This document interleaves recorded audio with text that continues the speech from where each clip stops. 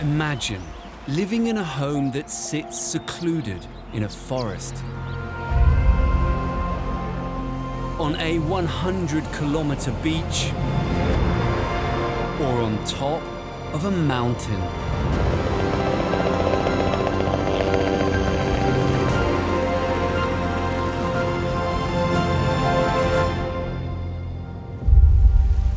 In this series, we travel the globe to explore some of the world's most secret homes, hidden away in truly inspiring locations.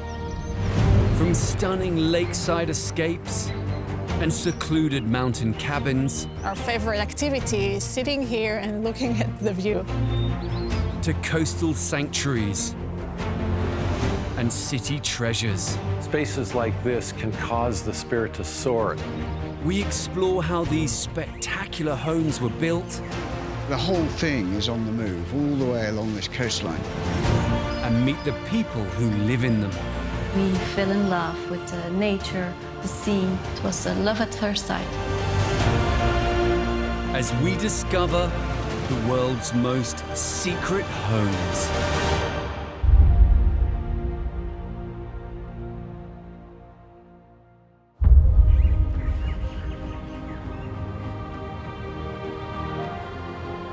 Stretching for over 320 kilometers across southeastern Brazil, the Serra da Mantiqueira mountain range has some of the highest peaks in the country.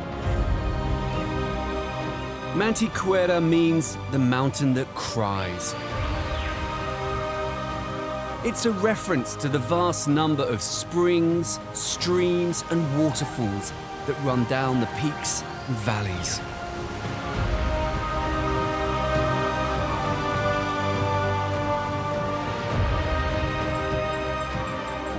These mountains have always been important to Brazil. From the gold rush of the 17th and 18th centuries to the coffee boom a century later. Today, this remote area, famed for its wildlife and spectacular scenery, is also the site of a secret home.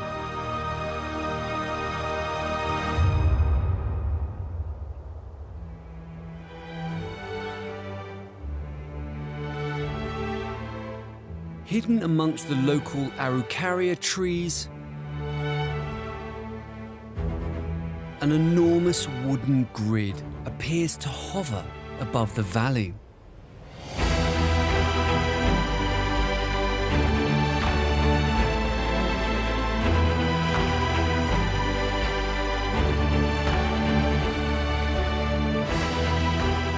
The straight lines and right angles contrast sharply with the undulating terrain. Yet, the house still seems to perfectly fit in its setting.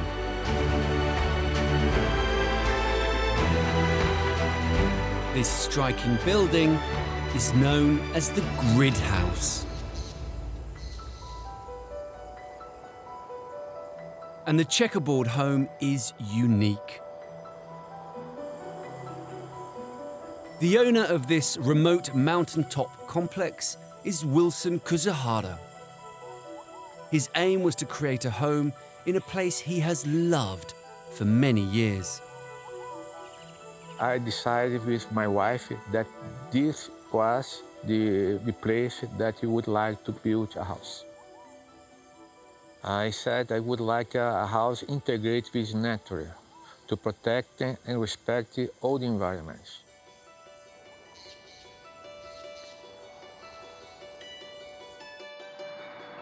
The design of this sprawling house is inspired by the sliding doors and wide verandas of traditional Japanese homes. From above, it resembles a giant crossword puzzle. The whole area covers 2,000 square meters and is constructed in modules over one main floor.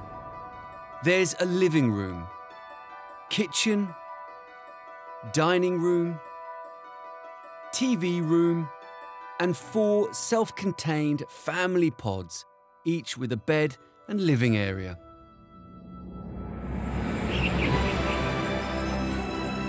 To build this dream mountain home, Wilson worked with architect Fernando Forte. Wilson said, okay, let's walk now about 4 or 5 kilometers into the woods, and I want to show you some special place. And then we came up here, and there was like a big plot in the middle of the jungle with some little cows around. And he said, what do you guys think? You think it's possible to make an interesting house here? And we said, oh, yes, of course, just do it. We will do something great here together.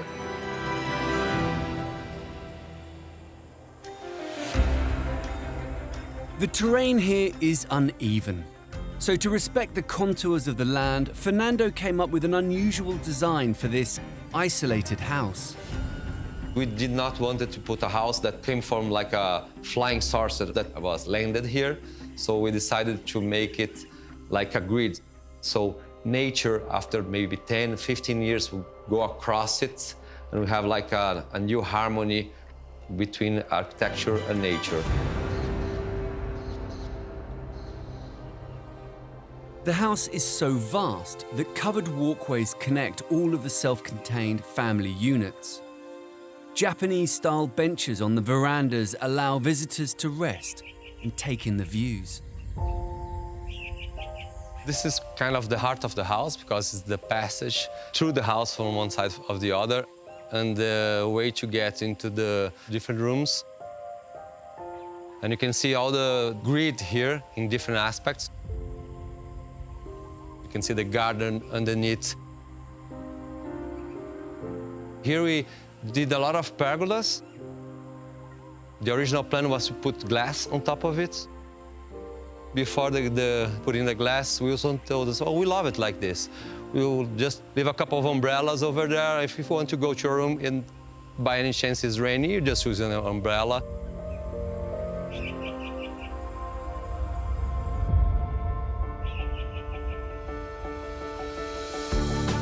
The real luxury of this home becomes clear when you step inside. The largest part of the grid is taken up by the main living space. There's a large area for relaxing, a kitchen, and dining space. The roof comes with a surprise. Its own stream.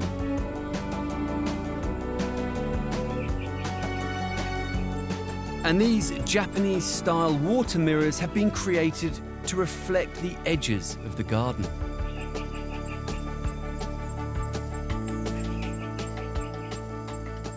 You can see here how symmetrical landscape is on top of the house, so it's not like trying to imitate nature.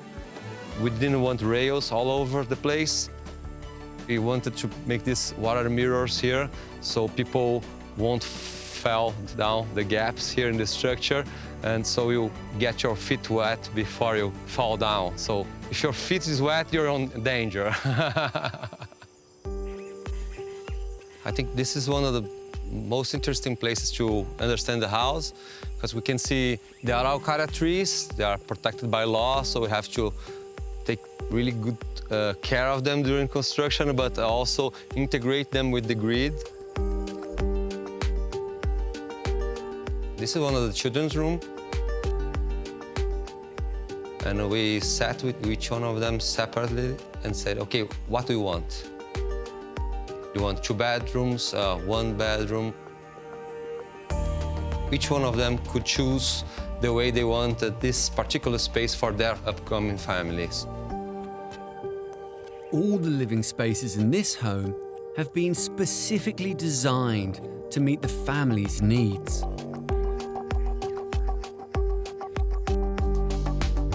A set of concrete pillars supports the grid house. The home is embedded into the landscape on 2 sides to form a bridge-like structure. The edges of the grid are anchored into the hill, while the pillars hold up the central section. A series of specially made steel brackets attach these pillars to the metal and wooden beams above. Two 11-metre-long steel beams reinforce the structure to avoid an excessive number of pillars. The grid house is full of surprises. It's an unconventional concept that has been brilliantly executed, and its epic design conceals yet more secrets. Two leisure pavilions jut out from the mountain. These structures sit on the highest point of the land to make the most of their magical surroundings. The rooms have 360-degree views across the landscape and provide a dramatic counterpoint to the house set in the valley below. Inside the main pavilion there is a pool table, which leads onto a kitchen diner and living area with panoramic window. The second pavilion houses a spa with wet and dry sauna and a jacuzzi.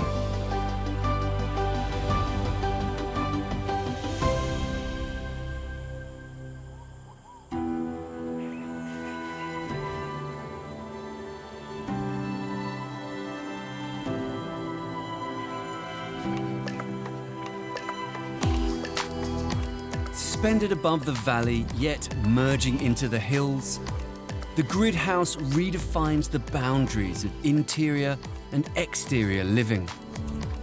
The 70,000 local species of trees planted around the site will help it merge even more into the landscape as time passes.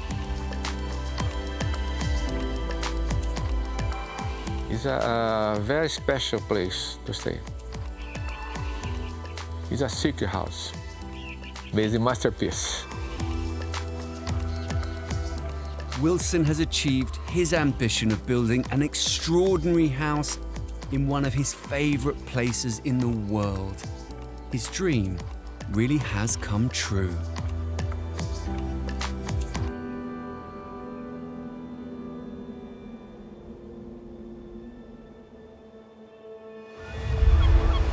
(9,400 kilometres northeast, off the south coast of England, lies the Isle of Wight. Known for its coastal scenery and lush countryside, this island played a big part in the success of the Allied forces during World War II. Today, an intriguing wartime relic has been transformed into an inspiring secret home.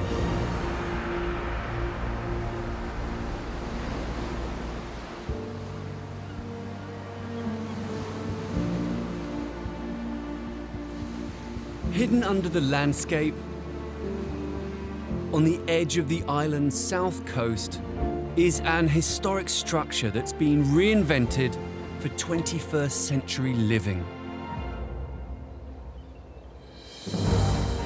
This building was originally constructed as a radar station during the war.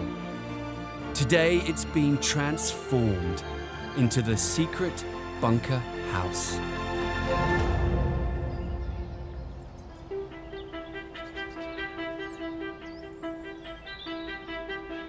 The owners of this historic home are architect Lincoln Miles and his wife, artist Lisa Traxler.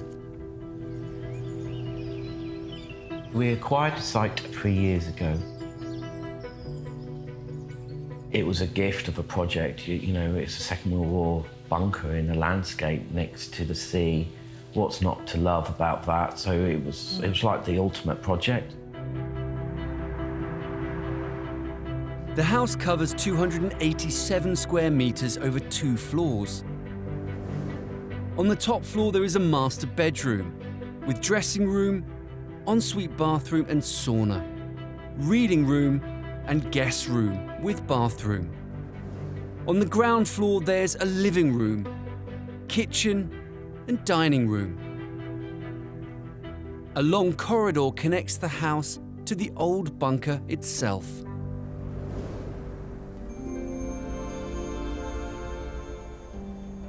It was a no-brainer in one way because it's so beautiful here, and I think the history of the place, for me, was just amazing.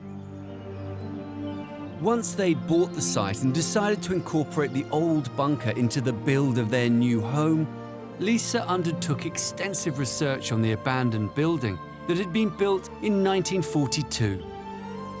It was really on the front line during the Second World War. So it was very, very important for the UK.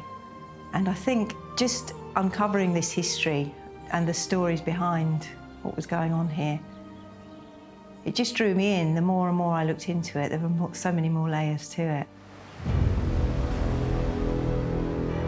The bunker had been built as an early warning radar station by the Royal Air Force to detect and track enemy aircraft and warn the nation of their approach. It was the most southerly radar station in Britain.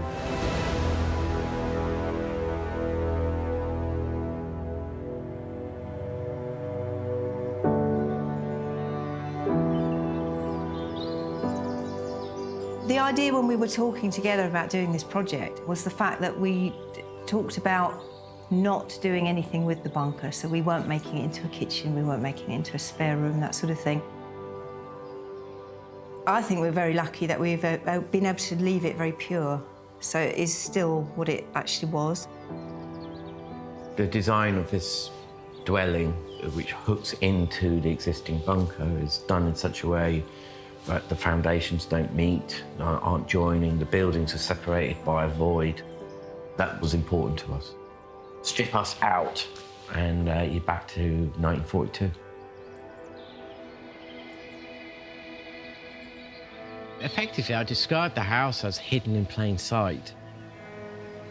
It's here, you can see it, but it's a silhouette that, what is it? It reveals itself as you go around the corners, but still not sure what it is. Lincoln and Lisa designed the facade of the house to resemble the military camouflage system called dazzle camouflage. The striking pattern was developed originally to protect warships at sea. Its idea was it was painted onto vessels out at sea. Huge geometric patterning all over the side of the vessels. And what this did was it confused the eye. I just thought how fascinating this would be on our building. So how could we wrap our building in a dazzle camouflage? The result is a steel system that enhances the modern feel of the house, but at the same time looks to its past.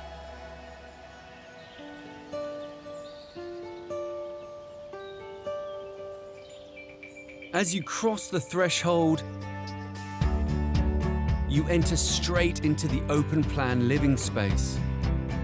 Only when you come through this door, this entrance here, this portal here, does it really unfold and reveal the brilliance of the space.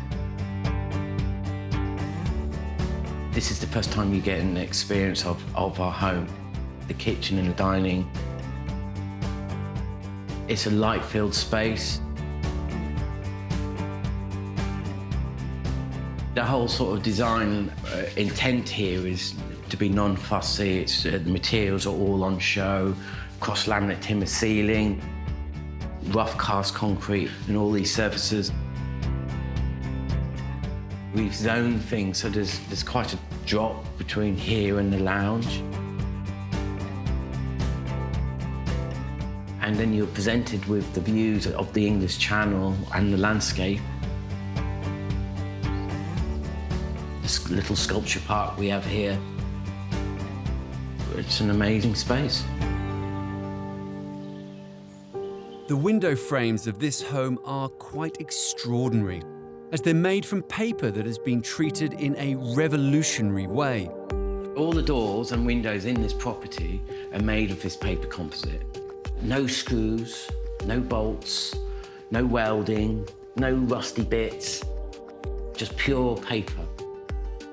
The material comes from skate parks in the States, very resilient and tough outside and take the bashing, and now it's been used architecturally to do doors and windows. The paper is compressed into an extremely durable material, Up to 250 layers of pulped recycled paper are coated in resin and fused together under compression and heat. This solid mass goes through a machine that forms it into the shape of a window frame that won't rot or need any maintenance. It is very exciting. In fact, this is the first paper door and window framing system in the world.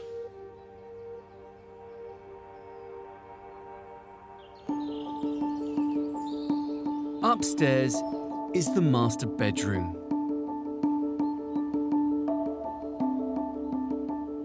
And ensuite bathroom with a sauna. There's also a guest suite and a reading room.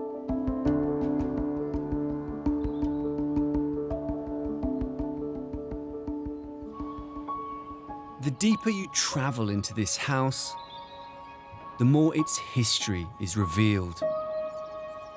Lincoln designed this corridor to connect the modern house with the old bunker. On first viewing, well, what the hell's going on? It's a bit of a tunnel to it. It's quite compressed with the ceiling. But then equally there's painting on the wall and blockwork walls and concrete floor. But there is something in the distance which is a sort of yellowy glow. So that's all presenting the idea of the bunker somewhere in the distance. The bunker space is now where artist Lisa exhibits her work. Here we are in the bunker itself, so in this little time chamber. And it's got the really brutalist walls. You can see all the marks of time. And it's a really still space as well. I like to think of it as the room of requirement, so it can be what we need it to be. At the moment, I've got an exhibition in here.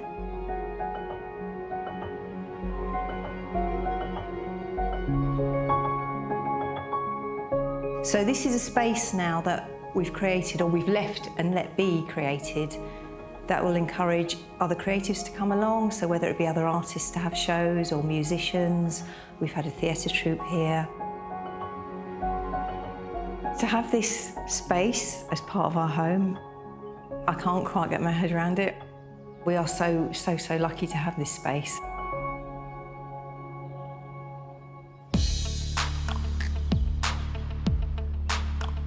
Lisa and Lincoln have successfully merged the old with the new in their efforts to forge a modern home around the old bunker.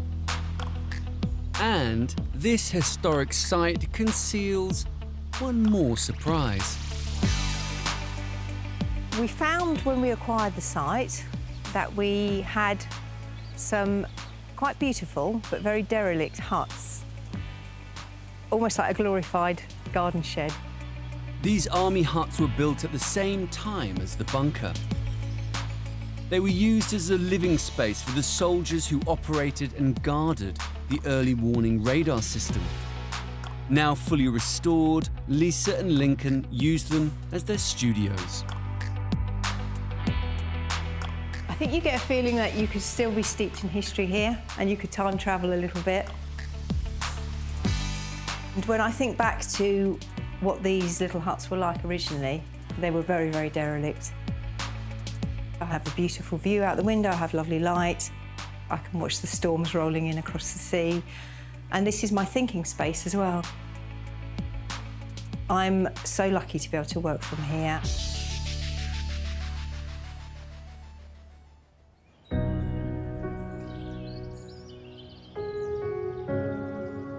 Such a wonderful place to live. It's just staggeringly beautiful, actually, and we love it. Lisa and Lincoln have created a beautiful modern home from the ruins of this derelict building, saving it for future generations and retaining a small piece of this island's legacy.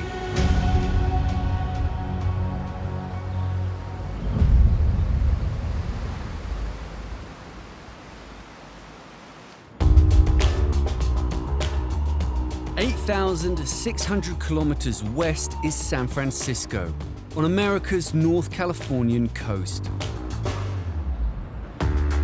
Known for its unique microclimate, rolling hills and liberal attitudes, it's a cool, elegant city.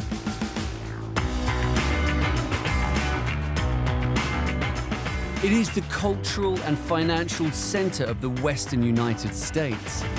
But this success comes at a price. San Francisco is the second most densely populated city in the US, which makes living space here very, very precious.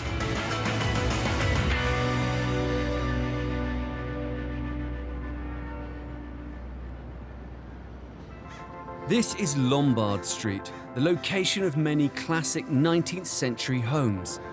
Its unusual zigzag shape has earned it the title of being the crookedest street in the world. And on this most famous of streets nestles something very different from its historic neighbors. These shadowy cedar boards mask an astonishing piece of interior design. This building is called the Hidden House. It is a home with a split personality.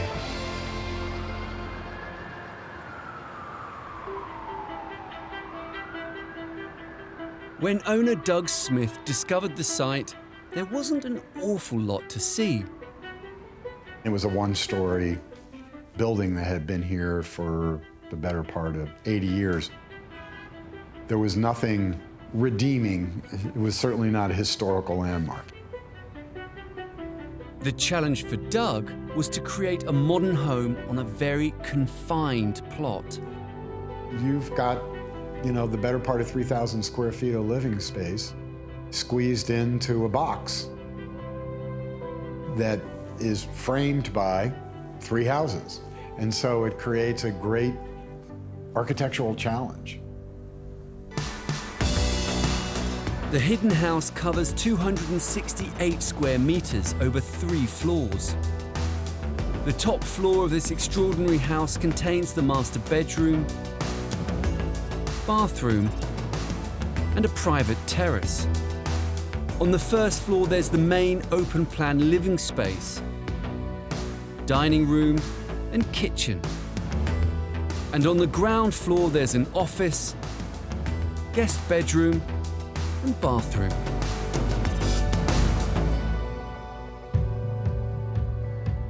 Doug also needed to make the house blend into an area of much-loved traditional houses without upsetting the very close neighbors. Not easy.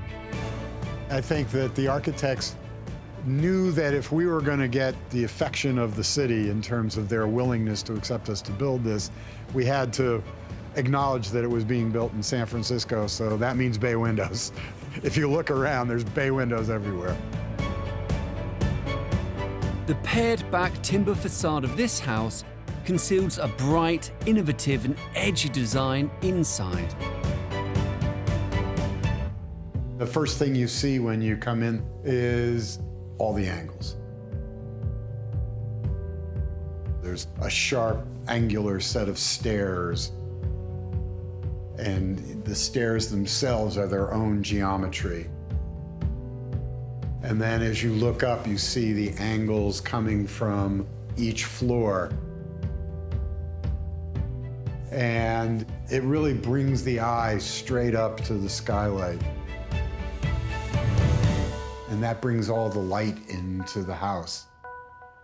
The house has 2 very clearly defined areas. One side contains the staircases, and the other all the rooms for living in. Color has been used very cleverly to separate these 2 zones. The side of the house that you transport yourself in is the color side of the house. So it's where color lives. And that's its purpose.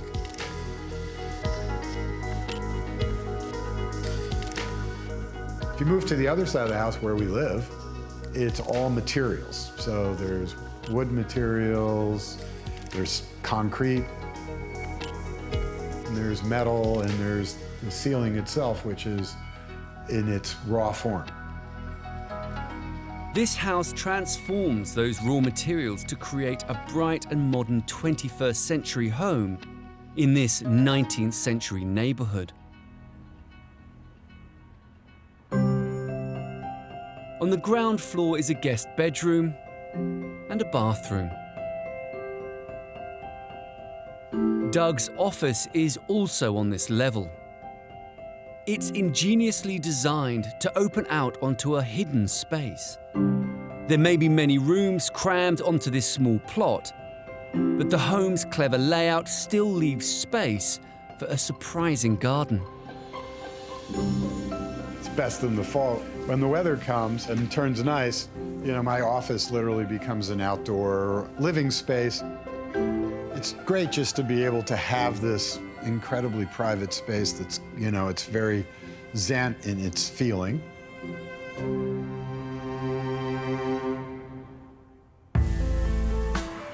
A metal staircase leads up to the hidden home's first floor. This is the main floor, which is where we live. You've got a kitchen area, a dining area, and a living area in traditional sense, but it's all just one big open space. Doug worked with local architect Zoe Prillinger to design this bijou yet spacious family house on this challenging plot. The location is special. And the site itself, this property is small, it's shallow. We actually did the project as a remodel of the existing property. And so the bones of that old building are within this building on the first floor. So this project became a challenge of how to create a variety of spaces within a fairly small footprint. It's taking something that's old or conventional and doing something that's refreshing with it. So that's how it all started. Zoe has expanded the home's original footprint to create light and well-proportioned rooms.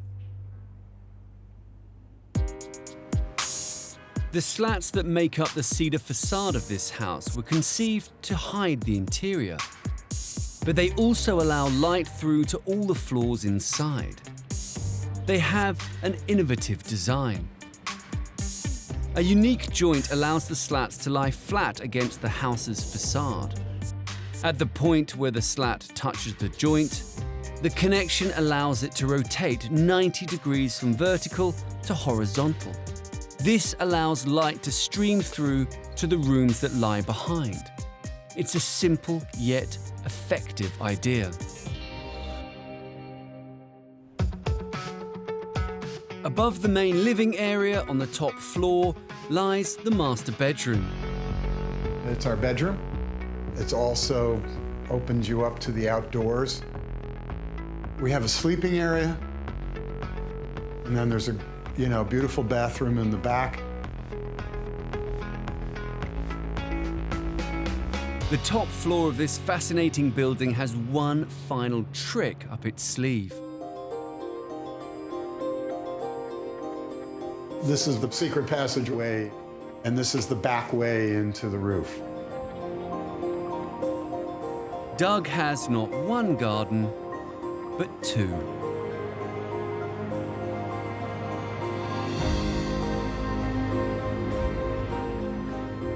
This is one of our favorite places to be. We're on top of the world here with a great, wonderful view of San Francisco Bay and Alcatraz and the Golden Gate.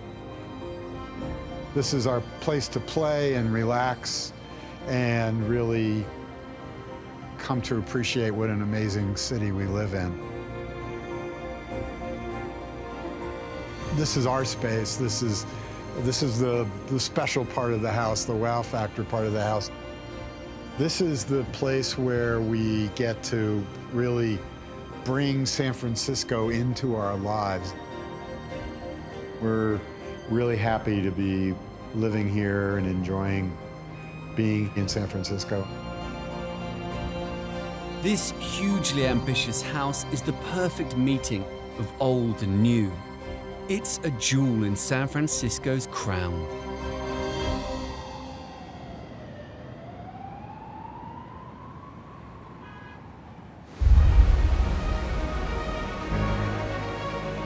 "5,000 kilometers east, the province of Nova Scotia sits on the easterly tip of Canada. This remote location, famous for its rugged landscape and high tides, is not for the faint-hearted. It's a tough place to live. So building a house here comes with many challenges.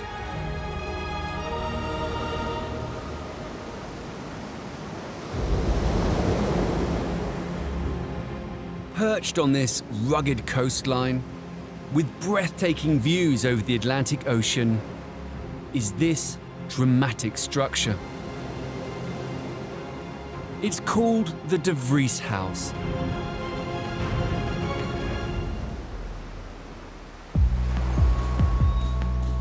The owner of this unusual home is writer Peter De Vries, and it's a house he has waited for a very long time. I bought the land about 18, 19 years ago. I was looking for a place for retirement. I was living in the US at the time. I kept in touch with the land for years and years, and finally, when I retired, I finally decided, yes, it's time to do it. Living next to the sea has always been a dream for Peter. I fell in love with the ocean and the water. What attracts me most about the ocean is the light and the movement. The light is different here. I don't mind stormy weather. Sometimes there's too much of it, of course. You know, you wish that every day was sunny, but such is life, you know. This was affordable, and so you put up with the weather.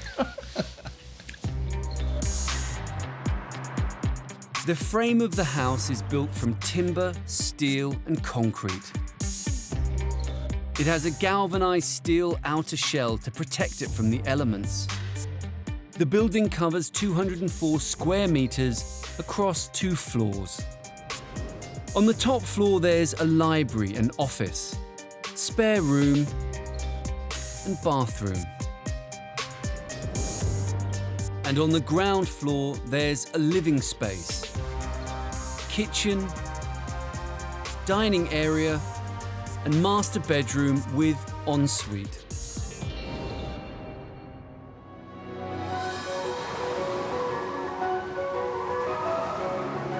Peter worked with project architect Will Perkins to build this secret home. I love this view of the house right here. I do too. Yeah.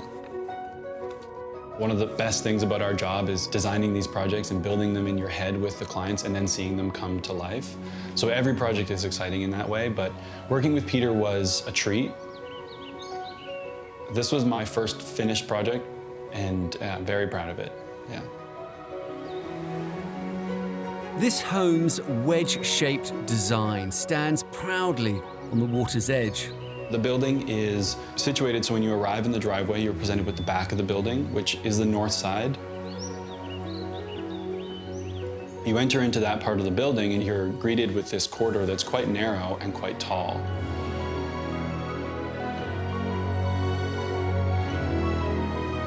And as you move through, that's where you're presented with this view of the Atlantic Ocean. A kind of secret aspect of the building that is not maybe obvious at first, but has a real impact.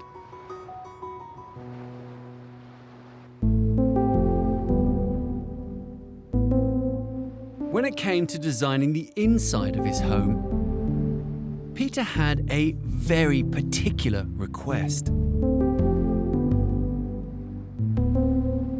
The most important thing that Peter brought to the table was his incredible collection of books. That was something that we attached ourselves to instantly in terms of like an exciting design challenge and a unique story that Peter brings to the project. What I really like about this space, first of all, are these, the very nicely designed bookcases, is that it functions as sort of a library. 2 walls of books, and then, of course, the window on that side. One of the things that I asked the architect was that there be no bookcases in the living room, so that there is an area that is book-free, that the whole house did not become a monument to my books. I love books, but, but I don't want to be buried by them.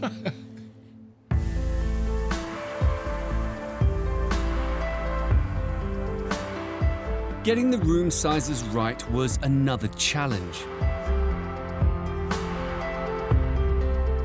Peter wanted his upstairs library to be tall and imposing, but the rest of the living spaces to be cozy with low ceilings. The design of each room also had to maximize the views.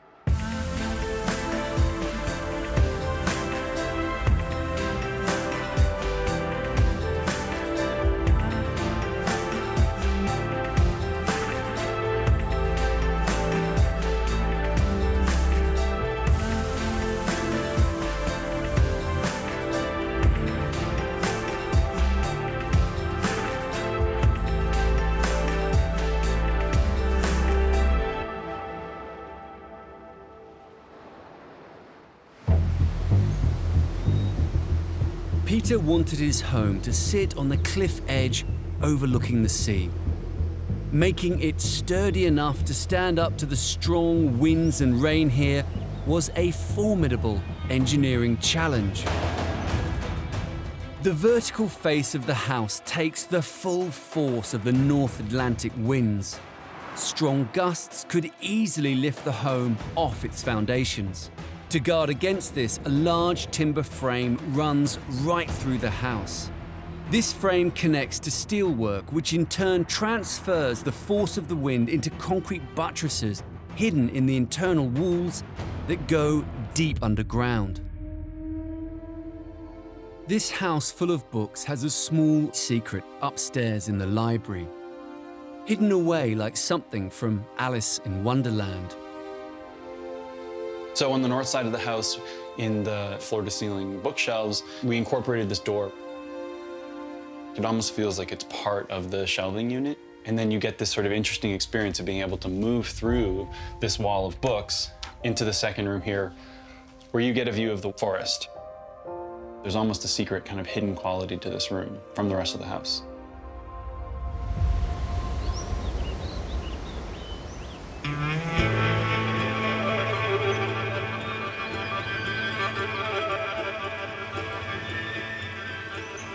It took around 20 years for Peter to finally get to live in his dream home, and it was well worth the wait.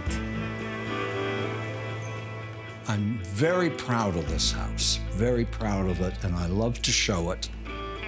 There are 2 things that made it a dream come true. One is being on the ocean, and 2 is to have an architect actually build something that was built or designed with me in mind.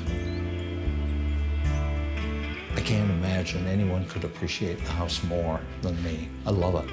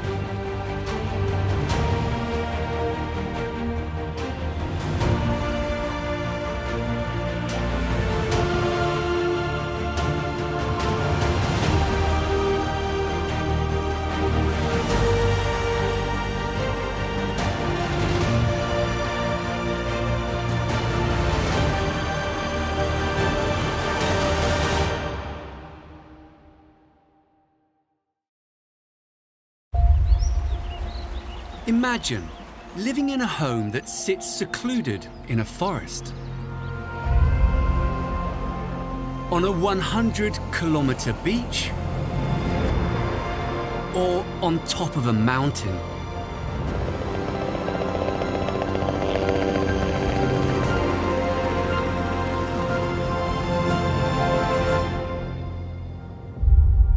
In this series, we travel the globe to explore some of the world's most secret homes, hidden away in truly inspiring locations.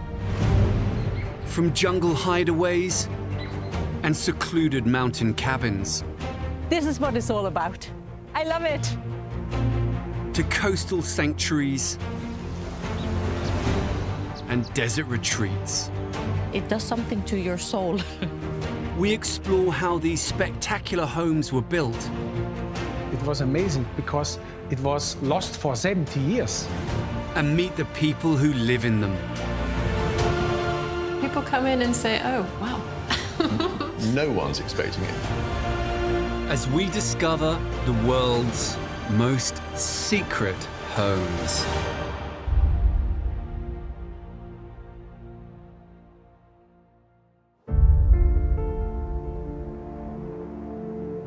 The Eastern Townships in Quebec, Canada, are 2 hours east of the city of Montreal.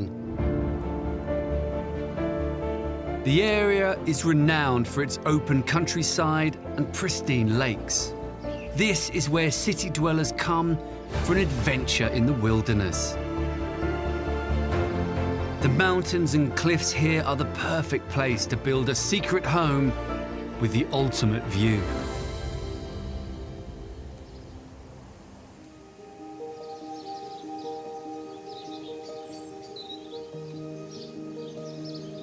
Teetering on the edge of a 25-meter-high cliff, this small but perfectly formed home basks in the surrounding wilderness.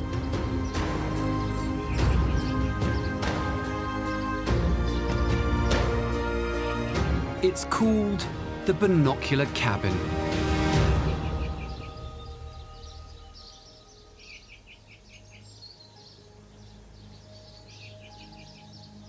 The owner and mastermind behind this daring clifftop home is Pierre-André.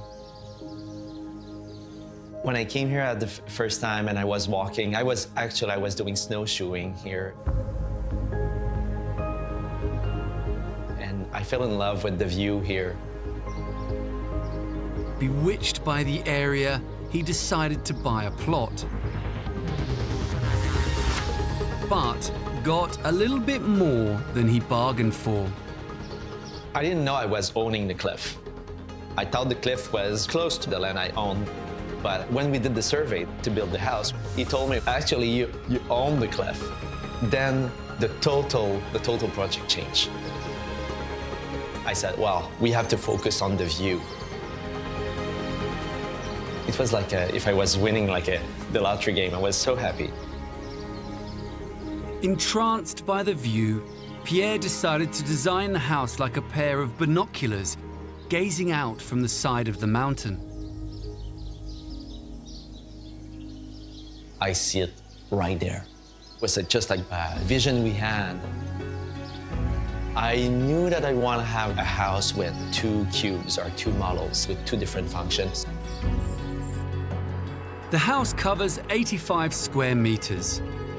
2 simple blackened wood cubes are linked by a covered walkway. The larger of the 2 contains the living space. Open-plan kitchen diner, which leads out onto the terrace, and a bathroom. The smaller cube contains 2 bedrooms.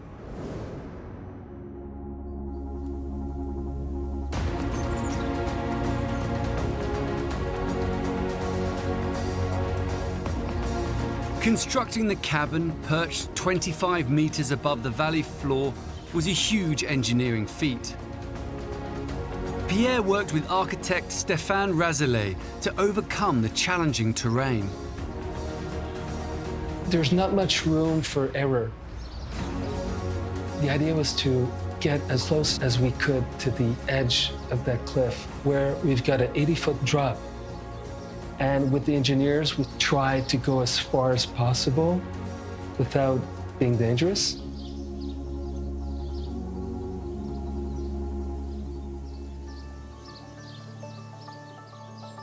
Standing proud on the mountain, the binocular cabin conceals an unusual design secret. On approach, it's hidden from view. Since the road is sort of curved, there's this effect of surprise. We start seeing these two black volumes. There's this sensation of not knowing really if it's a house or a refuge until we walk in. And then we walk into the living room and then, wow.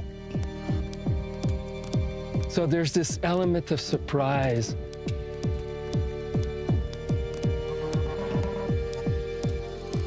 What surprised me about the house is just look at the view. It's beautiful. You're so close to the cliff like this. You don't see the ground from here.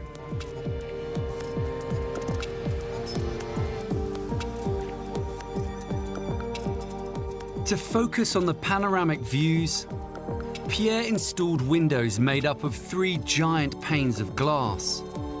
The panes are connected together with silicone.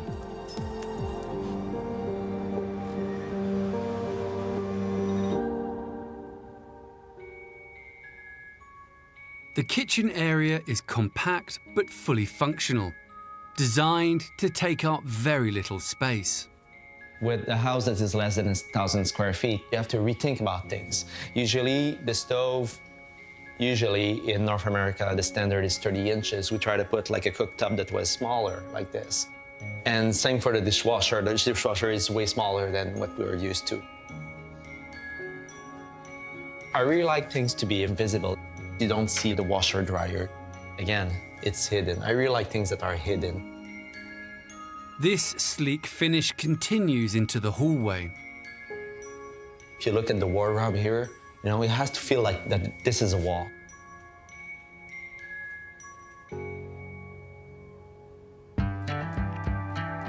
The master bedroom sits in the smaller of the 2 cubes. Minimalist in style, the eye is drawn to the dramatic views. It's not like a huge bedroom, but it gives everything that I need. Still facing south, you have like with the big windows and the view also. When you open the curtain in the morning, you have the sunrise. And after that, the sun is going like this.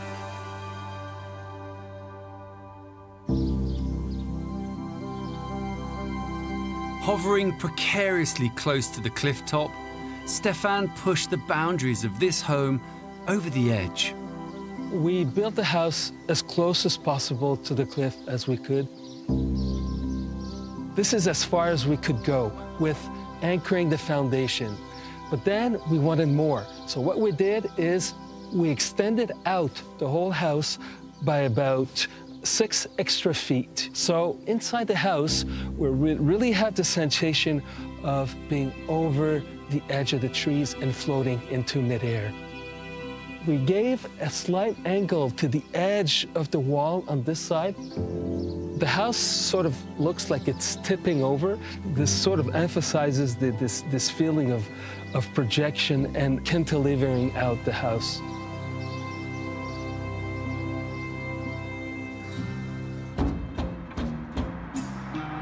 Engineers had to reinforce the foundations of the cabin to enable it to protrude over the cliff edge safely. They hammered the rock with pneumatic drills and drove metal piles deep into the bedrock. They constructed concrete blocks on top to form a firm base for the cabin to sit on.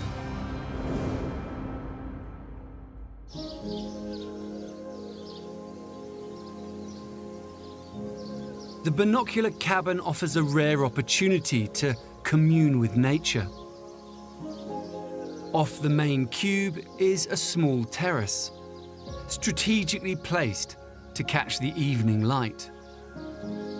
One of the volumes is more oriented westward, and the other one is more oriented eastward. Would, on one side, take advantage more of the sunset, and on the other side, that would take more advantage of the sunrise. The house is nice, but the terrace is pretty great when you just want to chill and have a drink. At the end of the afternoon, the sun is there with the sunset. It's minus 35. The dare is just to go barefoot and just go and jump in the spa with a drink. You're sitting in the spa and you still have the view. I feel I'm pretty fortunate just to be here. Just a little jewel in all this nature. I'm pretty proud of it, what we've done with the architect. Wow, the view is just like, yeah, it's amazing. Yeah. This house is a testament to Pierre's determination to create a wilderness retreat with the ultimate view.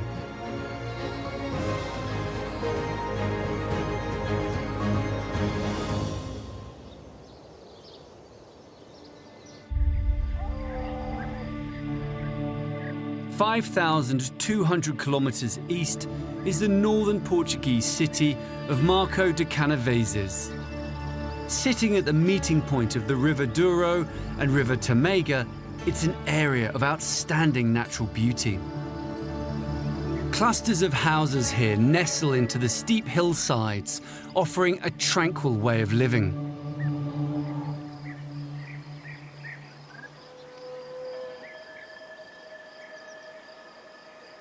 (900 meters above sea level), set deep into these hills and shrouded by dense forest, lies a home that appears firmly rooted into its surrounding.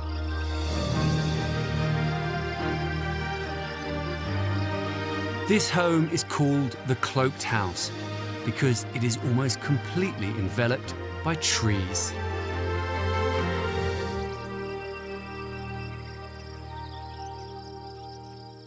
The owners of this house, engineer Rui Afiera and his interior designer wife Alexandra, built this romantic hideaway to escape from their busy lives in the nearby city of Porto. It took them a while to find the perfect spot, but when they saw this, they knew it was the right place. I call Rui and I say that I love this place. So we said, yes, this is perfect. And if you are in love, we buy it. When creating the Cloaked House, it was important for Rui and Alexandra to keep this beautiful part of the forest as unspoiled as possible. This place is magic, very, very magic. Everything is very, very beautiful. You have harmony with the nature. I feel the flowers live with me, and I live with the flowers. You mingle with the nature. It's what we do. We try to mingle with the nature, nothing more. The home is built into the side of a hill. It's a mere 100 meters square and constructed all on one level. There is a 30 square meter terrace that projects out 6 meters into the forest canopy. The terrace leads into the open plan living room and kitchen. At the far end of the house is a bedroom with ensuite bathroom. The terrace has sliding doors which enable the space to be opened up. Niches have been cut into the terrace to accommodate existing trees.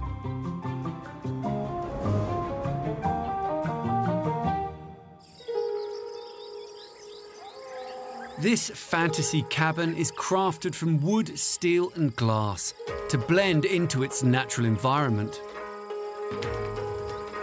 The open-plan living space is suspended over the forest floor.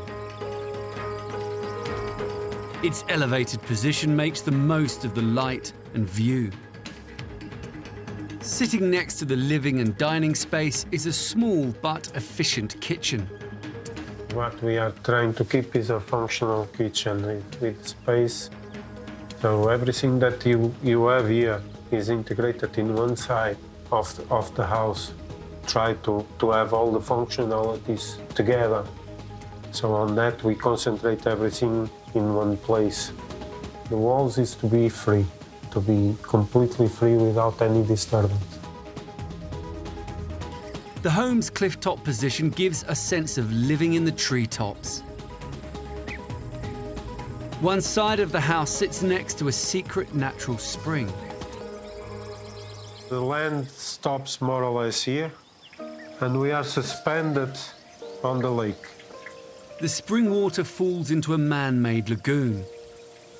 A gentle trickle during the hot summer.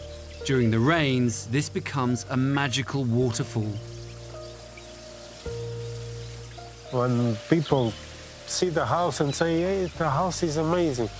But when you come with the people here and say, look what is coming from over there to down, and they just say, what? This is my favorite spot because everything is happening in here. I stay all the time in the summer in here. I put my feet in the water. I listen to music and read also. And we talk about everything in this place.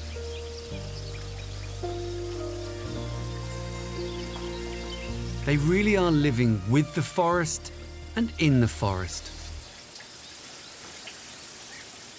Hiding in plain sight in the main open-plan living space, there's another surprise.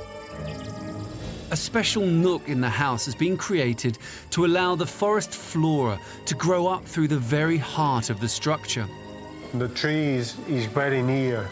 Could be a very big living room, but we didn't want to take the chestnut tree. So we cut the house to keep the tree. Preserving all of the trees and vegetation on the plot was an important part of the brief given to architect Ernesto Pereira. We don't cut off any trees. We have to adapt completely the house to the land. The big word is respect. We want to respect the land, respect the nature, and live with nature. When we built the balcony, we left space to tree continue growing and continue moving with the wind and everything and the balance of the balcony. This is a light structure, and if you need to increase the holes, it's a 5-minute job. For me, it's not a problem at all. Ernesto fell in love with the secrecy of this area as soon as he started work on the job and visited the plot. I don't know no one who arrived here and don't want something like that. It's amazing. It's the power of the land, the power of the nature. Designing the house around the existing trees was the easy part for Ernesto, but building the structure was a huge engineering feat. The complicated part is no machine arrives here. If we cut the trees off, okay, we can put here the big machines to bring the big windows, the big beams of wood and everything. No, we have to construct here. Everything was a challenge, everything was an adventure. The windows was a nightmare. Glass with 600 kilos by hand is not easy. As much of the house as possible was assembled off-site. The rest had to be carried in by hand. There's another reason why this house fuses so effortlessly with the woodland outside. Ernesto topped the house off with soil from the forest instead of roof tiles to help blend the house into its surroundings. The roof is another major part of the house because, like you see, the roof become nature. We don't have big plants because we don't have a lot of earth layer, but the objective is to filtrate the water, and after that, let the waters go to the lagoon. It's a completely free maintenance roof. You don't know where the nature starts, when the roof ends. This is what we want. The nature take completely part of the house. I believe when the nature take part of the house will be completely amazing, more amazing than now. To preserve its natural setting, the house is not attached to the rock face. The structure only touches the ground in 16 places on 50-centimetre square concrete blocks. The support posts for the terrace also sit on concrete blocks. Bolts tie the structure to the underside of the building. The support posts are angled to look like they are a part of the forest and to give the illusion that the terrace is suspended in the treetops. At the far end of the house is Rui and Alexandra's bedroom. The room has 2 glass walls to take in the views, but it has an ingenious feature to keep it secret from the rest of the house. If I want privacy, We have a secret secret door. And I can close my bedroom like this. Nobody knows. And there's another surprising feature in Rui and Alexandra's hideaway. And it sits just off their bedroom and can only be accessed through the ensuite shower. This is a jacuzzi that we come from the shower. It is a completely outdoor jacuzzi. Open to the skies and to the forest, this is the ultimate in secret luxury. Nobody thinks that they're going to see something like that. And the people almost don't believe. But when we open this and they see, no, you don't have that over there. There's one more water feature concealed in the grounds of the house, a secluded swimming pool. For going to the beach or something like this, we still go there, but not so often. Before, when it is warm, you didn't need to go there every day. Now we don't go so often, of course. We have the swimming pool here. We can keep the girls close to us and them be Can with stay in friends. family. It's very important for us. Stay in family. And the girls like to be with us in here, and it's more comfortable to the girls.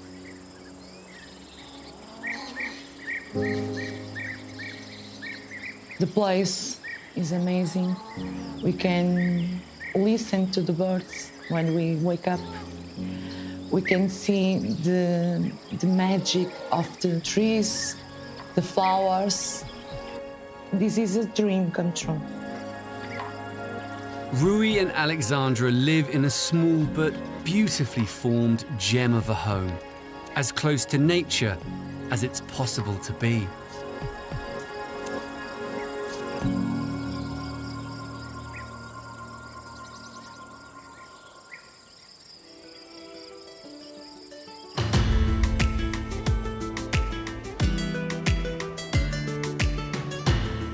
"720 kilometers southeast lies the tiny Spanish village of Fontanars dels Alforins.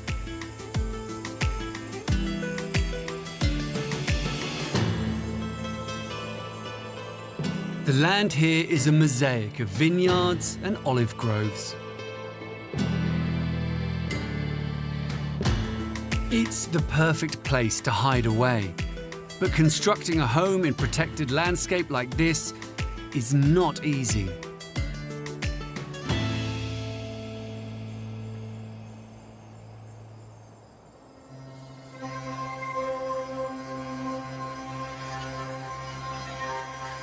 Tucked away off the beaten track, hidden by its natural surroundings, sits a modern countryside retreat.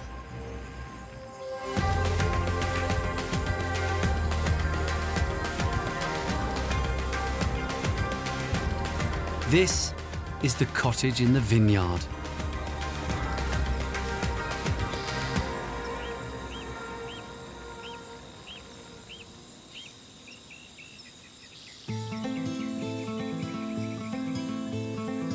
The cottage is owned by architect Ramon Esteve. Built as a holiday home, somewhere he could escape to. For him, it's the perfect spot. I always liked to have a house in this area. I have my house in the city center. It's a little bit noisy. I need to disconnect sometimes, and the best thing to disconnect is the nature for me. The cottage covers 450 square meters and sits on one level. A central concrete hallway connects the house to a series of protruding wooden cubes. At one end is the spacious master suite with dressing area. Next to this are 2 guest bedrooms with bathrooms. In the center, there's a living room and a large kitchen. This leads to a large covered living dining space, garage, and storage area. All of this sits in 130,000 square meters of Spanish countryside.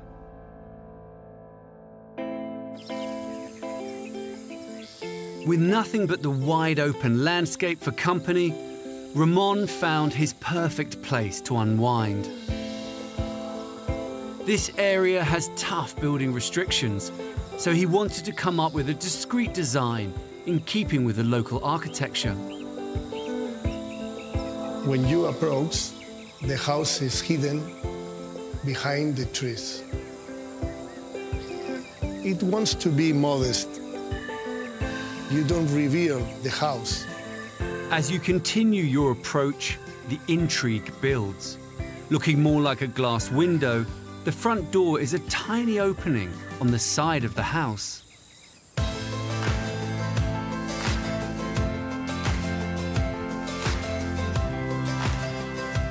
You go through the small box door, and when you arrive, it's like an explosion of space.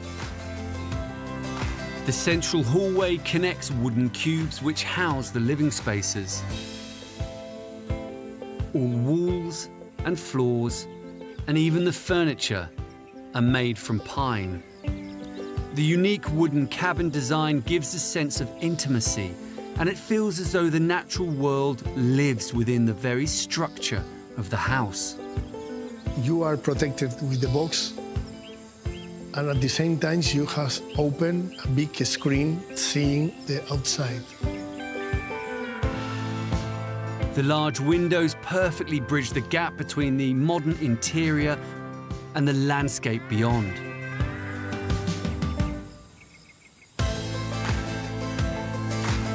The kitchen has stunning panoramic views of the vineyards.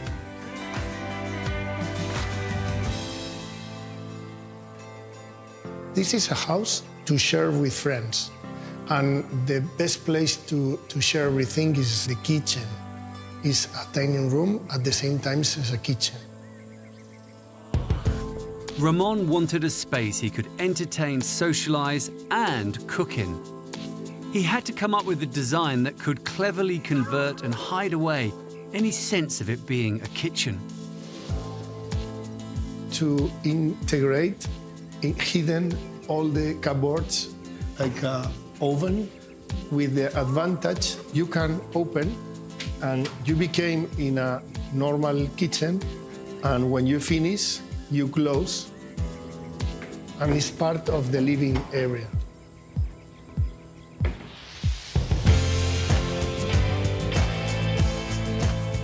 The discreet design flows right through this house, and the focal point of every space is the view. And the master bedroom takes this concept even further. It's very nice to wake up in the morning with that window focused to the landscape, that you feel like you are sleeping in the middle of the nature. The only thing that you can hear is some birds, nothing more. And there's something even more amazing about this space. The mirrored bathroom creates an incredible illusion that immerses you in nature in the most magical way. the sink area. For me, it's very amazing. When you are washing your teeth, you are inside the forest. This small space is one of my favorites in my house. It's a surprise. When you are here, this effect is a simple effect, but it works very well.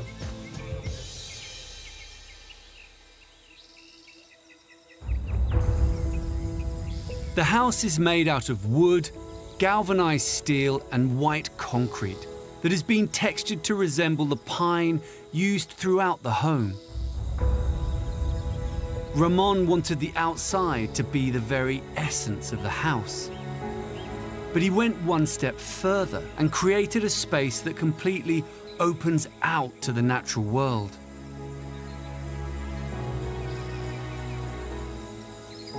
I like to listen to nature, to listen to the birds, and that strong contact with the nature.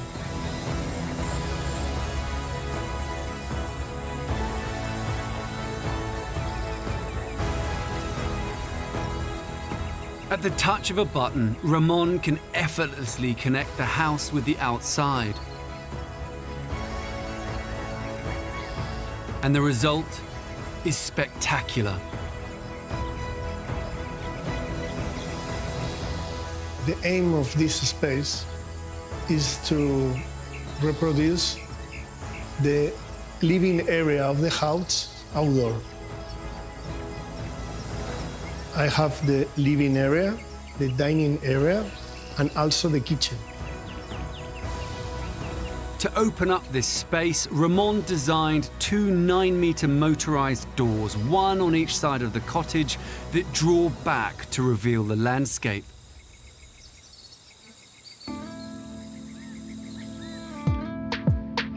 Each door is constructed from galvanized steel and wood. A U-shaped track in the upper lintel holds the door steady as motors draw it along rollers. On the ground, the door moves along a track set flush with the floor.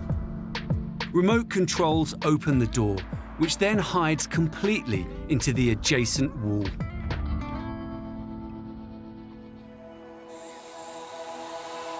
What an incredible place to relax and enjoy nature. And there's one final secret that Ramon couldn't resist having in this space. Here is Valencia, but it's the place of the paella. And to make a paella outside is the best place to do it, better than inside.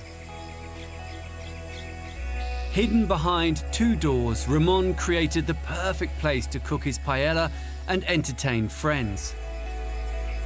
A barbecue that can be hidden away or opened into the central space.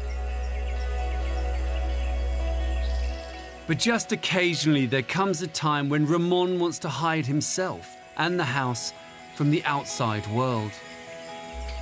Every room has a door to hide in the 2 sides of the window. In some way, when you open the house, you engage with the house. It's like a ceremony of welcome, and when you close, is that you say goodbye. Ramon has created a true place of beauty and the perfect place to escape. The cottage oozes calmness and allows its natural surroundings to filter right through the property.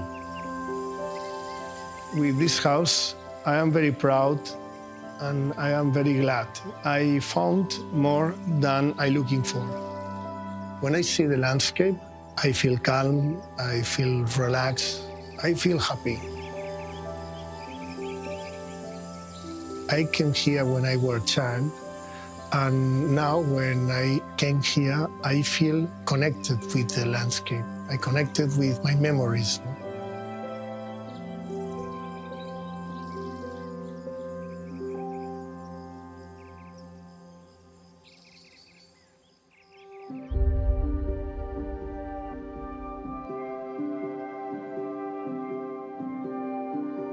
(1,200 kilometers northeast is Lake Maggiore. Just south of the Alps, it stretches from the Italian region of Lombardy up into Switzerland. It's a wild mountain landscape with breathtaking views.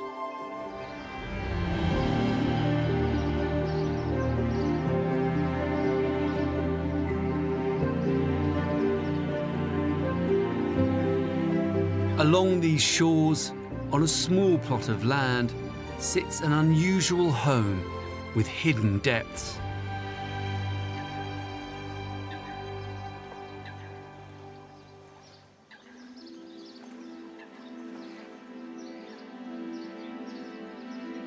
On the northern edge of the lake lies the village of Caviano.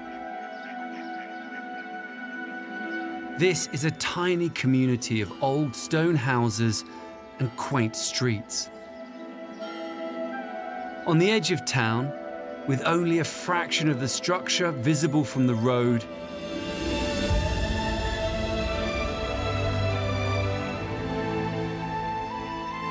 sits this small cube-like building. Behind this facade lies a house seen by very few. This small and compact house is called Casa Dem, which means the house.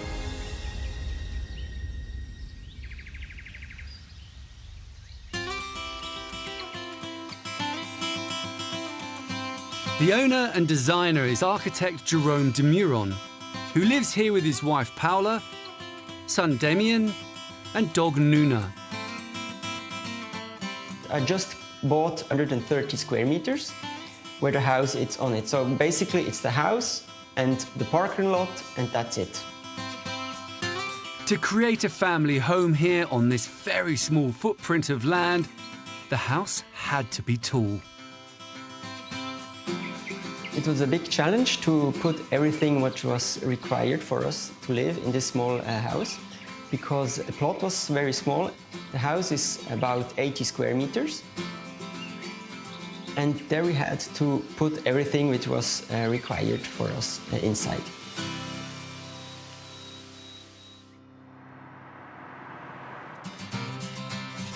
This tall, thin house has been built on a tiny plot of land on the side of a hill across 3 floors. On the top floor is the living space, with kitchen and dining area. On the first floor are 2 bedrooms, each with an external terrace and a wet room. At the bottom level, there is a cellar and workshop.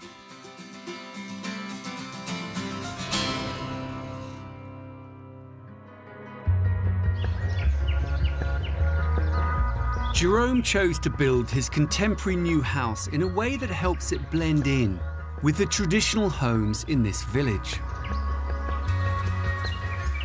The house is built in concrete, basically. And the house itself, we tried to get the same proportion as the old houses are. So at the front, they are low, and at the back, they're high. So that's also what we tried to redo.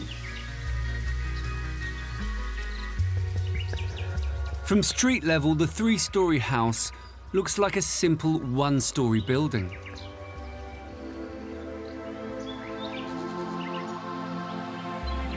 If you come here, you can't even imagine that it could be a house. The door is a big opening where we can regulate if we want privacy or if we want to have the connection to the people who walk through. On the other side of the door, there's a concealed courtyard with a small seating area. An internal door brings you into a compact, open-plan space. Simple grey concrete walls and floors make the home feel bigger than it actually is. There's a functional kitchen, which leads to a small dining area and an unexpectedly large living area. The house is divided in 3 levels. Here is the upper level where we live. The house is designed that everything you need for the kitchen, for example, is hidden. Also the office, there's the computer. If it's necessary, we can work here. In this minimalist home, everything is stored away in discreet cupboards. Even the curtains have a secret hideaway. The house is designed to have the privacy, so it offers enough. But in some occasions, when the sun is coming from this side, so we need sun protection, and we have these curtains hidden here.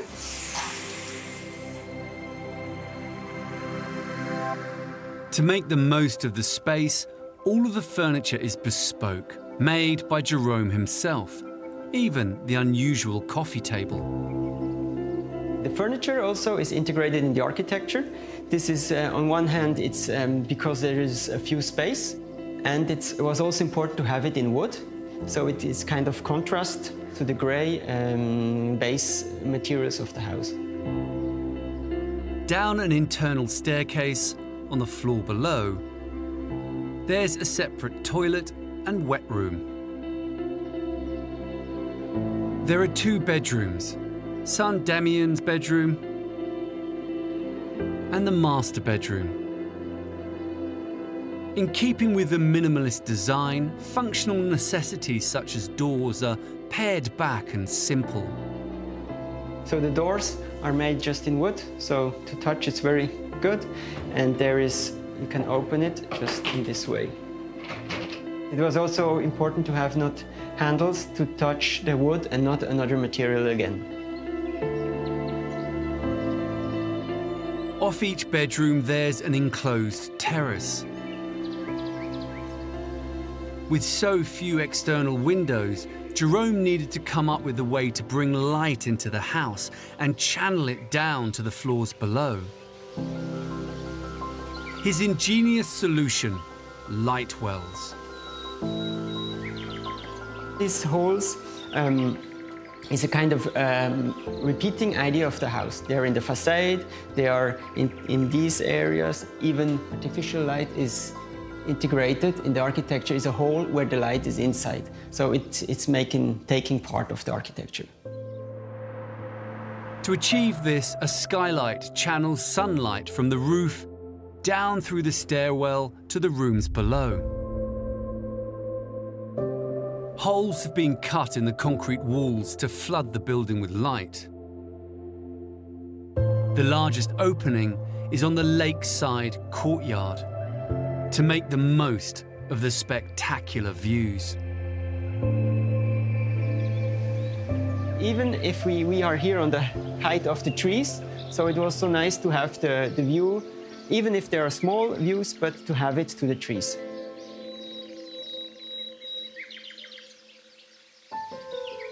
Jerome had one more design trick up his sleeve to bring light into the concealed home. So the main idea of this courtyard was to have the light inside. So in summertime, when the sun is coming, it's reflecting on this side. So the wall was important for that.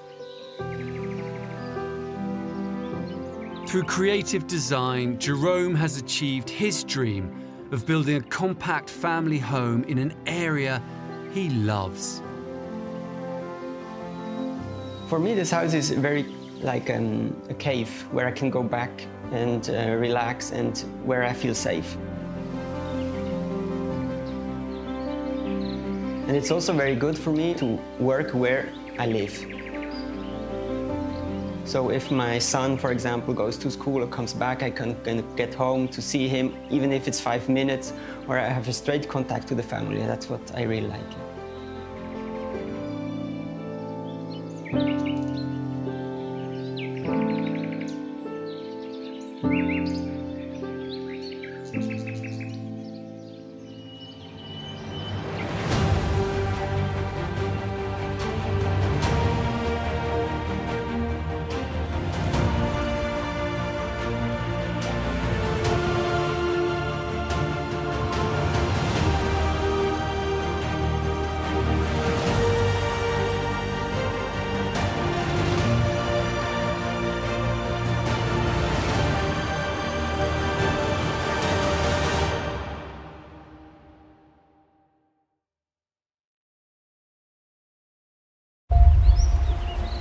Imagine living in a home that sits secluded in a forest,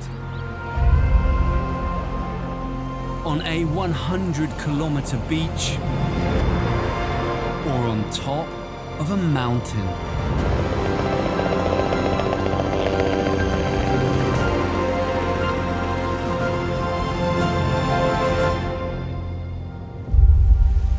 In this series, we travel the globe to explore some of the world's most secret homes, hidden away in truly inspiring locations. From stunning lakeside escapes and secluded mountain cabins, our favorite activity is sitting here and looking at the view, to coastal sanctuaries and city treasures. Spaces like this can cause the spirit to soar. We explore how these spectacular homes were built. The whole thing is on the move, all the way along this coastline. And meet the people who live in them. We fell in love with the nature, the sea. It was a love at first sight. As we discover the world's most secret homes.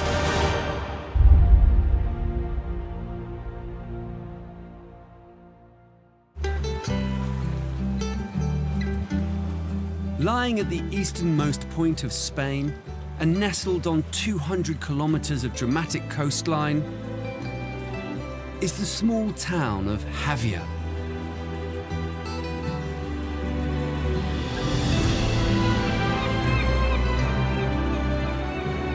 With vast stretches of rugged cliffs and secluded coves, this is a spectacular landscape.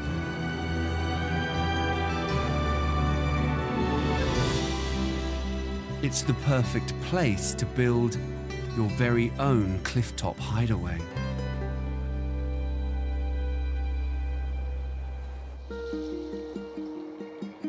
Perched on a hillside, surrounded by uninterrupted views of this exclusive coastline, lies a house which lives up to the majesty of its location.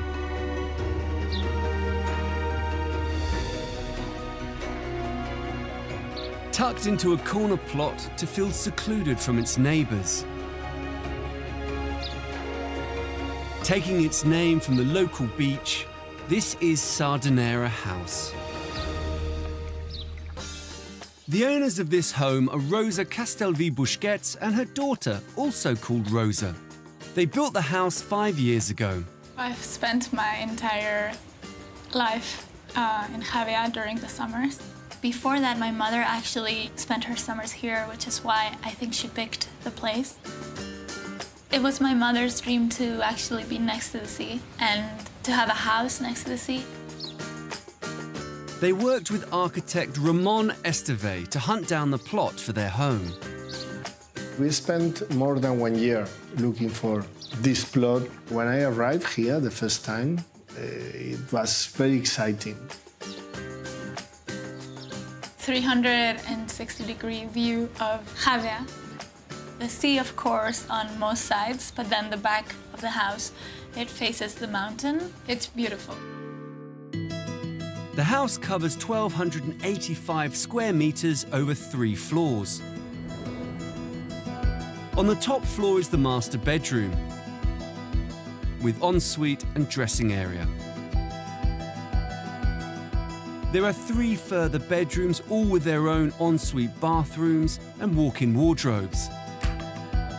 There is also a laundry room. On the ground floor is the living area, dining room and kitchen. All of these lead onto the outdoor terrace, sitting area and pool. On the lower level, there are 3 further guest bedrooms, along with an indoor pool area. The approach to the house gives nothing away, with the front door completely hidden from view. The entrance is at the back, so when people arrive at the house, you start seeing parts of it, but until you walk to the front, you don't see the full extent of the view. The house doesn't really give itself away. You can't really see the sea when you're standing here. I get so excited when I'm back and when I'm about to enter.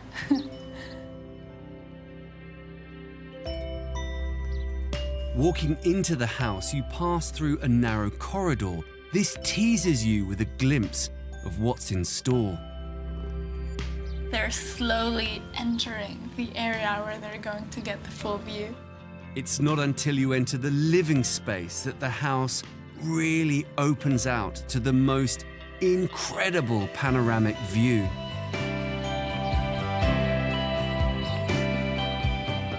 When guests arrive, it's actually hard to keep them inside. They run to the terrace really quickly. In a clear day, you can see also Ibiza from here. One of the features is in the corner. You have the two angles open to the landscape and to the sea. Every time that I come here, I feel like it's a first time, because something about it has changed. It's mesmerizing. You appreciate it every time. And it's not just the view that takes your breath away. A 25-meter infinity pool floats you straight out to sea.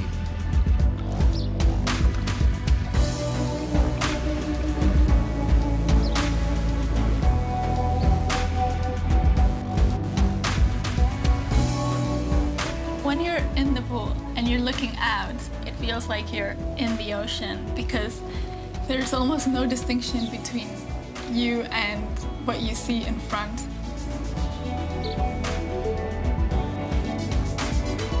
You don't have the perception that you're on a cliff. You just feel like you're right on top of the water and sort of floating above the sea.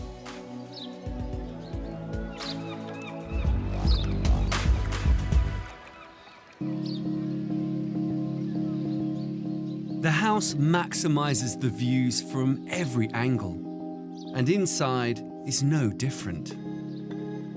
With panoramic views from each of the living spaces on the ground floor, through to each bedroom upstairs.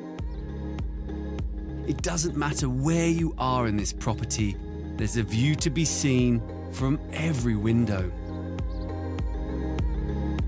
All rooms point towards the sea. I love my room. The best part is that when you wake up, the sun is rising. You know, the sky and the sea merge together and you just feel like you're in this flame of colors. The perspective of the room is open, like the two walls are not parallel and is open to the sea.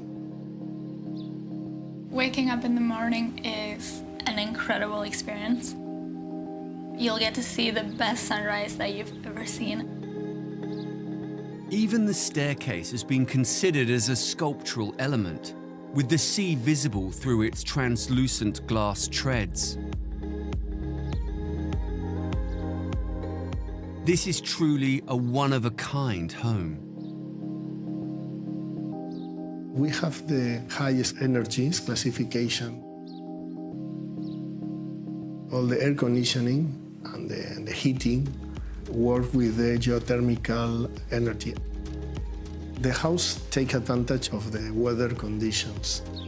The sun in one side and the wind in the other side.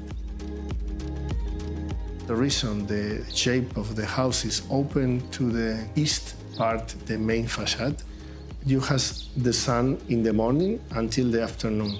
And the best wind here is the east in the summer.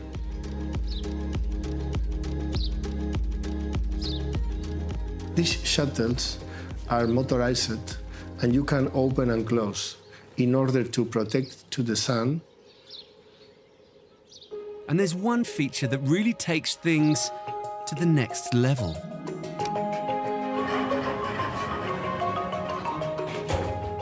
We have an elevator which connects the 3 floors. And it's actually actually quite handy. We use it, maybe not for ourselves so much, but definitely for the luggage.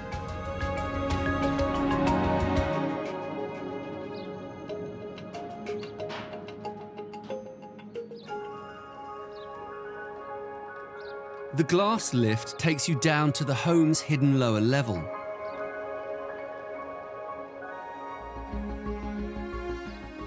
Rosa and her family wanted somewhere they could enjoy all year. So they integrated this extraordinary indoor pool into the design.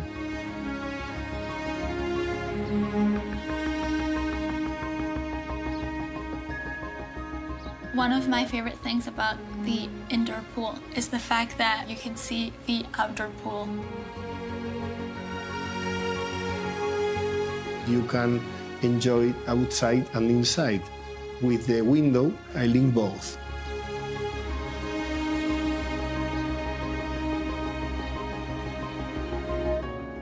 As you walk through the house, you discover new places. But for me, it's the most special house.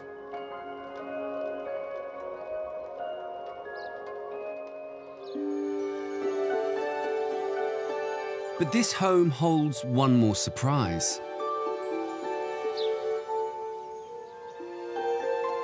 Down from the garden, you have a little path. It's all surrounded by pine trees, and that is also part of our plot. At the end of this winding path is a secret doorway.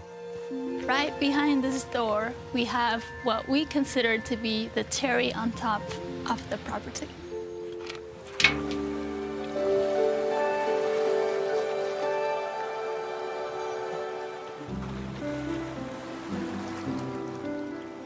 The doorway opens onto a secluded cove, allowing the family direct access to the crystal clear waters of this beautiful coastline.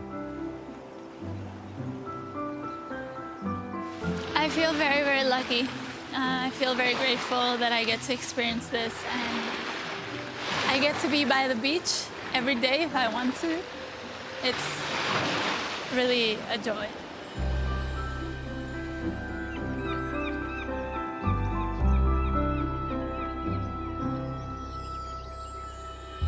If ever there was a home that turned a dream into reality, it must be this one.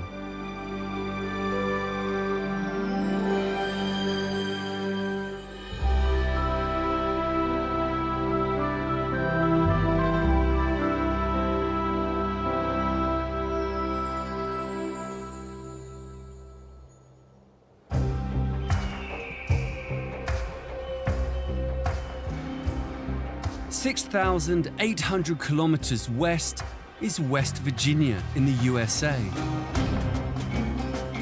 The wild landscape here is a dramatic mix of winding rivers, stark cliff faces, and deep canyons. It's a harsh but beautiful wilderness, a land to get lost in, and the perfect place to build a secret retreat. Perched high on top of an abandoned quarry, nestles the appropriately named Hawk's Nest.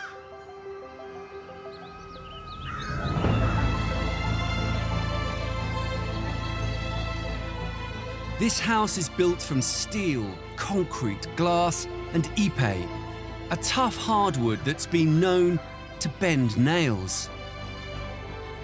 It's a house that's been built for all weathers.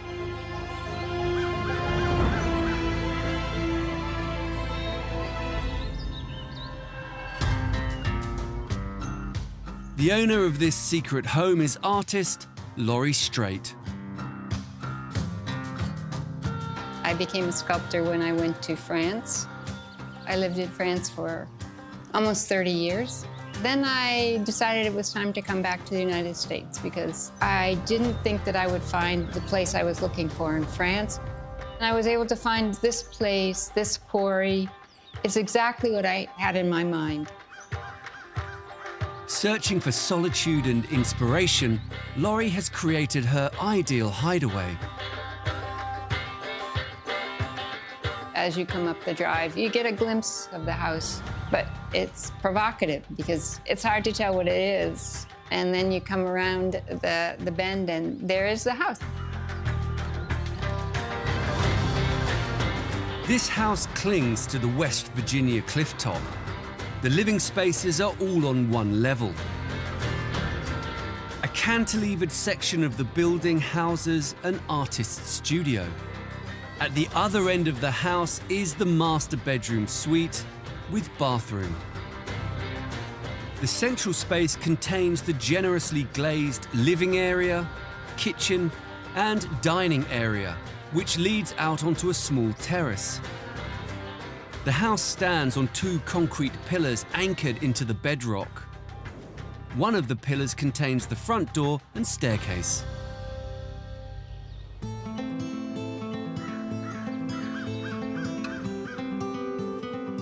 As an artist, it wasn't only the design of the house that was important to Laurie, but also the spectacular views around it.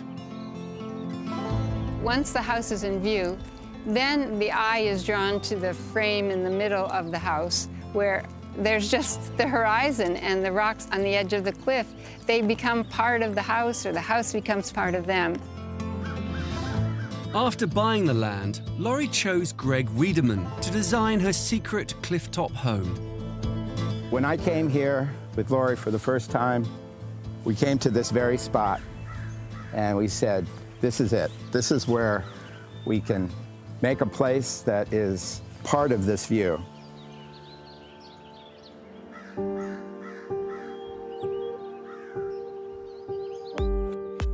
The staggering views reveal themselves as you walk up the open staircase. And then all of a sudden, there it is, the river, the trees across the river, and now I see the rocks. And this is what it's all about.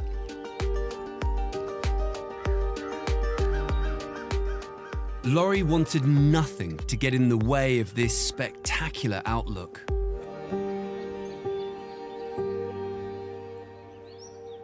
Now we're in the center of the house. This is the part that goes over the big gap between the 2 pillars, and so we're really sort of floating on air here. The living space, it's meant to allow the beauty of the surroundings to come into the house. So the furniture I chose is minimal and designed to be comfortable, at the same time not to be the interesting part of the room. The interesting part of the room is the outside. I was happy to have the house all white, and one of the architects kept pushing me. No, you're not going to be happy with that. You need color, get color. So finally I saw this beautiful red, and I decided that that's what this ceiling would be over the kitchen. Of course, that architect said, oh no, you're not going to be happy with that. And yet, I think it's great. Laurie wanted the design of the master bedroom to become part of the landscape itself. The bedroom is on one of the cantilevers, so it's really floating in space. I like being here. I like having the feeling of floating, almost like a balloon being let go and just existing without attachment. It's just a magical place to be. A really nice part of this room is this corner, which is all glass and seems to be on the edge of the cliff. It is an exhilarating view. People who suffer from fear of heights don't come here. It's most definitely a panorama one would never get tired of. Laurie's studio is at the far end of the house. It's a real privilege to have a space to work in my house because there's no excuse for not working. And this is the spot that inspires me. What I do may not look like what I see, but it's the feeling that I have here of beauty, peace, quiet, purity, being in nature. The greatest challenge for Greg was to create a structure that appeared to float in midair. The house was designed to gently touch the earth. Where the house doesn't need to meet the ground, it doesn't. The cantilever here totally separates the upper part of the house from the ground. It's suspended above to take advantage of views and to preserve the natural beauty of the site. Anchoring the house into the edge of the cliff called for innovative engineering. It was impossible to excavate foundations deep into the solid bedrock here. So Greg decided to make use of the natural cracks in the rock instead.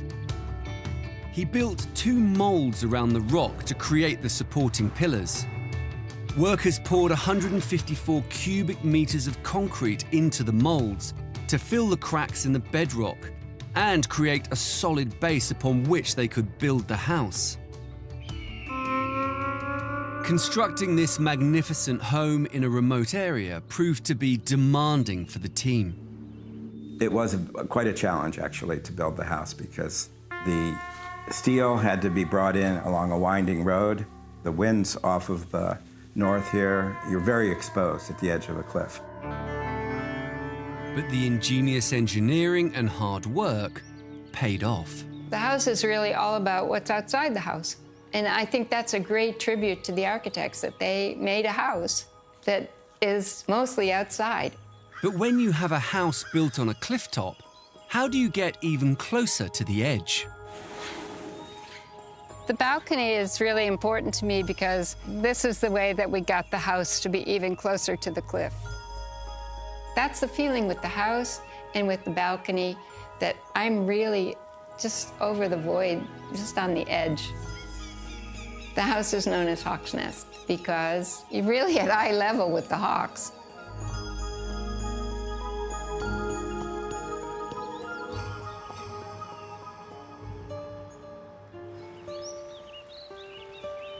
It was very important to me to be able to access the river. And then when I'm down by the river, looking up at the house, it's just one long line of windows. It's a sculpture in itself. It's a little gem. It's just perfect. This house is a slice of modernity, sitting atop the ancient cliffs of West Virginia.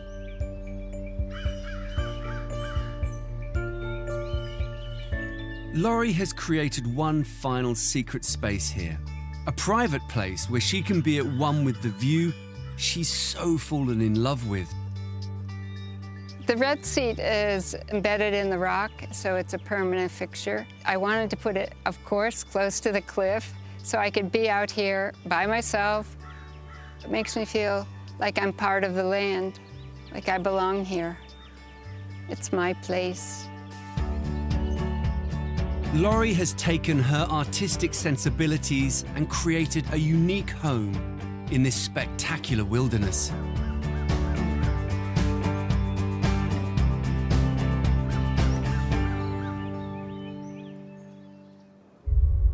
(6,162 kilometers northeast is Suffolk, in the east of England. A land of big skies and magnificent coastline. Covering nearly 4,000 square kilometers, it's an unspoilt landscape of wild marshes and winding estuaries. Hidden amongst the marshes here, with only a glimpse of its structure visible to passers-by, sits something that looks like it's come from the future. Jutting out into the East Anglian coastline lies an intriguing wedge-shaped building. A home that is tucked away yet connects to the landscape and makes a very big statement. This is Marsh Hill. This contemporary home was built just 3 years ago for owners Ben Baglio and Richard Wilson and their dog Henry. They fell in love with this area after visiting regularly from London for many years and decided they wanted a second home here. We considered looking at existing properties, but it soon became clear that it might be much more interesting and fun to build our own house. This building is perched overlooking a river and marshland. The house covers 250 metres squared over 2 main floors. On the top floor, at the tallest part of the wedge, is the master bedroom, bathroom, and a study area. Below this, on the ground floor, is the kitchen, with an adjacent utility space. In the centre of the house is a large open-plan living area. And beyond this, at the far end of the wedge, are the 2 guest bedrooms, bathroom, and a studio. In the basement below the kitchen, there's a small cellar. For Ben and Richard, it was all about having a house to take in the breathtaking surroundings, as well as large, spacious rooms with plenty of light. When you come into the house, you enter via a quite low ceiling, and that's deliberate to give the reveal of the enormous double-height living room ceiling. You do get a sense of the entire house opening up.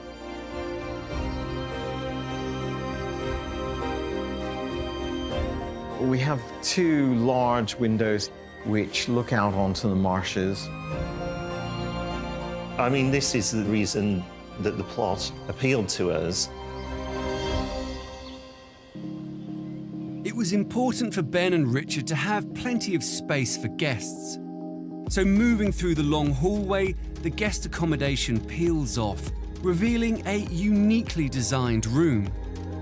One of the things that we wanted to achieve in the bedrooms was a feeling of coziness. It, like all the other rooms, faces to the south, so you get a fantastic view of the marshes and the reed beds. We've got these frame mirrors, but behind it's actually a large wardrobe. We actually have one guest who came and stayed in this room and thought it was just a mirror, and it never occurred to him it was a wardrobe.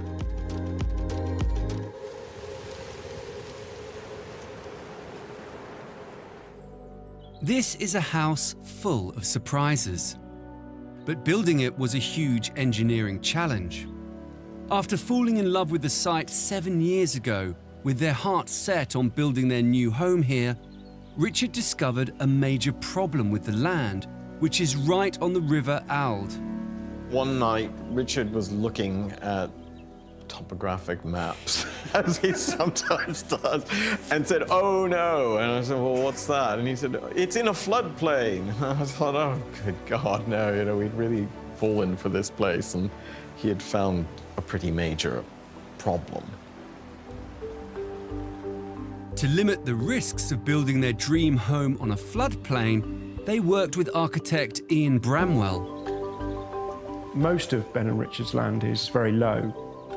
There is one corner, which is the far west corner, which is higher ground. So the only place that we could really place a building was on this highest ground. So this is the far end of the site. It's the point where the house is at its lowest and most discreet. And we're going to look up and we're going to see the twist of this wonderful big arc of arching roof, just gliding up, so you get this fantastic curve that raises up, almost like a ski jump. When you're standing at the end of the building and you move south, you suddenly reveal the length of the building with this very long, oblong-shaped plan that you have. And so the idea of the wedge-shaped house was born.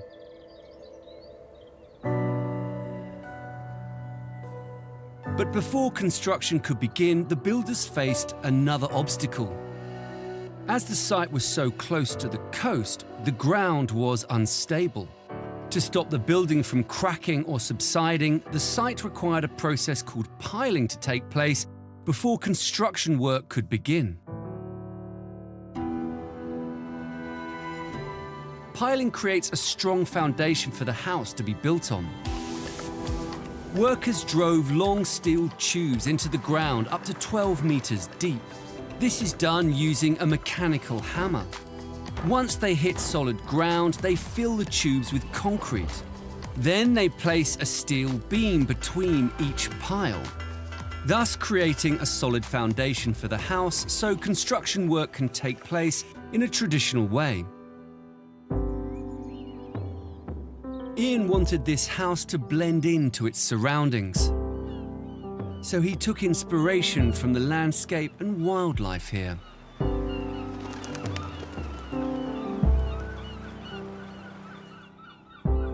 We're sitting in the seaside town of Aldborough, and like every seaside town, it's occupied by gulls, and the herring gull is quite distinctive. The greyness of a herring gull's wing is portrayed through the roof. And then you have the white, the sort of underbelly of the bird, with this very small orange accent. The only colour really on the external part of the house is the orange front door, which invites you in. Whilst blending into the landscape, the house is designed to take in breathtaking surroundings from every room. At the beginning of the design process, obviously the view was so important to us. So we aligned the house long and thin so that every room has a view. The views are fantastic and always changing. One room that really connects Ben and Richard to the outdoors and takes advantage of the spectacular views is the kitchen. They've made the most of this space by adding a large picture window. In the summer, you can open it all the way across like this. We can eat inside and be sheltered from the wind, but still very much enjoy nature and enjoy the view. But there's more to this room than meets the eye. A secret hiding behind a hidden door. What looks like a cupboard here is actually the entrance to the utility room. Well, you definitely don't expect a whole room to be hidden away behind a kitchen cupboard. Concealed within this secret room is another hidden feature. A hydraulic mechanism opens this trap door to reveal a hidden room below. This room not only houses the pipework and controls for much of the house, it also makes the perfect cellar for Ben and Richard to store their collection of fine wine. Always enjoy spending time here. It's just a very relaxing place to be. We love it, and we anticipate that we'll be here for a long time to come. Ben and Richard have created a beautiful house in a picturesque location. Its clever design means you really feel like you have your very own piece of the English countryside.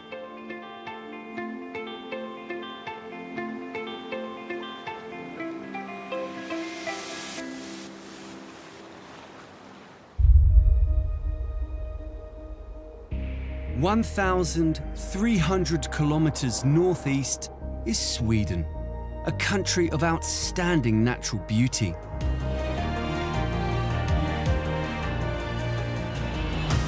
Lying on the east coast of the Scandinavian peninsula, the stunning lakes and ancient woodlands here are the ideal location to build your very own wilderness retreat.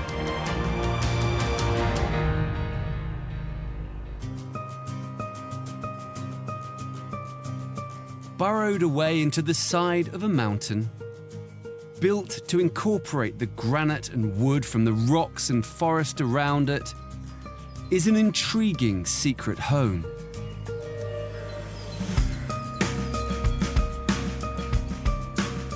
This is the Woodland Retreat.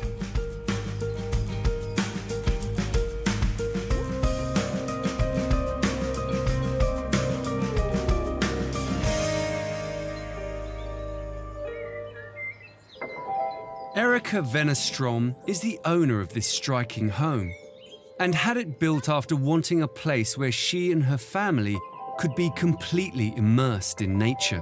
Once I started looking for a plot, it proved really difficult actually to find the perfect combination, close to infrastructure, close to city, but still remote and like submerged into nature.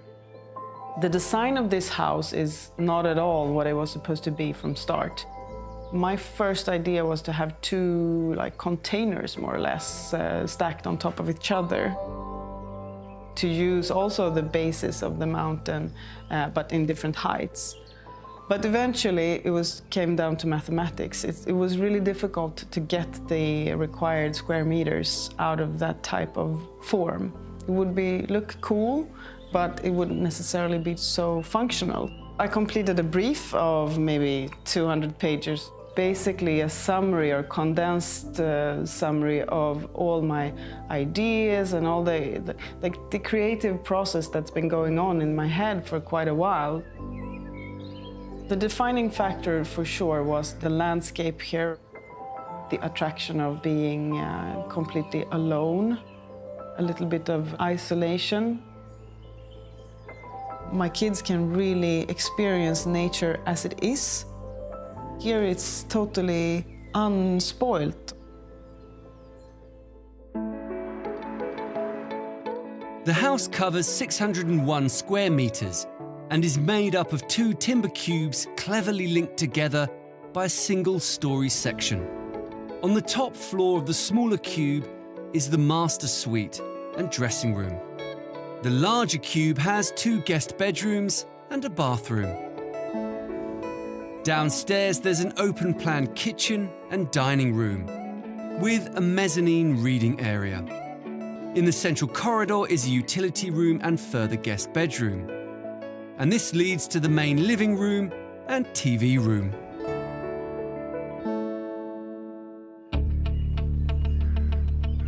Erica wanted a house that blended into the landscape whilst using materials that honour local building traditions. I went for the pine wood construction because it's the most traditional way of building houses in Sweden. It felt very natural to go with the materials that you could find in the wood around you. But it's not just the materials that help to integrate this house into the forest. As you approach the entrance, its position on the rock helps to hide it from view. Many people who come here, they call me just outside and they say, well, I'm here, but there's no house. It's so nested behind the mountain, you can't really find it. And that's what I love about it. It's totally nestled away.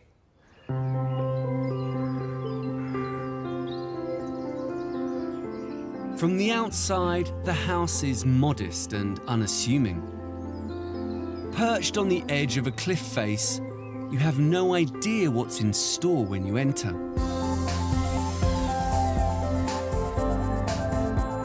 A vast double-height living space with floor-to-ceiling windows helps take in that incredible view. We wanted to maximize the light coming in, and the outward view here is fantastic. This part of the house is the area where we socialize, where we hang out. All the social areas here are designed to use together, and we spend a lot more time all together as a family.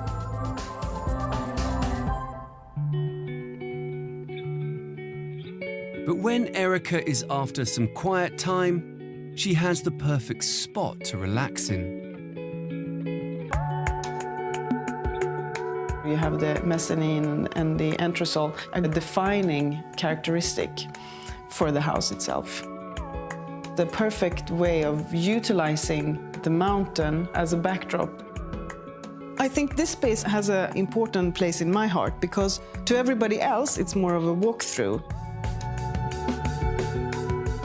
This has turned into my favorite spot where I just have some time on my own. I always go to this sofa and sit here and view the nature or just read a book or be on my own a little bit.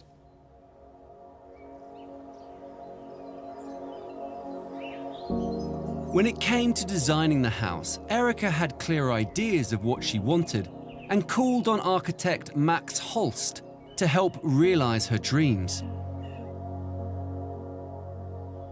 We spoke the same language, basically. I mean, the things she said about the site, about the way she wanted the house to blend into the landscape and so on, that could have been on my webpage. Erica didn't just want to be surrounded by nature, she wanted to live within it. You have the nature very close up everywhere you look.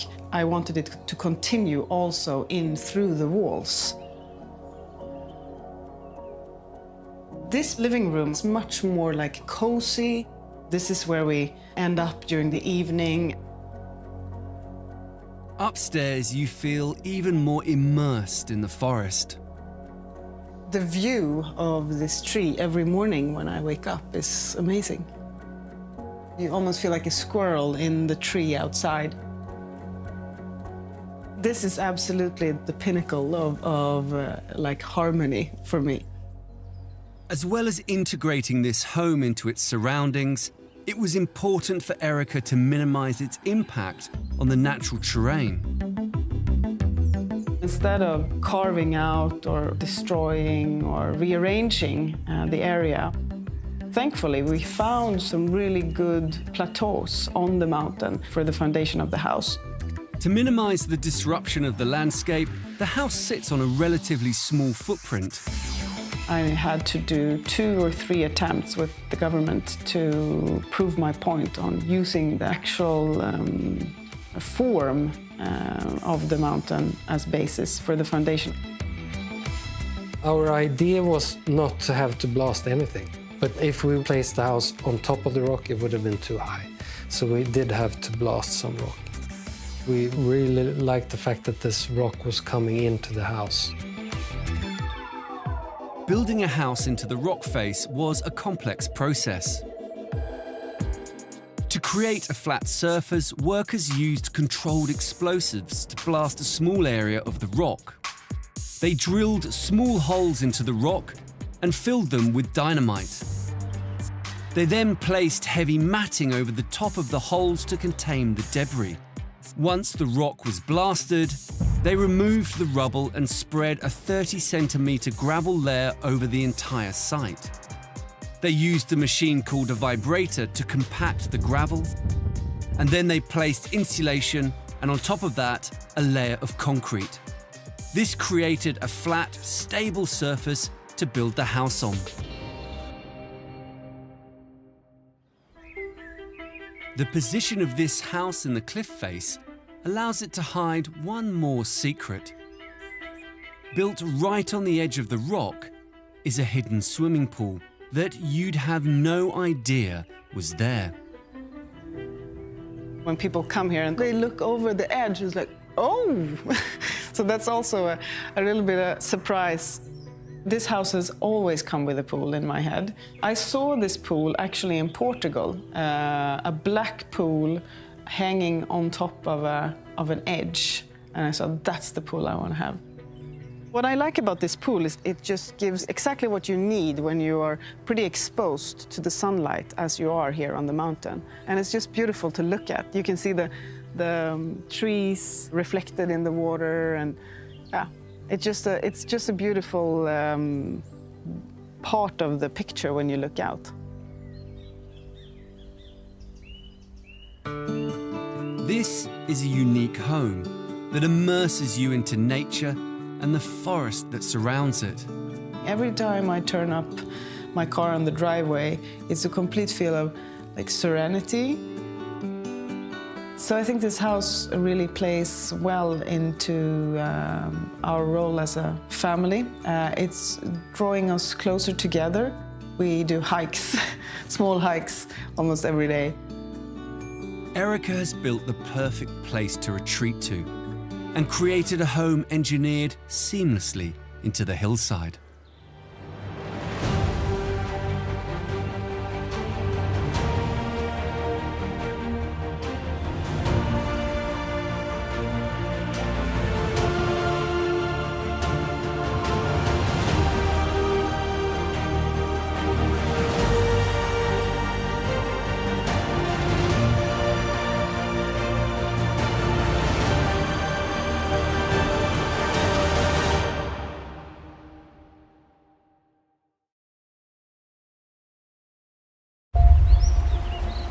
Imagine living in a home that sits secluded in a forest, on a 100-kilometer beach, or on top of a mountain.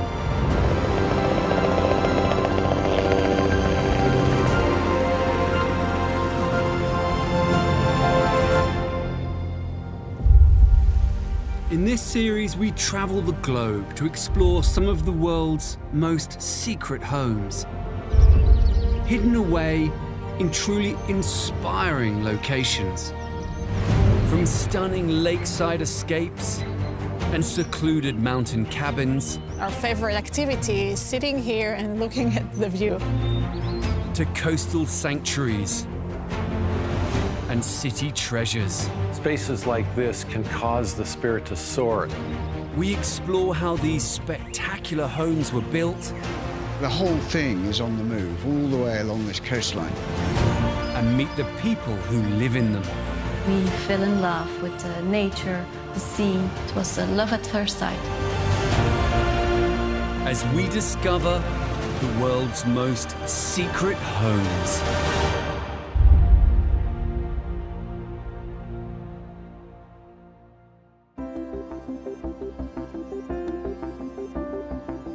The Chiltern Hills are an area of outstanding natural beauty just outside London. Beneath these rolling green meadows sits a layer of tough, glassy grey quartz called flint. Flint has been used to build houses since Roman times, but more recently has fallen out of use. Today, this ancient building material has been given a new lease of life and has been used to create an incredibly modern and secluded secret home.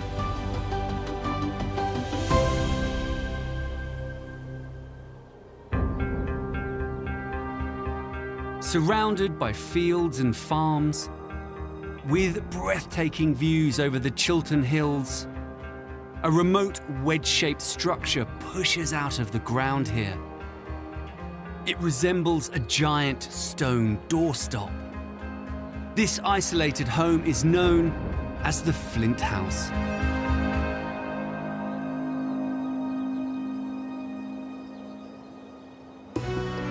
It took 5 years to build the Flint House. Revolutionary in design, it was commissioned by Lord Jacob Rothschild, 4th Baron of the famous Rothschild dynasty. When you approach the site, you say to yourself, well, what is this? Have they got an enormous rock there? And then as you get close to it, you see this wonderful material of flint. And it's an incredibly beautiful place.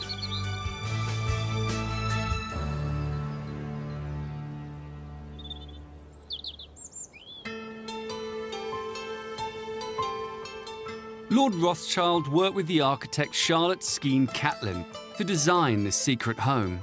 The brief began as a house, I think, with 3 or 4 bedrooms. That was it. So it was very vague. The landscape is so extraordinary when you're here. I noticed that there was a lot of flint turned out on the surface of the earth. It turns out that flint only appears in chalk. And so there was an idea of trying to reveal the underlying geology of the site by literally extruding it from the landscape. To create a visual balance, the site has 2 units, the main house and an annex, which is a smaller replica of the larger building. The main house is 465 square meters across 2 floors. On the upper level, there are 3 bedrooms with ensuite bathrooms. Each bedroom has its own terrace. Downstairs is open plan. There's a dining room and drawing room at one end, a kitchen and library in the center, and at the other end there's a living room and study. The second building is the 115 square meter annex, which contains a 2-level studio apartment. Upstairs is the master bedroom with ensuite bathroom. On the ground floor is the living area, dining space, and kitchen.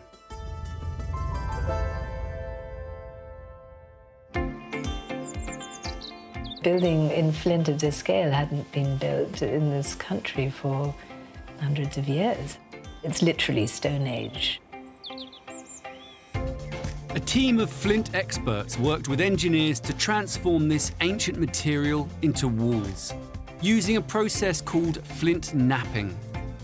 Coming from the German word knop, which means to strike, knapping is the process by which the full-sized pieces of flint are fractured into smaller, strategically shaped pieces with a hammer. The resulting shiny, flat-faced pieces are then used brick-like to build the wall using lime mortar. This is what is so sort of irresistible about flint. There's a translucency. It's somewhere between glass and something that's alive. I just find it completely irresistible, and they've been put together so beautifully by the flint men. This is incredibly difficult to do, where everything is absolutely perfectly finished.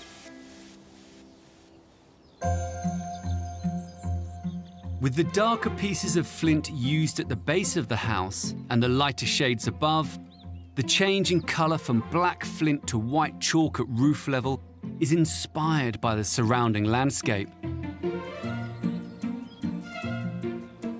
It was very much treating the rest of the building as a sort of geological extrusion, where we've got the lowest levels, the closest ones to the ground, in huge black chunks of flint rising up. They get finer and finer as they go up to the top until you get to the chalk, where it sort of dissolves into the sky. I thought the idea of a great rock coming out of that site and it being dark at the bottom and light at the top, I thought was a very interesting one.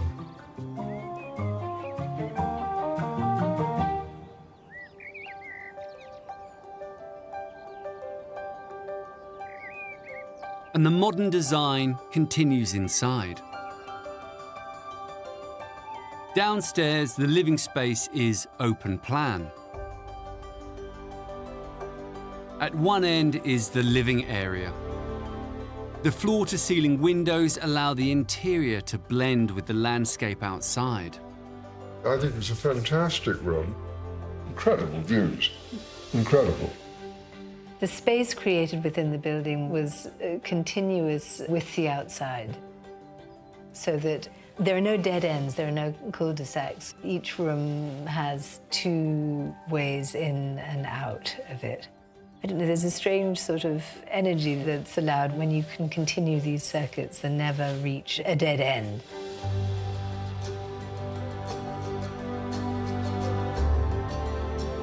The living space leads into the open-plan dining area. Here, Lord Rothschild devised an ingenious way to carry the use of flint inside the home. He's designed a glass-covered dining table that displays unused flint chippings.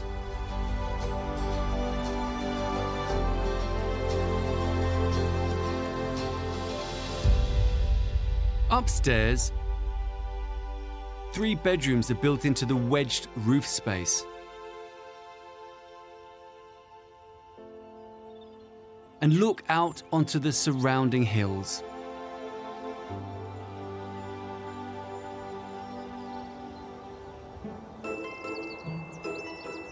The flint house has been built on low-lying land near a stream. Charlotte saw an opportunity to use the natural water source in the design of the house to create a sense of reflection. Water plays an incredibly important role in the whole house. This site is the lowest point of the whole estate, so all the water from the estate drains to this point. So when we first saw it, there was a pond, and there was a river that ran to the side of it. We wanted to somehow incorporate into the building itself. So instead of just being something on the edge of the building, it actually runs right through it and cuts it in a way that separates The sort of public spaces from the most private ones.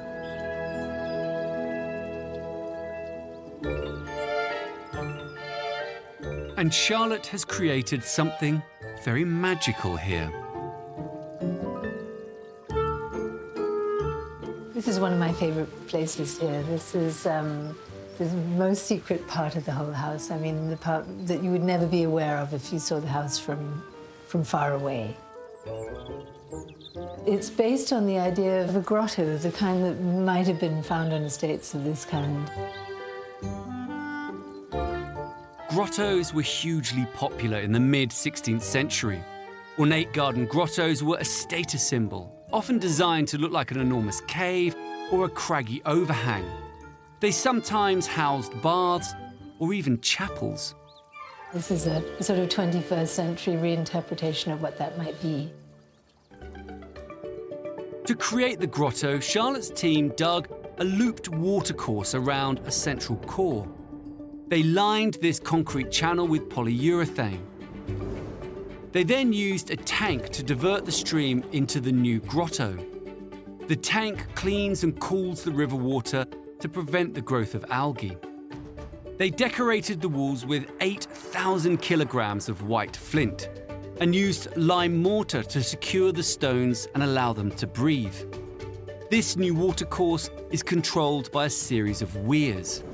In the event of a flood, there are overflow pipes that redirect the water back into the stream. This mysterious grotto holds one further secret. We've got the reflective dark surface of the water and this black mirror above it.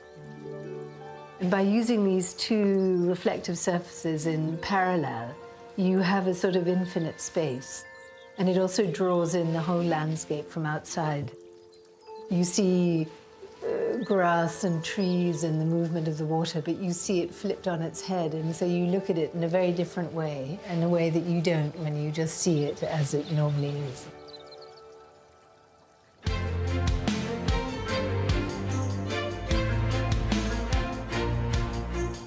I'm incredibly proud of it. I think it's a great asset to this state.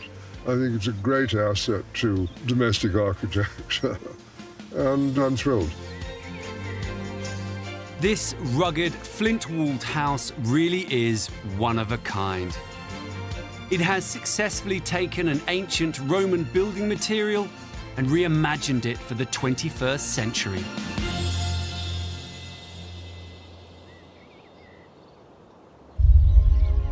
"980 kilometers southeast, on the border between southern Switzerland and northern Italy, lies Lake Lugano. The area is known as the Monte Carlo of Switzerland, with its snow-capped mountain vistas and Mediterranean climate. The glacial lake covers almost 50 square kilometers and is famed for its mesmerizing panoramic scenery.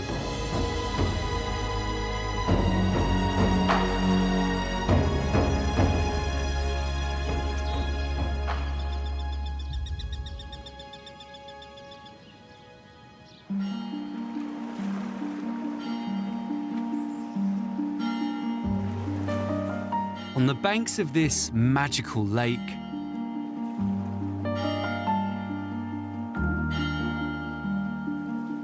in a hamlet and barely visible from the street, sits a glassy structure which reflects the stunning landscape around it. This is the secret lake house. Huddled away in the sleepy community, this glass marvel is the home of long-time local residents Oliver, Nicoletta and their young family. The town is a little town. Very small. 500 people.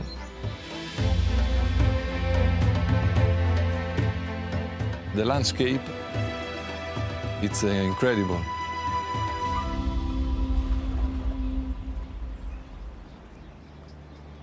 Nicoletta had always dreamed of living in a contemporary home away from the busy town of Lugano. I was living in a traditional house for 70 years, and I want to build a new house, a very, very modern house with very, very big windows, because the light is very important to me. The feeling is like I'm on holiday all the time. That's my feeling of house, because when I come back to my home, I want to be quiet. I think the house, you will love it or you will hate it. But I love this house.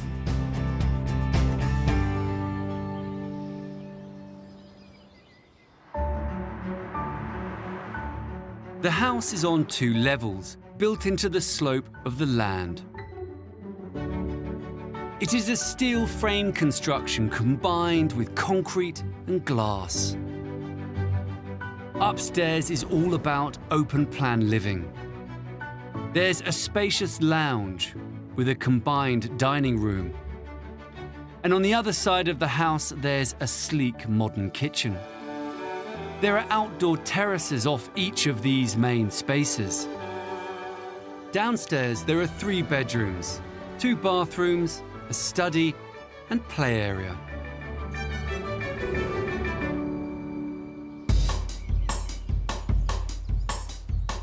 The vast windows allow the outside of this breathtaking home to merge seamlessly with the inside. The design is all about taking in the amazing lake views whilst maintaining the home's privacy.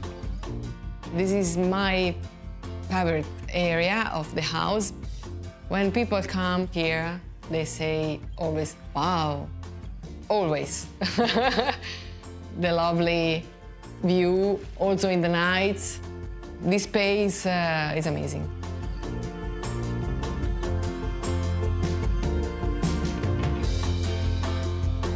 A corridor leads to the kitchen, which is cleverly tucked away.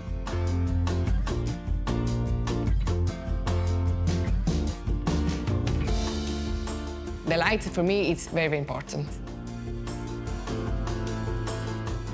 I want a house with many, many, many windows. The outside changes every day. You feel the season so close. The feeling is quiet and relaxing, and for me, it's a problem to go outside. The white walls look seamless, but encased in the paneling, there's a secret door, where a staircase leads down to the hidden lower level.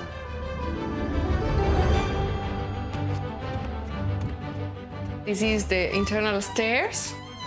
The difference between the first floor and the second floor is a big difference. More or less 70% of the house is downstairs.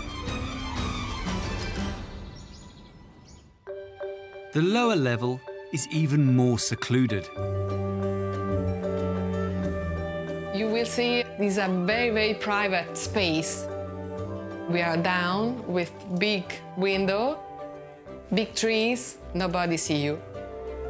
The feeling of the room is bigger because when you wake up in the morning, you will see the trees, so the privacy is total.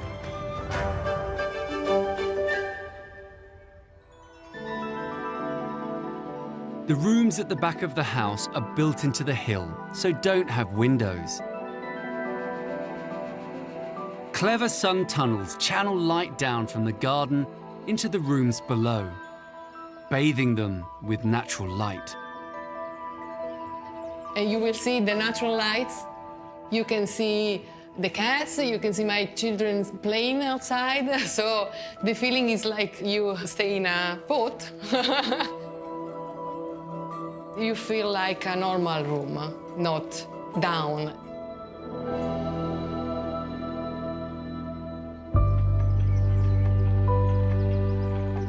Nicoletta was inspired having seen the work of Italian architect Jacopo Mascheroni.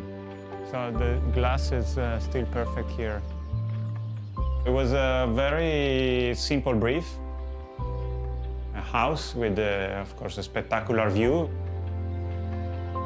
We decided to place the living area in the best possible viewpoint. A glass wall all around, so you could enjoy light from morning to afternoon. It was very tricky because it was on a deep slope. It's something that blends into the nature and into the garden around.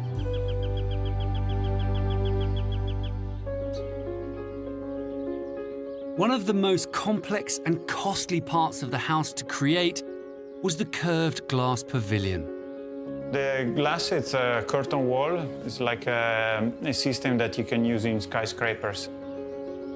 It works that you have these aluminum mullions, and then you have all these large glass panes that are attached with structural silicone directly to the aluminum frame.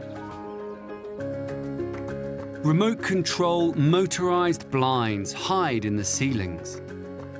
We designed this solution with roller shades, so they totally disappear when they're not needed.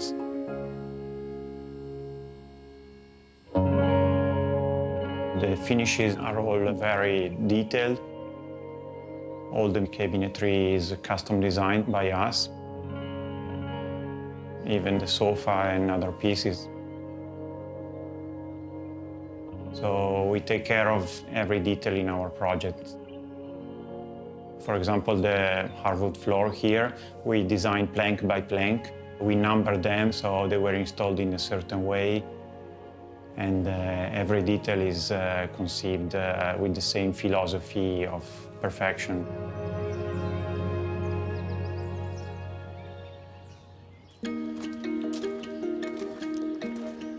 Outside, the roof garden takes in views of the spectacular lake. This is where owner Oliver put his stamp on the property. At the beginning, the garden was not like this. I made a lot of changes. As you see, there is a border on the grass. There is a relationship with the house and the border because it's the same shape on the grass. There is a little bit of Orient style. When the people came here, they get astonished with the yin and yang concept.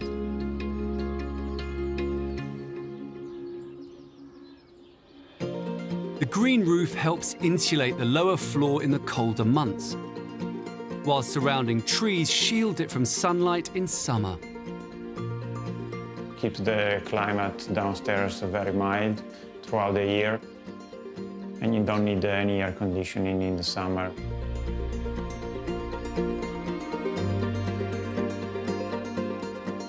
And the garden holds its very own eco-secret. We are very environmentally friendly because we collect the rainwater for the irrigation of the garden.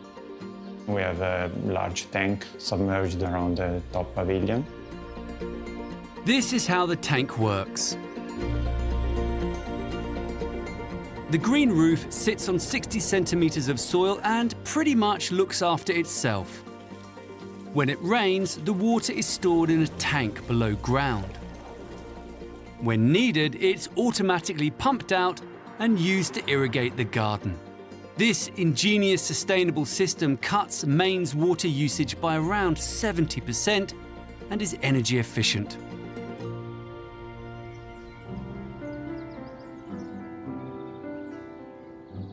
This is a modern home full of hidden surprises.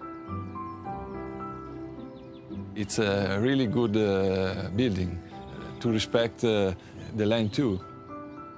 We love stay at home. We love that house. My children also love that house.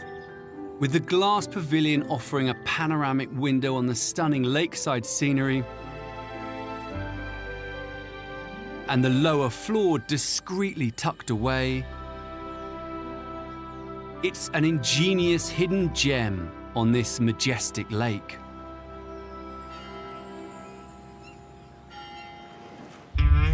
(6,300 kilometers west, nestled in the shadow of the Catskill Mountains, is the town of Woodstock.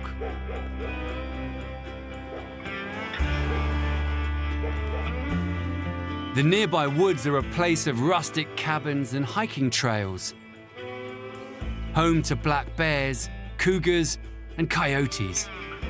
It's also the site of a secluded and secret home.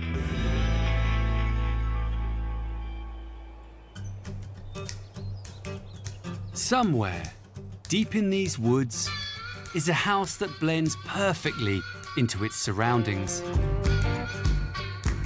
It can't be seen from the road. It's barely visible through the trees. This house lives up to its name. It's the Inhabit Treehouse.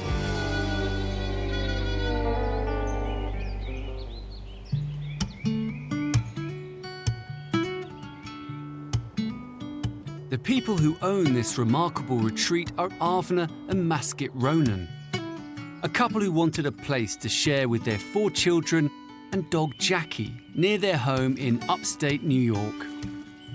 When we started thinking about building a treehouse, the thought was something very basic, like you see in children's books. But then we said, well, we want to spend more time in the treehouse, we should make it bigger. Avner and Maskit worked with a British architect to create a treehouse like no other. When you look at the design, it looks like a kind of a spaceship that landed in nature, but somehow still belongs. And that's what we liked about it. You can tell it's foreign, but it still feels natural somehow. The treehouse is a tiny single-level cabin of just 46 square meters. The main room is taken up by living space, kitchen, and mezzanine bedroom. In the area behind, there's a bathroom and a second bedroom.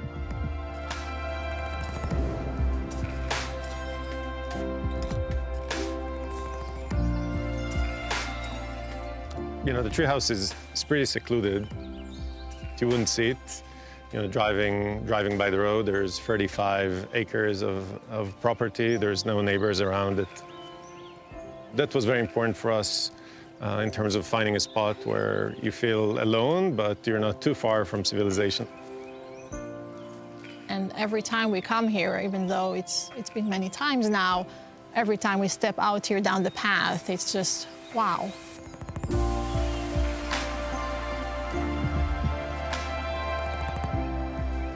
We wanted a place that's outdoors so that in the summer we can spend time outdoors. The shape of the deck kind of mimics the shape of the treehouse.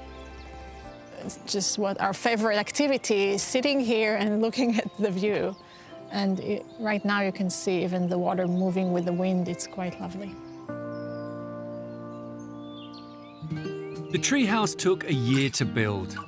Many of the materials came from the local forest, but the outer skin is Californian cedar. The inside is lined with pine from the surrounding mountains. The simplicity of the design is beautiful. Here is the kitchen and the couch where you want to sit down and look at the view. So when you walk in, you just look around you. You might not notice that above the kitchen is where the bed is hiding. And it was important for us to have a king-size bed so that you can feel very comfortable. And on both sides, there are big windows, so when you lie down there, you actually feel like you're amongst the trees. It's all open, so there's not privacy in the treehouse. The first thing you see is you see the pond and the mountain, and you see out, there's lots of windows all over.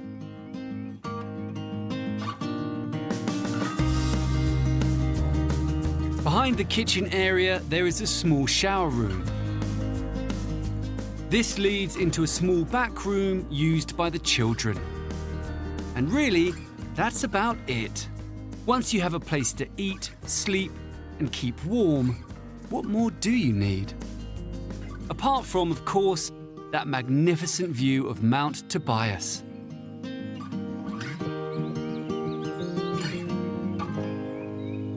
treehouse is a surprising engineering wonder. 2 steel columns support the house at the front.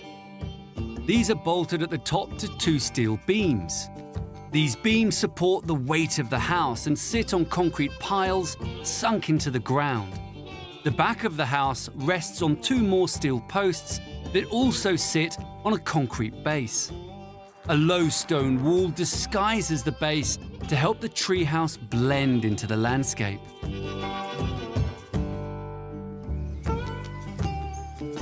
Just down from the treehouse is one more surprise, also made from cedar. The hot tub, which sits just in between the pond and the treehouse, strategically located, so you can run from the treehouse to the hot tub to the pond and back, and back and back and back, which we think is part of the fun. This cabin may be small in stature, but it's big in the minds of this family. There's something inspirational about waking up and you're in the trees and walking around and you feel like you're immersed in nature. One of our favorite things about this spot is that you can stand here or sit here and look at the pond, and Mount Tobias is right there. Always with these projects, it became much more elaborate, more involved, more expensive. Took longer, but eventually, it became this treehouse, which we love. Avner and Maskit have created the perfect playground for their children, a place where memories are being made.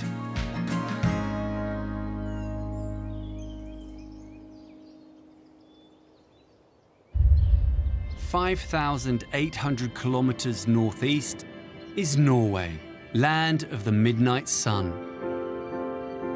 Home to 450,000 lakes and more than 50,000 islands. This is one of the most spectacular regions on the planet. Millions of years of glacial activity have carved out Norway's majestic fjords. A breathtaking crinkle-cut coastline with imposing cliffs towering above dramatic seas. It's an exceptionally beautiful and secluded country hidden from the rest of the world. The tiny island of Rennesøy is just over 8 kilometers long. Perched on top of a cliff overlooking the Mastra Fjord and the North Sea beyond, sits a tiny hamlet of traditionally built houses. Tucked into the rocky hillside and with only a fraction of its structure visible from the road, sits a bold jewel of a house. It's a hidden fjord home.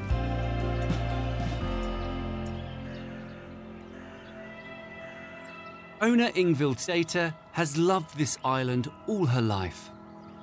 We have had a summer house as a family since I was born and really spent all the summers there. I wanted all of us to be able to be together at the same time. And when we only had one place to stay, it gets a bit crowded if we were all together. So that was really the motivation. So when the opportunity came to buy a slice of land here just 5 years ago, Ingvild leapt at the chance. At one point, there was this lot coming up for sale, which is very rare. I think it's the only time a lot has come for sale as long as I have lived here. But it turned out to be a quite popular auction. I think there were like 10 people bidding for it. But luckily, I ended up with it. It's a decision she hasn't regretted for one moment. One of the important emotions for me when I'm here is to feel that this is my own secret hideaway. The house teeters on the edge of the cliff. It has an unusual zigzag design. It's 172 square meters and has been constructed all on one level. At opposite ends of the house, there are 2 bedrooms, each with a bathroom and their own seating area. The central space is made up of a large kitchen, living room, and dining area.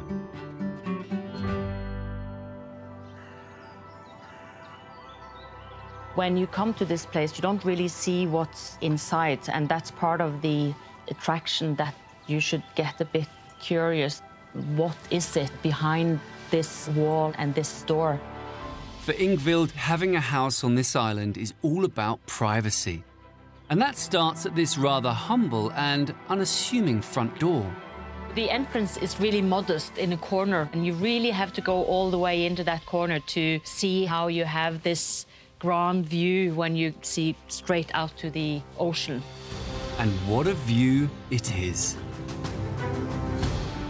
People totally underestimate the value of views, whether it's stormy and rainy or whether it's a day like this where the sea is flat and you get so much sky here. It does something to your soul. The whole house is positioned to look out onto this stunning panorama and make the most of the views. From the open-plan living area and along to the 2 bedrooms at each end. As president of an international shipping company, Ingvild created this beautiful home as a much-needed escape from her busy professional life. But with 5 nieces and nephews, it's also a place for family. And her family have been involved from the very beginning. Det ser veldig bra ut. I called Espen, who is my cousin, who's an architect, and said, you know, I bought this lot. Would you like to be the architect? He immediately said yes. It was a decision and a responsibility Espen did not take lightly. I thought that was a privilege, but in the same time, you know, it's not just easy to draw a house for anybody, but not especially for a relative. But I felt that that was really an opportunity to make something special out of it. I think one of the most challenging part of the process was that I wanted to be able to see the mountain, I wanted to be able to see the fjord, the ocean, the hills, the trees. That was actually a problematic thing, because if we worked with the straight line facade towards west, we wouldn't have any side views to the top of the island. And so this incredible zigzag design was created. Wherever you are here, there is like a unique view. So there's one here, and there's one there, and there's one in the next room. So when you're walking through, you get different perspectives and different parts of the view. It's not easy to capture a view 360 degrees and still have walls and everything you need in a house.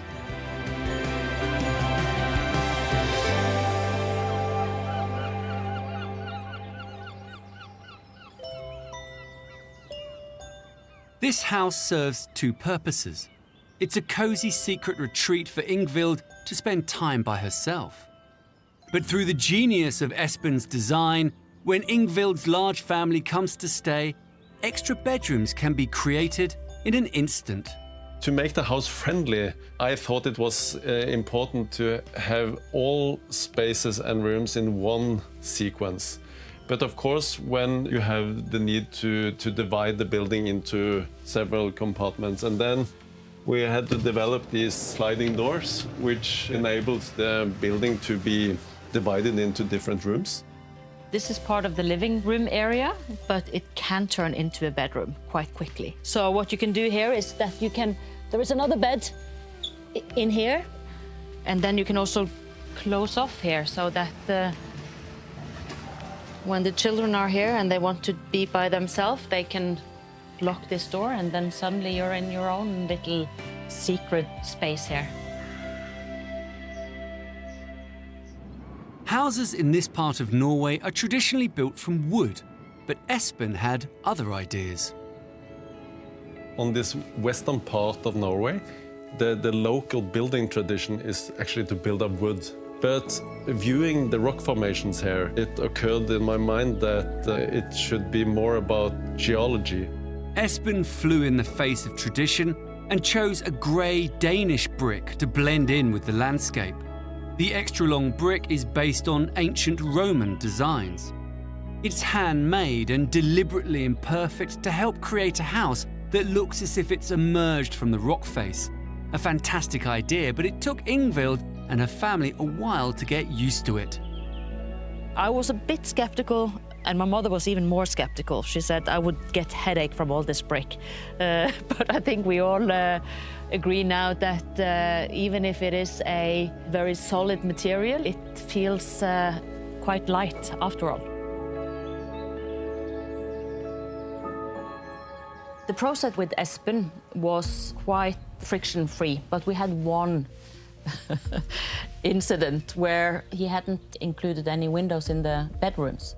That was an example of a discussion which we had for a few weeks. Espen's concern was that if I put a window in these walls, it wouldn't look nice with a small window in a big wall. So he needed to find a way to maintain the integrity of the wall, but I needed my fresh air. Often a problem can really be so destructive for a project, but it ends up with a lucky architectural solution in the end.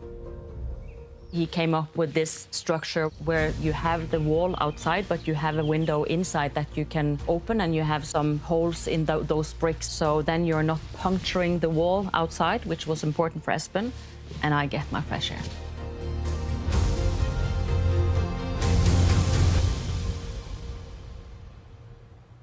Espen has preserved the structure of the natural rock around the house. And this limestone also plays an important role in keeping the house warm. The heating energy in the winter is coming directly from the rock face into the floor and into the building. A geothermal pump system heats the home. Hot, dry rock is a natural resource deep below the Earth's surface. To extract this heat, a pipe extends down 120 meters into the bedrock. The heat is channeled into a system of pipes beneath the concrete floor of the house. This energy, which is CO2 neutral, provides 93% of the heating in the home.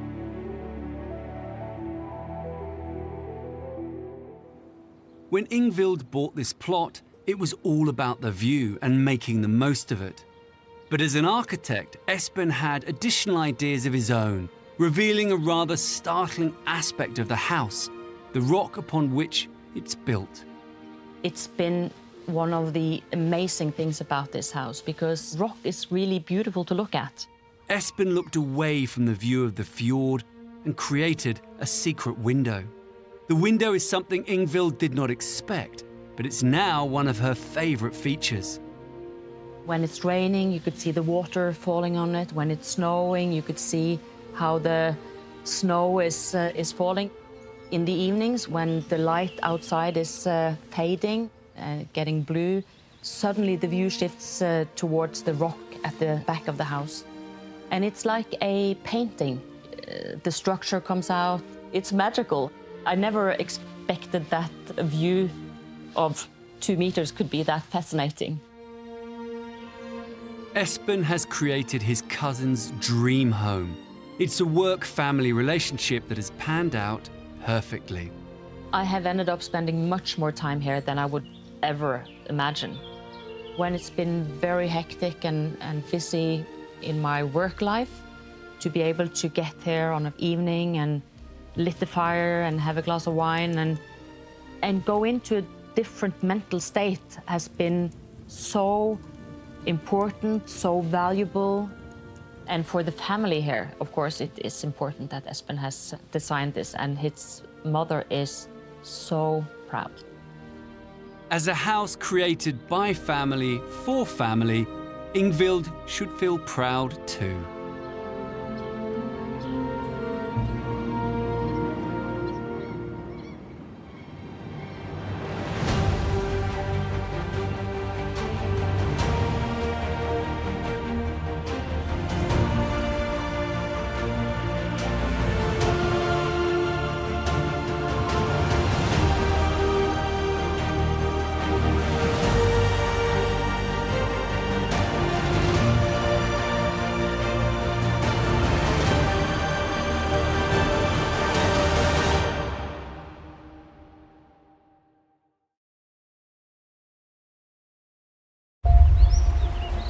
Imagine living in a home that sits secluded in a forest.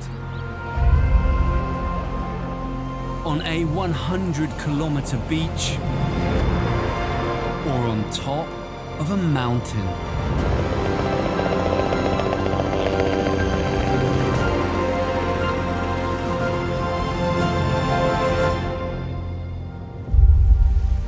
In this series, we travel the globe to explore some of the world's most secret homes, hidden away in truly inspiring locations. From stunning lakeside escapes and secluded mountain cabins, Our favorite activity is sitting here and looking at the view. to coastal sanctuaries and city treasures. Spaces like this can cause the spirit to soar. We explore how these spectacular homes were built The whole thing is on the move, all the way along this coastline. and meet the people who live in them. We fell in love with nature, the sea. It was a love at first sight. As we discover the world's most secret homes.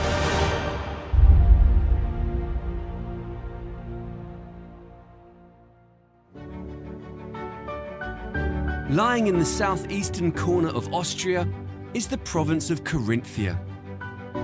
This area has more than 200 lakes and is known as Austria's Riviera.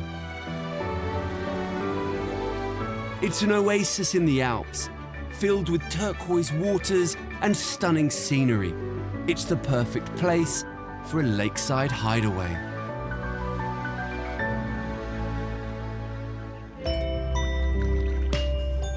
Many houses line the lakes of this region. But there's one that's at odds with its more traditional neighbours. Hidden amongst the trees is a house that's full of intrigue.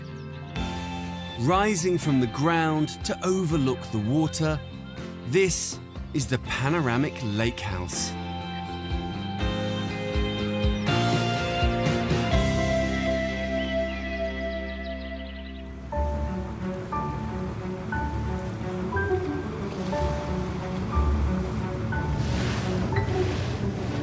The owner of this one-of-a-kind home is Maria Planagar.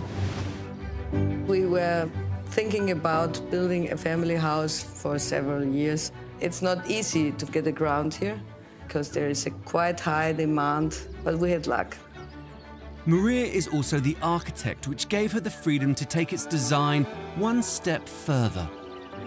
This building is an extraordinary building because you dare a little bit more if you are your own client.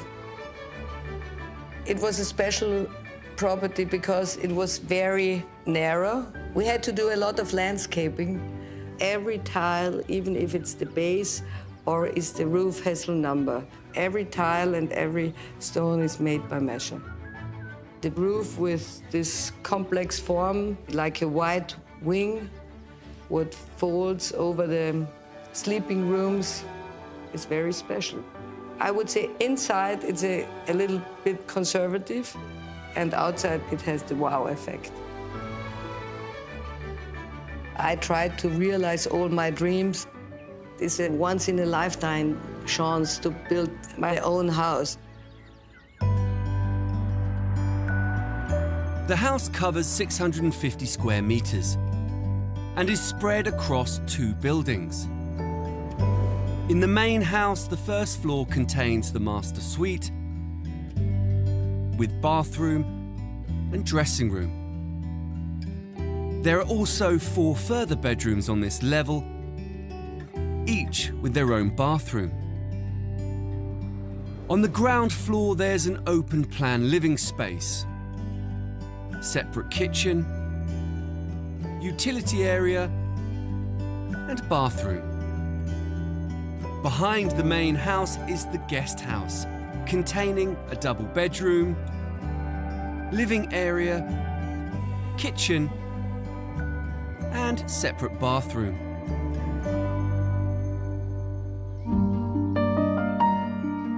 The long, narrow plot gave Maria the opportunity to hide the house as much as possible as you approach it from the street.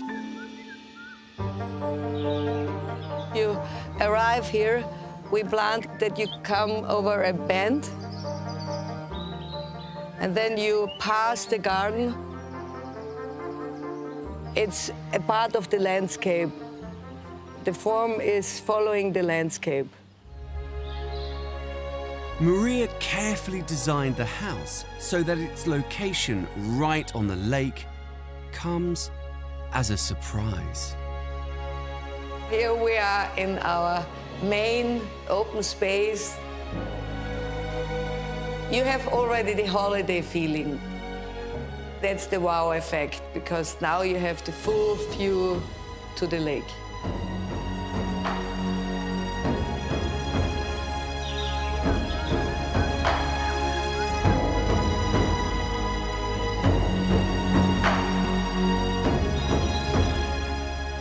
And it's not just the view that gives this house the wow factor.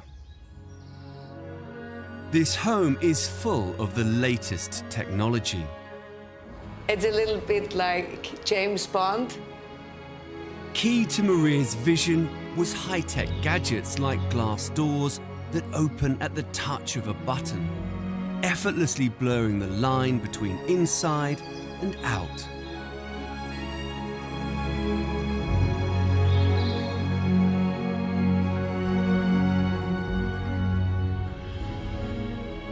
You feel the connection between inside and outside. It's one big space. The nature comes into the room. It feels that you're sitting suddenly outside and not it's inside. Maria has made the most of the view from every room in this house. A challenge when it came to the kitchen, which sits right at the back of the space. The position of the kitchen was a big discussion. The kitchen is the center of a family. If it's closed, it's a separate room, but I love it if it's open. Maria came up with an ingenious concept to have the best of both worlds. The wall that divides the kitchen from the living space retracts, dropping to give Maria that amazing view. When we have guests or if the kitchen is messy, we close the wall. But when I cook, I love to have the view and to see the scenery and the lovely mountains and the children running around.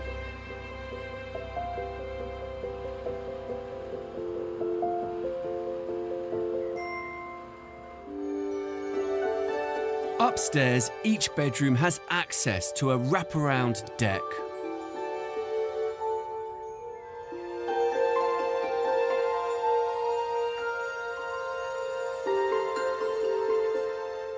The whole house gives the feeling of sailing across the lake. As the property is very narrow, the first idea was the shape of a speedboat. There's definitely the feeling of a ship.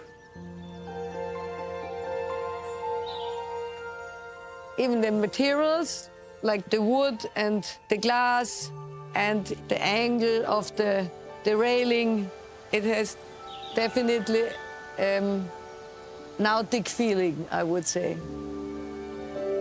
The roof of the house sweeps towards the water and helps create that ship-like feel. Maria wanted the roof to be sleek and for the roof tiles to blend with the rest of the building. Each tile or panel was individually fabricated and made from lightweight fiberglass and concrete and is just 13 millimeters thick. She also wanted the building to appear minimal and sleek, so didn't want any guttering. To achieve this, a gap of 8 millimeters is left between each of the panels to allow the water to drain to hidden gutters below, and also to allow the panels to expand and contract as the weather changes. The result is a seamless roof that flows out towards the water. There is one more surprise hidden within this panoramic house. Maria wanted a sociable space for the family to enjoy together by the lake. But she didn't want it to impose on the main house. We thought it would be a good idea to have a beach house.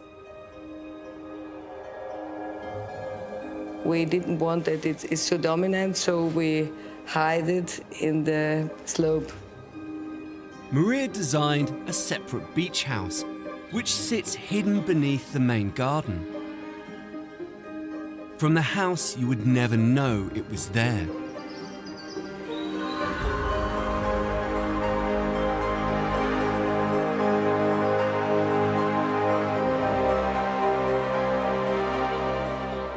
With a large living space and a sauna, it's a place the whole family can enjoy. In the summertime, most of the day, the whole family is next to the lake and in this room. It's a great relaxing area. And even in wintertime, we love it when there comes the fog over the water and you enjoy this mystic scenery.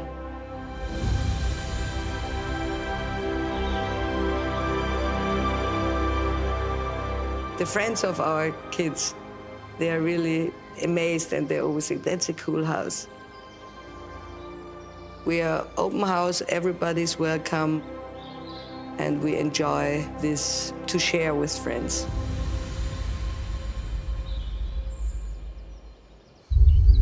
(6,700 kilometers west is the American state of Washington. Here, just an hour and a half inland from Seattle, lies the beautiful Mount Baker-Snoqualmie National Forest. Extending for more than 225 kilometers, this spectacular wildwood is home to snow-covered peaks and deep mountain meadows.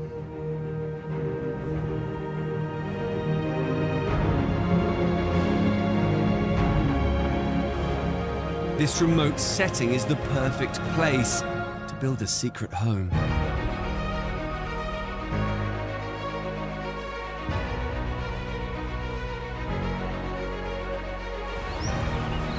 With the faint sound of the River Ty in the background,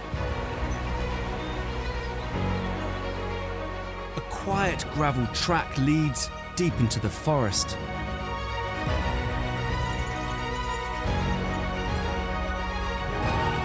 Hidden in amongst the trees,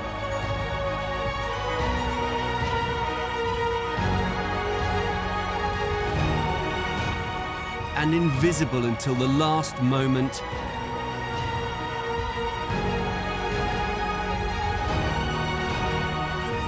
is the Ty River Cabin.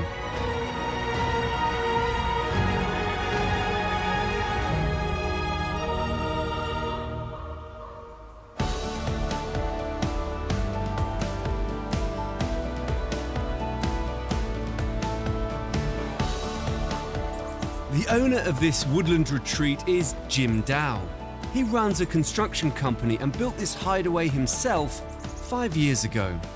This cabin was always about a place to be quiet. It's a place to come and read a book. There's no TV, make a fire, cook some food, and about hiding out in the woods and recharge so that I can head back to work Monday morning just ready to go. Jim's cabin covers just 58 square meters over 2 floors. The living accommodation is on the upper level, with 2 bedrooms, a bathroom, and a small kitchen and lounge. Downstairs, there's a garage and storage area, housing the utility appliances and wood for the fire. The home sits nestled into the forest, immersed in its surroundings.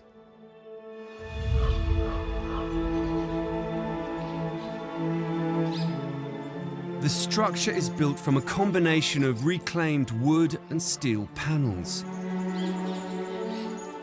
These exterior steps lead to the living space. Okay, so this is the entry to the cabin.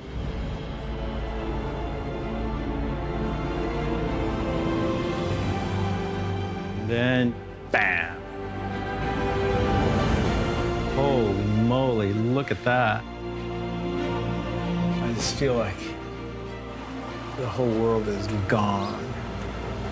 Work is gone, problems are gone. You have no clue what you're gonna see when you get here. It's just so beautiful.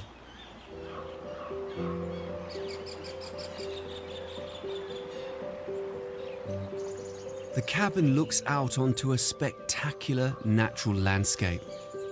And the inside of the home reflects this with a simple, understated design. So there's two tiny bedrooms. They're sort of like ship bedrooms. So it's just big enough for a bed. And then a tiny bathroom with a tub and a shower. It's a Japanese bathtub, so it's not even 5 feet long. And you come out, and there's the couch. There's the kitchen with about 8 feet of kitchen cabinets. There's a 4-burner cooktop, so it's pretty small. And then a massive fireplace in the middle. Jim discovered this idyllic plot completely by chance.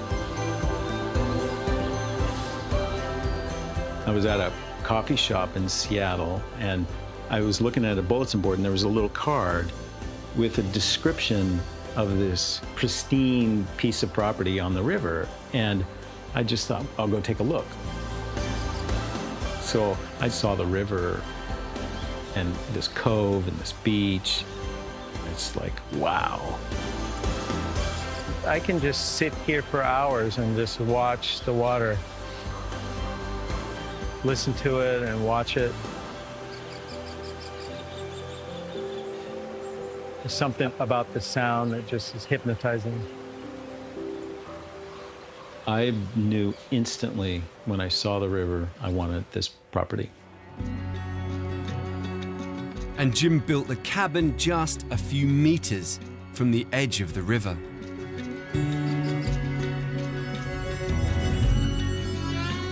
The cabin is hidden by these trees that grow right up to the river.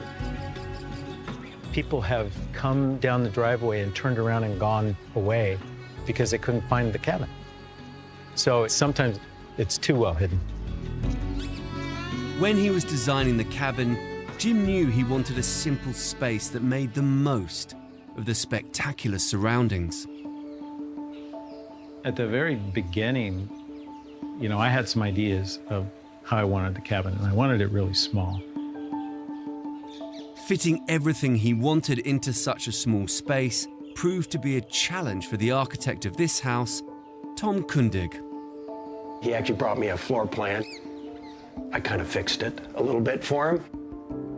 It was just a pencil drawing on a single piece of paper, and I said, something like this is what I want. But the only thing that I'm really stuck on is the size. I want it to be small. Jim, you wanted to feel cozy. You wanted to feel intimate. Tom came back with the exact size, but nothing else that was in my sketch. So now there's 2 bedrooms and a bathroom, and then there's this massive, amazing fireplace right in the middle.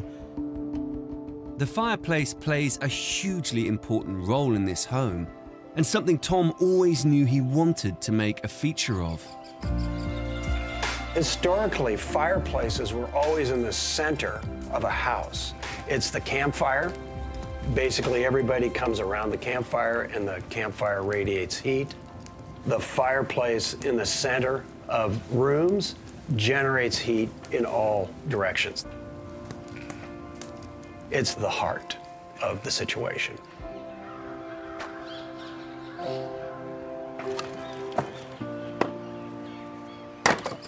I'm personally really drawn to fire. I love to build a fire. I build a fire in the summertime. It's just magical.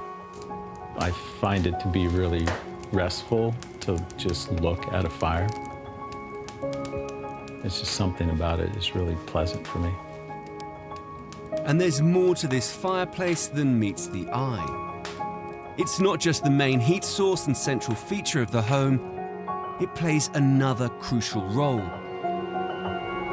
It is fundamental to the structural integrity of the whole cabin. The chimney sits right at the center of the house, and fundamentally it's a large concrete column.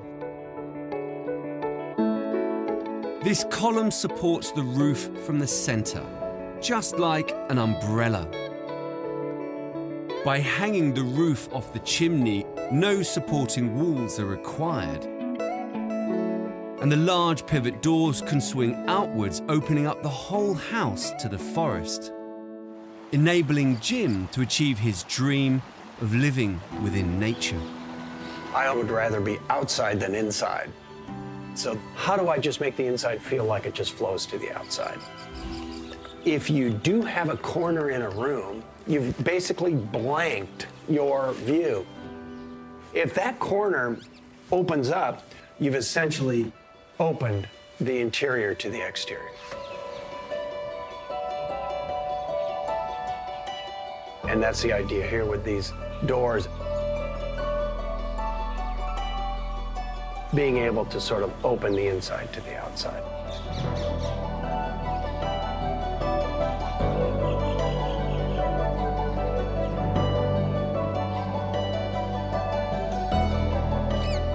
The doors are designed to merge the inside of the cabin with the forest it sits in, by completely opening up the corners of the space. It's not like opening a window in a house because the whole wall is. So it's almost like there's no wall now. When you do open the doors, it's just like you're outside now. And there's another reason why this cabin appears to fuse with its surroundings. As the natural forces work on the building, it actually gets better. It just really grows old gracefully. It really grows old in a way that feels even more and more authentic to its place. The windows are all wood, and there's no finish on them. The structure blends with the trees that encroach on the house as they grow around it, and a hint of rust now covers the steel panels. And actually just starts to look like the bark of the trees. These features allow the entire building to meld with the forest.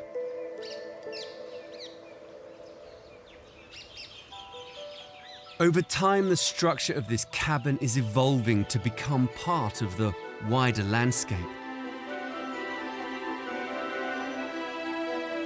What a magical place to escape daily life. It's a place, when I'm driving up here, I can already feel the pressure going away. And when I walk in here, I just start to rest. This cabin is way better than I ever imagined.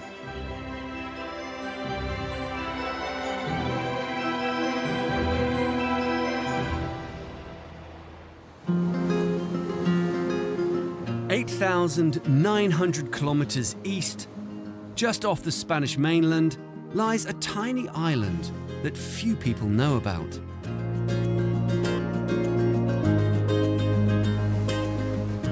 Known as the last paradise of the Mediterranean,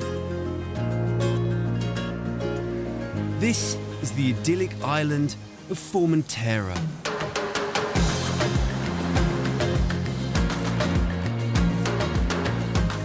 Just 20 kilometers wide, it's a place of white powdery beaches and turquoise waters. With no airport and only a few proper roads, it's a place to truly escape to.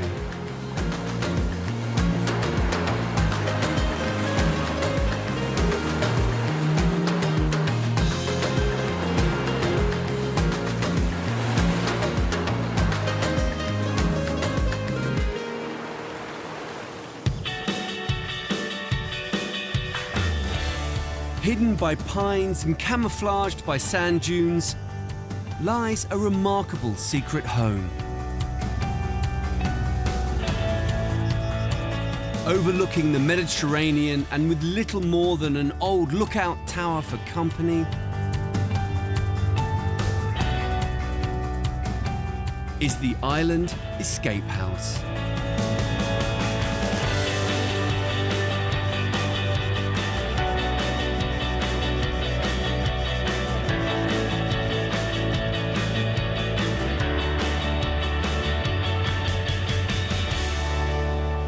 For owners Elena Castello and her husband, Maria, there was a deep-rooted connection to this island that made building a home here even more special. This land has been in our family for 130 years. I was always standing here and looking to the landscape. It was a place which was connected to me since I was very young.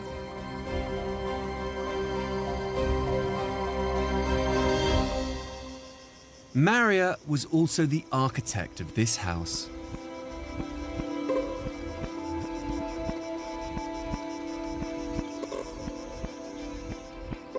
Our main aim was to fit very well on the landscape and to reinterpret the traditional architecture from the island. It's about finding the roots and the elements which were already here and then use it in a different way. We had always in mind two elements which are located in Formentera and which are very important for us. One is the boat houses from the fishermen all around the shore of the island, and the other is the quarries of stone, a local stone called marsh. It's a sandstone.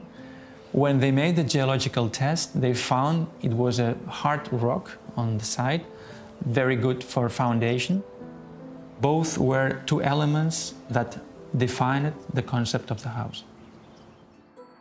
The house covers 315 square meters and is made up of 3 interconnecting cabins. On the upper level of the first cabin is the master bedroom with ensuite. This leads onto the open-plan living accommodation, dining area and kitchen. In the third cabin are 2 double bedrooms with ensuite bathrooms. On the lower level is another guest bedroom with ensuite, which also has its own private entrance and patio. In the centre of the house is the main entrance area, which leads onto a carport and storage area. The cabins were constructed from concrete, pine and iroko, a hardwood. The result is a modern house with a twist, and one which is camouflaged into its surroundings. I would say that when you approach to the house, it's hidden behind the trees and you just see the silhouette, but only parts of it, so you never see it completely. When we were choosing to the materials of the outside, we took as a reference the boathouse on the shore of Formentera. When you look at the house from the outside, you see like it melts with the landscape. You don't find almost any difference between the trunk of the trees and the facade. Maria took this camouflage design one step further. Rather than build one big structure that would dominate the landscape, he divided the house into 3 separate cabins. When we designed the house, we always had in mind to leave the less footprint in the landscape. That's why we divided the volume into 3. I would say that the building finds itself in balance with the landscape. A glass corridor connects the cabins together. On the northern side, you can see through the building the views. In the central cabin is the main living area.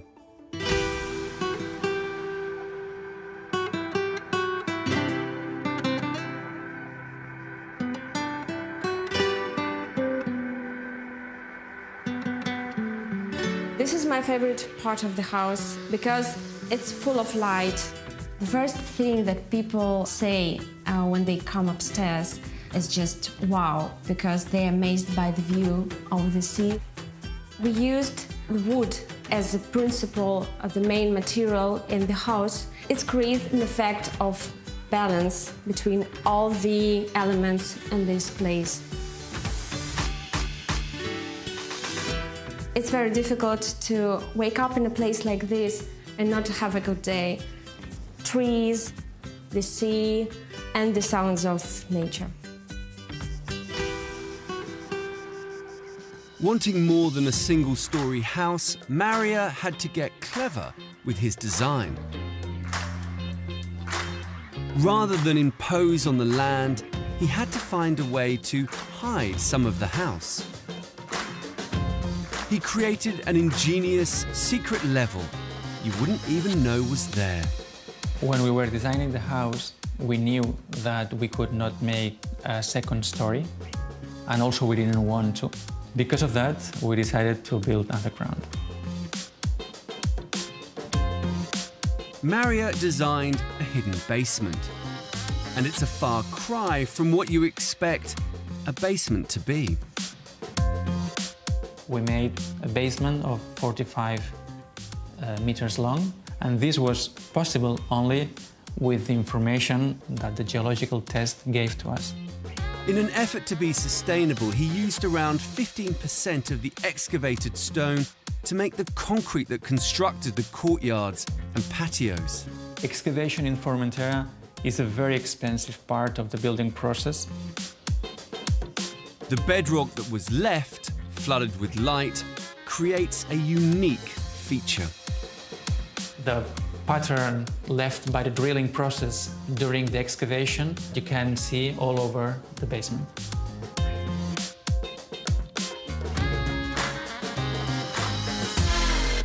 To excavate the basement, precision machinery was brought in to create a shape in the rock.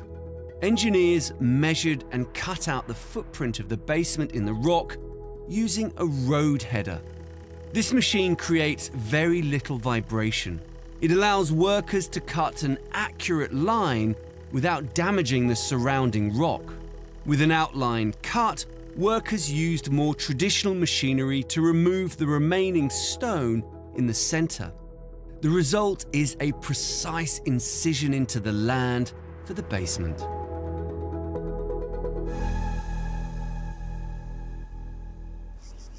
It's not just the basement that is hidden underground here.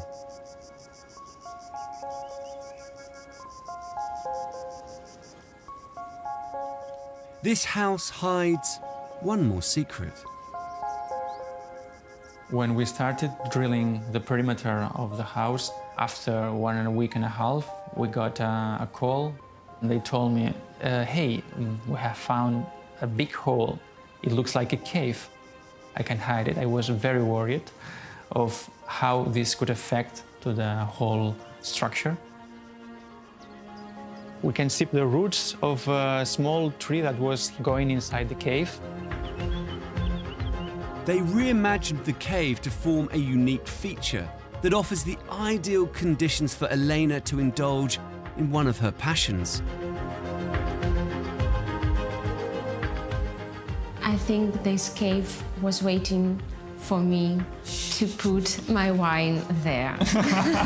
It was actually a present of nature for me.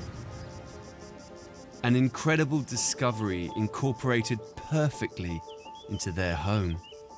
We both feel very calm, we both feel very in harmony with the nature, and this is something that makes us start every day very well. Also provides me inspiration. I feel very lucky every day, every single day. This house was built with so much passion, so much love, that we just enjoy every single day here.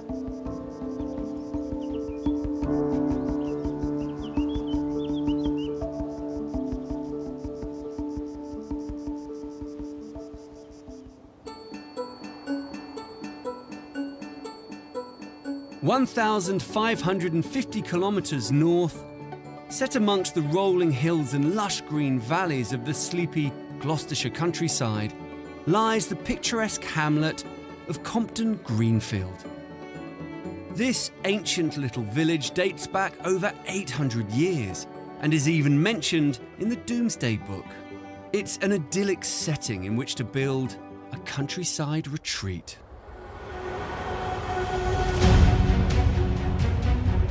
Hidden along this quiet country lane lies something quite different and rather spectacular.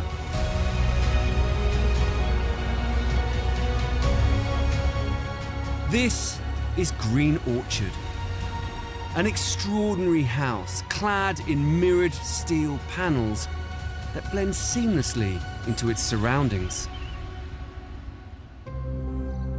The owners of this special home are Edna and Fred Wadham, who have lived in this contemporary home for 9 years.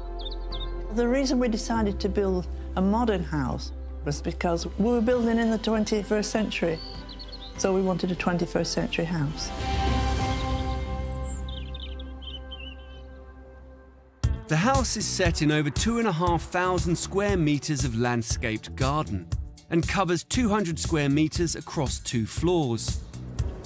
On the ground floor are the living area, kitchen, dining room and master bedroom. On a lower level, the house has 3 further bedrooms, 2 bathrooms and a utility area.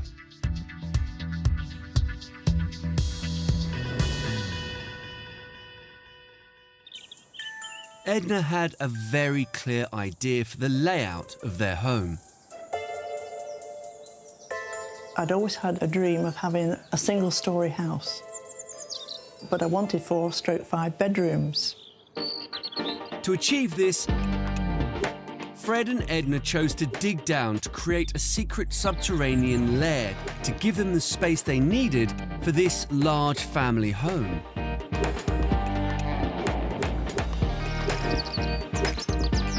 This is the secret bit that nobody actually knows about until they actually come to the house. You've no idea that there are bedrooms and a bathroom hidden downstairs. And that's really nice. With the living space, kitchen and master bedroom all on the upper level, it gives the feeling of a single-storey home.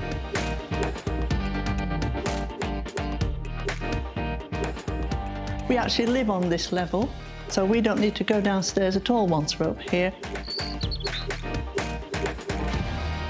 There's another reason why this house is so special to Edna and Fred. The architect and mastermind behind this project is their son, Paul. I think one of the things that I knew was going to be good about working with them is that they brought to the process very open minds. There was no point in having an architect and telling him exactly what we wanted, because we wanted his ideas in it as well. Green Orchard was Paul's first new build project in the countryside. I knew from early on that whatever we did was going to be visually pushing it. And the idea of the mirror panels came from realising that we could do something which was exceedingly modern, yet at the same time quite sensitive to its environment. The mirrored panels reflect the landscape around the house and blend it in with the countryside. One of the things I really enjoy about the house is that if you go for a walk around the local fields, the house actually kind of comes in and out of focus, so when you get the reflections of it, different parts of it disappear into the landscape.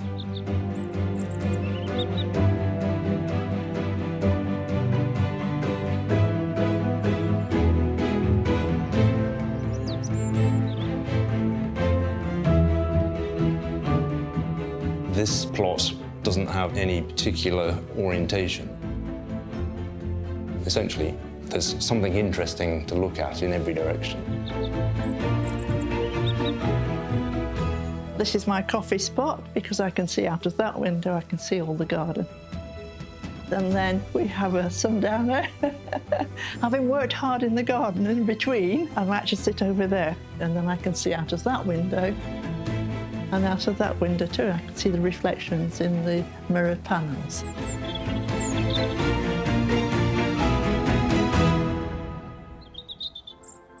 This house is packed with ingenious features that help it retain heat and keep it warm during the cold winter months. One of the ideas that I was looking at was maybe you could actually design a building that could change its thermal performance in the same way that in the winter you put a jumper on. Yes, this house has the incredible ability to put its jumper on when it gets chilly.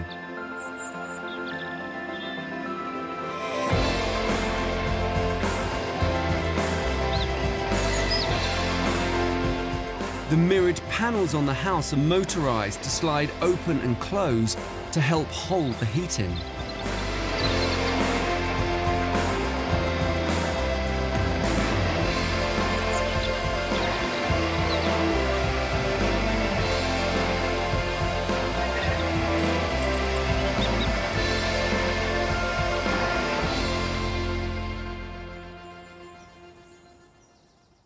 The shutters at Green Orchard work using a very simple engineering mechanism. A rubber belt with special teeth runs across the top of the window frames. This is connected to an inbuilt motor with a wheel at each end. Teeth at the top of the panels engage with the belt. When the motor is switched on, the belt moves, the teeth connect and pull the panel along to open and close the shutter. A simple press of a button controls the system from inside the house. Green Orchard isn't just a visual masterpiece, it also earns its keep. It's been built as a super low-energy home, massively reducing the carbon dioxide produced by living in the house over the course of a year. We wanted to be as sustainable as possible, which eventually would mean that it wasn't very expensive to live in. There are two types of solar panel on the roof, one for heating water, the other for generating electricity. A wood-burning stove in the kitchen provides the central heating. The stove can also heat water when solar energy is not available. The structure and design of the house uses a combination of materials working together to make this house exceptionally well insulated. You've basically got a lower floor, which is made of mass concrete, and then an upper floor, which is lightweight and timber. The idea is that the lightweight timber structure gives you a really great super insulation, whereas the heavy mass of the concrete means that it takes an awful lot of heat to warm it up, and therefore it tends to stay at a much more comfortable temperature throughout the year. We were definitely pushing the boundaries of what you can actually do.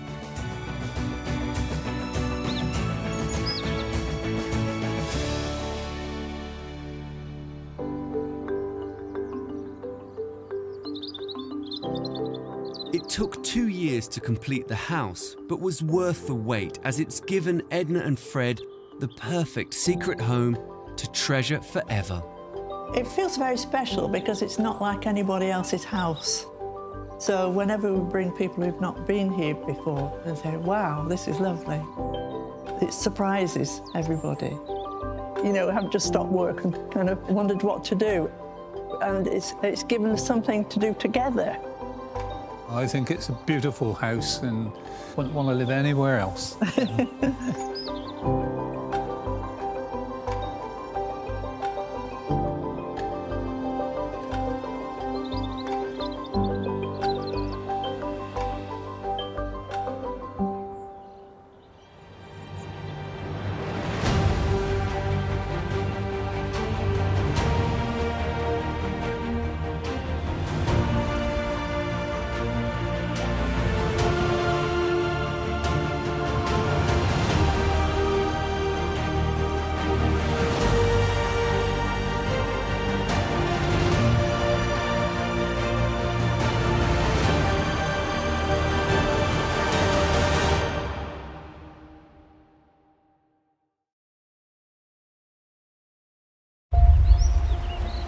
Imagine living in a home that sits secluded in a forest.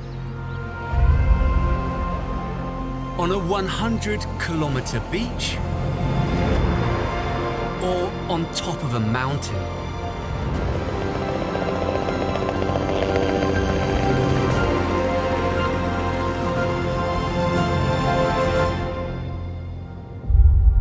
In this series, we travel the globe to explore some of the world's most secret homes, hidden away in truly inspiring locations. From jungle hideaways and secluded mountain cabins. This is what it's all about. I love it. To coastal sanctuaries and desert retreats. It does something to your soul. We explore how these spectacular homes were built. It was amazing because it was lost for 70 years. And meet the people who live in them. People come in and say, oh, wow. No one's expecting it. As we discover the world's most secret homes.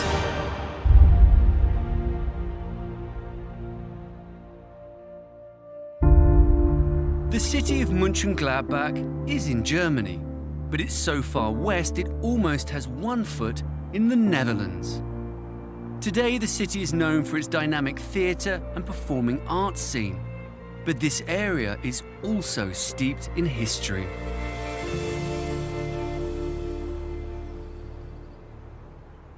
Mönchengladbach was on the front line during the Second World War.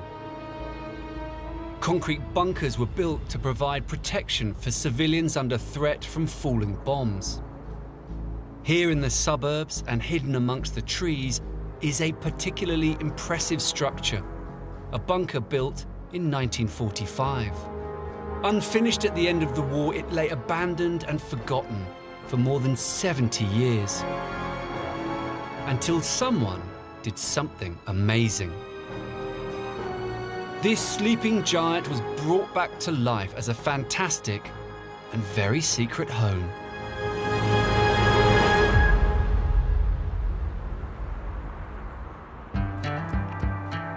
This striking home was created by artist and sculptor Bernhard Petz, who was originally looking for a place to work.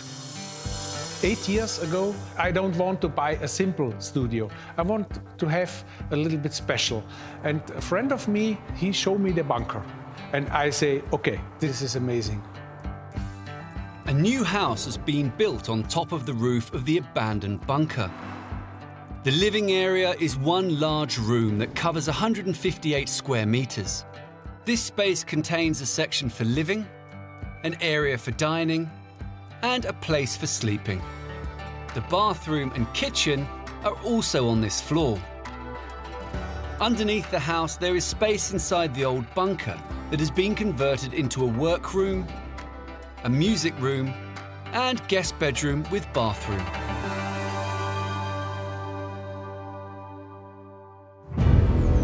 When Bernhard first found the site, it was dominated by a concrete building with walls 2 meters thick. It was like a castle. Everything was green and everywhere was plants. It was amazing because it was lost for 70 years. When I found the bunker, I go inside and it was very dark. You cannot see the hand before your face. No roof on the bunker and the rain is go in the bunker. I know from the first time it will be a very big project.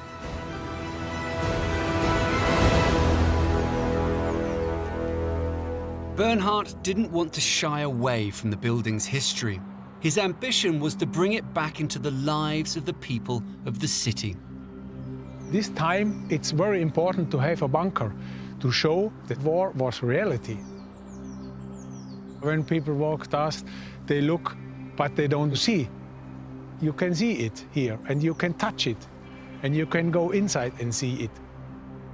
First, when they go inside, it's the doors. The doors are steel doors, and they are old, very old, and they are heavy, and when you close, bah! Apart from adding a roof to make the structure watertight and clearing the trees, Bernhard has kept the ground floor of the bunker very much as it was. This is the inside of the bunker. Here you see, this is the bunker I found. I don't clean, no colors and nothing. Only a little bit art and only the atmosphere. The bunker will be the bunker. For me, it's important to show the history. We must learn about the history and not to repeat the history. As an artist, Bernhard has created an installation in one of the subterranean rooms to remind people what this building was all about. Here you can see a special room of the bunker because the chair and the helmet, I found it in this room. I think it's very important to respect this room because in this room you can feel the time, the history. The shadow is very important for this installation because the shadow is the dark thinking from the war. First you only see the shadow.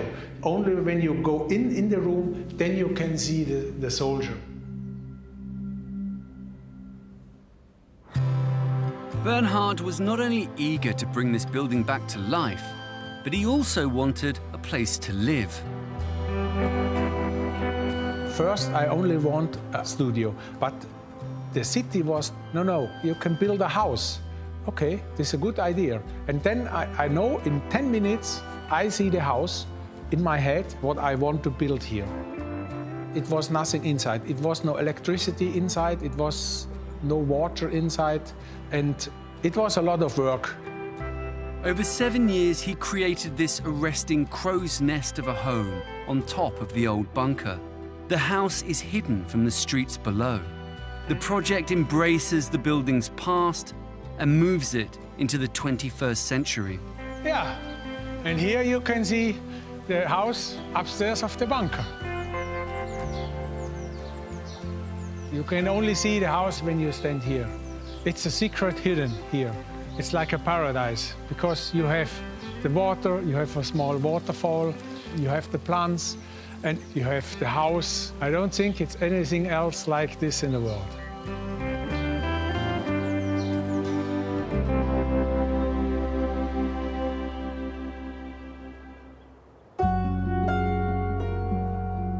The garden's steel staircase leads up into the vast, open expanse of the living room.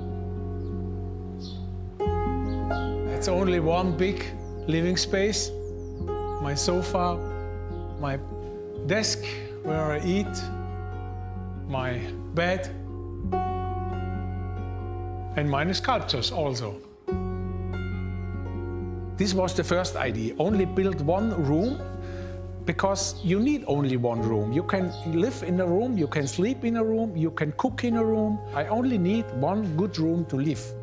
This was the idea. The architect later, my architect, he said, no, you must have also a bathroom and also a toilet and also the kitchen. But the room is the center of this new building.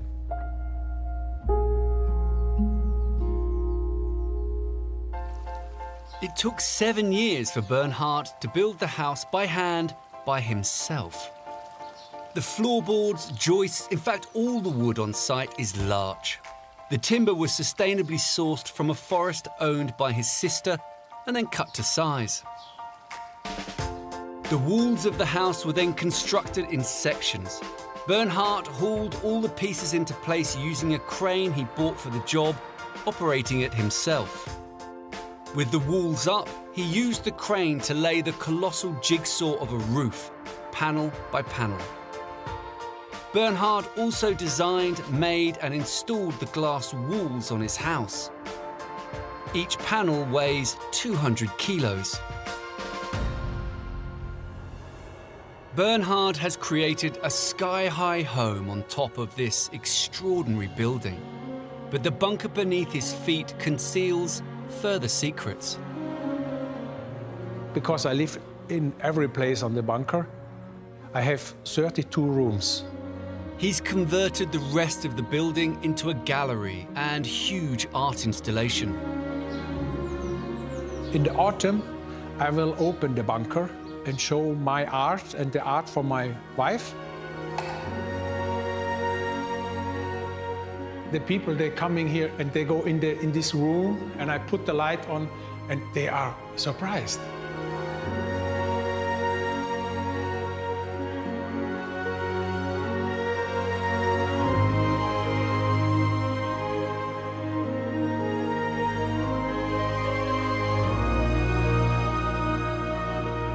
And this house has one more secret to tell.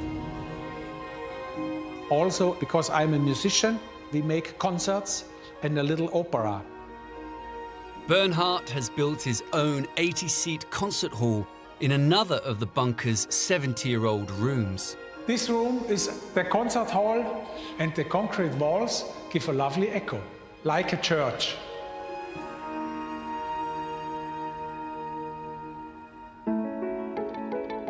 That's not the only surprise in this room. All natural light in the concert hall comes from the base of Bernhard's fish pond above. And when the sun shining in the water, you can see the light is like a dancing.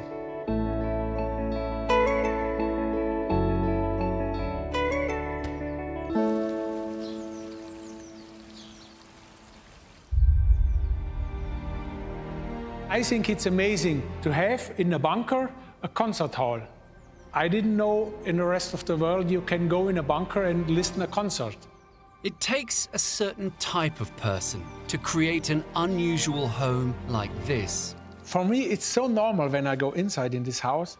Most of the people, they copy other things. I go my way and I find things in the world what the people don't want. When I'm young, I play the tuba. Tuba, nobody wants to play tuba.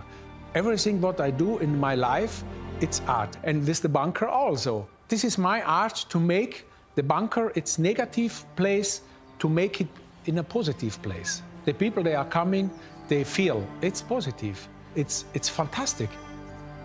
Turning a building that had a dark history into something this joyous is the perfect outcome for this once neglected bunker. And it's easy to see why Bernhard loves it so much and why he's breathed new life into it for the city he calls home.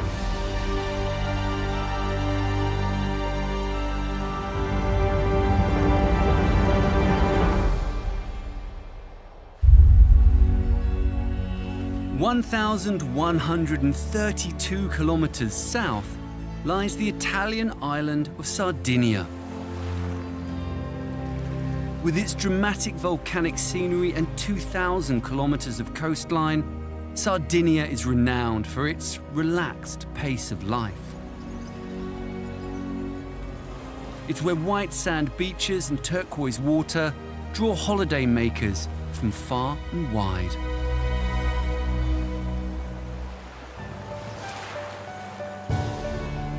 On the northern part of the island, just 32 kilometers north of the city of Olbia, lies Porto Pozzo, a small village situated at the head of an estuary. On this secluded corner, perched on top of a cliff, lies a home, hidden by its surroundings. Flanked by clear blue seas and nestled in lush greenery, is a secret waterfront villa. This exceptional home belongs to Christian and Sabine and serves as a haven away from their busy lives in their native Belgium. We were looking for a holiday home to spend time with the children. We were looking for a location that was on the water. We traveled a lot to Italy and it was always, let's go back to Italy, let's go back to Italy. And then we went once to Sardinia and we fell in love with the nature, the sea. We visited about 20 different plots. This was the last one we visited. And when we arrived here, it was an abandoned house. I think it was about 15 years that it wasn't used. The garden was completely wild, but we fell in love with it immediately. It was a love at first sight.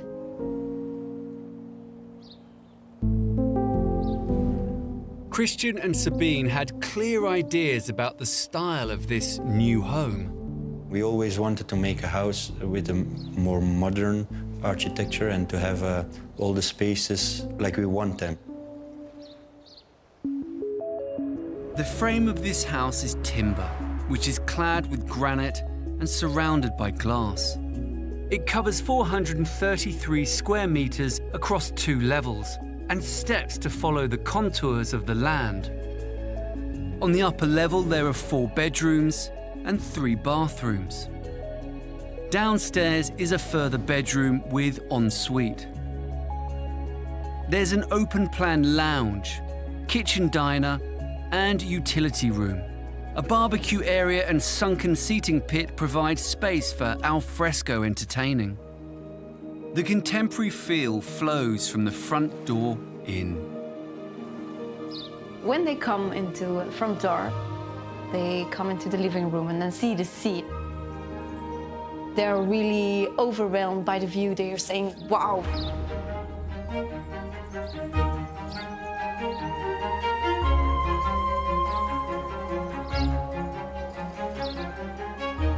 The house is oriented at the back of the plot because we wanted the main part of the garden to be in the sun. The terraces needed to be in the shadow, so they're not too exposed, because in summer it can be very hot. The windows are a gateway to the breathtaking views. Their slick design conceals one of the home's many secrets. 95% of the house opens up, so you can pull back all the windows. So you have really open space. When people come in, we walk right into the garden, almost into the sea, because we bring outside into our home. We wanted to have an inside-outside connection, and that's why we chose the same wood inside as we did outside. The walls continue from the outside, go inside, and go through the house all the way around. The timber-lined walls conceal another secret. This door is the entrance to one of our bedrooms. A bedroom for 2 persons. Also, there's a bathroom connected to this room. We wanted a kids' room where it's fun to stay. We designed 5 beds, so 5 kids can sleep here. They have to climb into their bed, so they love it. This is the master bedroom. We picked this room because we wanted the nicest view, and then we have a nice terrace as well. Then this looks like a built-in wardrobe, but actually you have the entrance door to our bathroom as well. And we even put a big bath inside the floor. And when you are in the bath, you can just see over the window into the sea.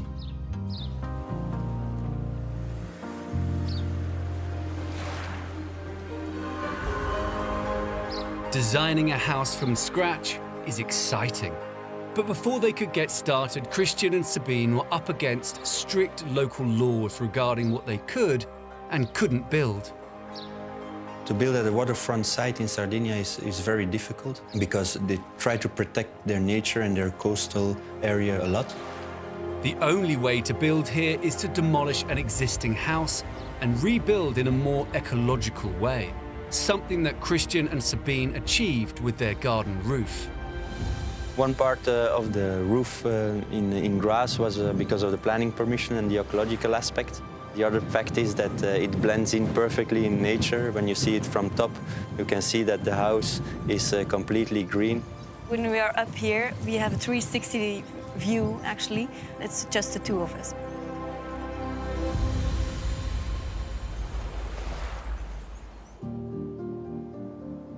Overseeing the project was local architect Pietro Giordo. For me, it was a big challenge because I built house from 35 years, but Mediterranean style and totally different. Before we started the project, we made a mood board. We put in all type of pictures of different type of houses and things that we liked. Pietro translated it into a design that he thought would meet our wishes. Pietro's master plan was at one with nature. The house don't try to dominate the nature, but speaks with harmony with the nature. We have three materials. The glass, Sardinian granite is the same granite of the rocks. And we have wood. Pietro's local knowledge of the island's strong winds helped with the design. This is one of our favorite parts of the house. We have got the barbecue area with a large dining table. Because of the winds that are in Sardinia, we needed something to cut the winds off if it's too hard. And so we made glass panels that are able to shut down the terrace completely. A series of glass panels helped to bring the inside dining area outside. The panels run on small tracks at the top and bottom. And when open, they disappear neatly behind the masonry walls.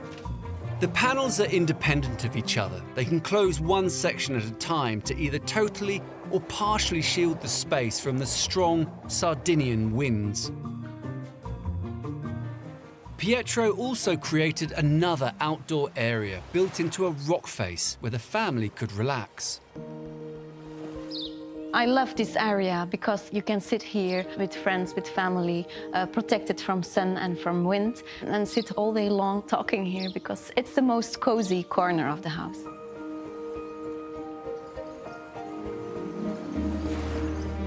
Journeying deeper into the gardens reveals a magnificent infinity pool with far-reaching views across the Mediterranean Sea.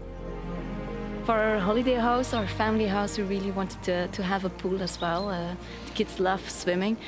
We wanted to have the pool not too close from the home, but actually just in the garden between the trees, so it's a little bit hidden. The swimming pool is more nice to swim in the sun, so we placed it on a place where we know we have a full sun all day long, 360 degrees. And actually, when you're swimming in the pool, it's like you're swimming in the sea. But that's not the only place to swim, as this home holds one last surprise: its own secluded beach. Having access to our own little beach, that was an extra element for us to fall in love with the land. You're always zen when you're at this place. You can sit outside, spending hours talking, enjoying the views. It's a unique place to be here.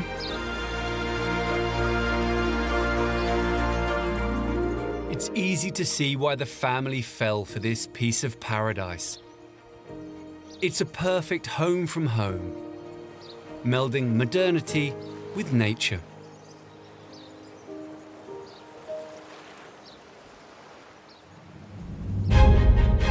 (9,667 kilometers west, in the shadow of the Sierra Nevada mountains, is the American city of Reno. Known as the biggest little city in the world, it's a bustling place with a character as bright and unforgiving as the sun that beats down on it for over 300 days a year.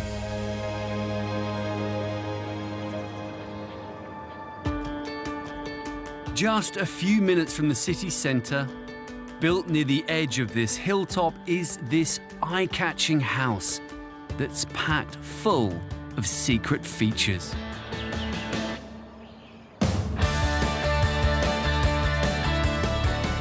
The structure has been designed with sharp edges and peaks to blend in with the mountains around it.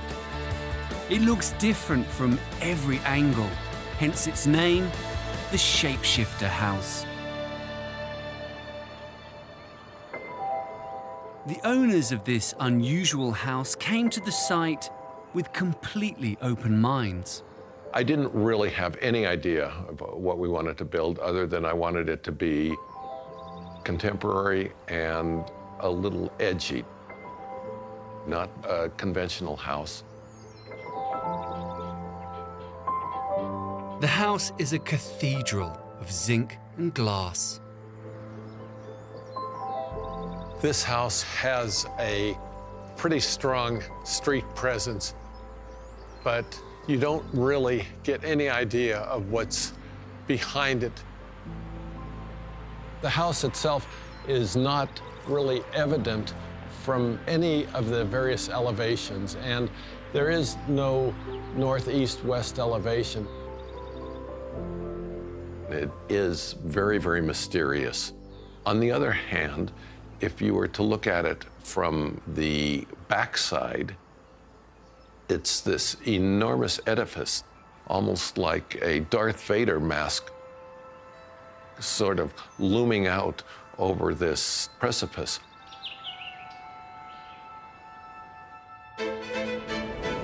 The house is built from zinc, concrete, steel, and glass. It's a 3-story family home that covers 548 square meters over 3 floors. On the top floor is the master bedroom suite and bathroom. The floor below has a guest suite with bedroom, bathroom, and private terrace. The ground floor is completely given over to a vast, open-plan living room, dining area, and kitchen.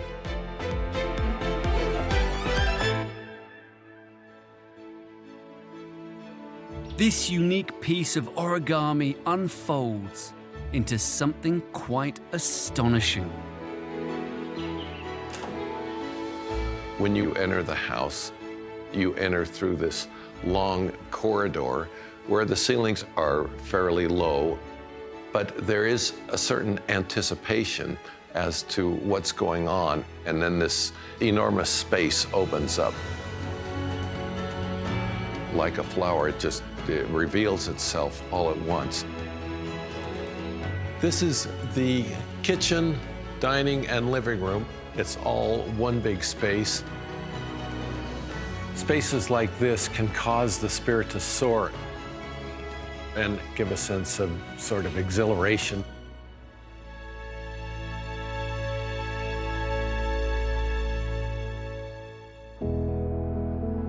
When it came to designing this striking home, Peter chose San Francisco-based architect Luke Agridziak and gave him free rein to indulge his creativity. For us, that was amazing because as architects, we're very excited about pushing the boundary of what's possible geometrically and thinking how can we make spaces that have the excitement and the depth and the complexity that nature does. What Luke has created is an unusual home that has the ability to amaze and surprise. You need to move through the house to understand how it opens up. By moving through it, the secrets of the house unfold.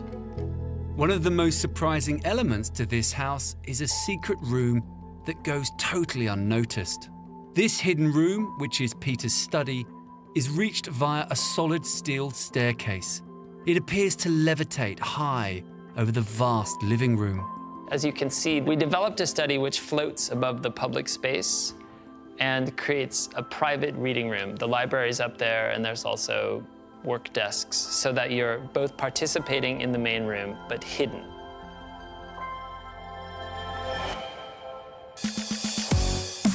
Peter's study is made from 3 enormous sheets of thick, polished steel. They were assembled off-site and needed cranes to lift them into position. The room appears to float above the kitchen and looks out across the living room. But this clever pod-like office is in fact hung from a pair of long metal rods. The rods drop down from a joist in the ceiling and bolt directly onto the study floor. The base of the study rests on a steel joist that cantilevers out of the wall. Peter wanted to delight and amaze friends and guests at his house. And so the element of surprise flows through upstairs. We saw an opportunity to do something that would be both fun and terrifying at the same time. This is the gallery, or the entrance into the master suite. We decided to put in a grate so you can see through to the living room below, and it creates a certain tension as you walk over this thing, looking down about 24 feet into the living room.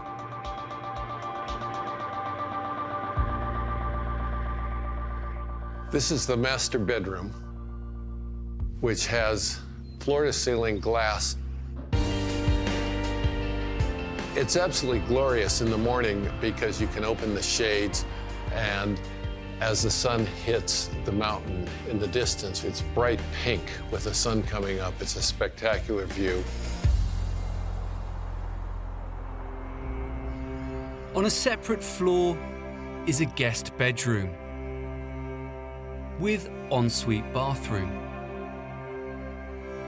Each bedroom has its own private space.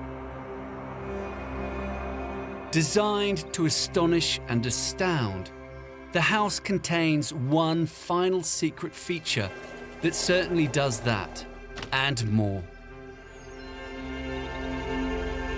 The view and the windows that frame it.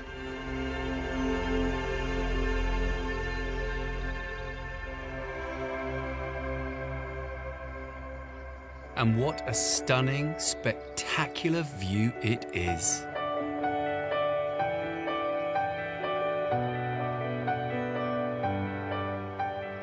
The views really are what makes the house so dramatic.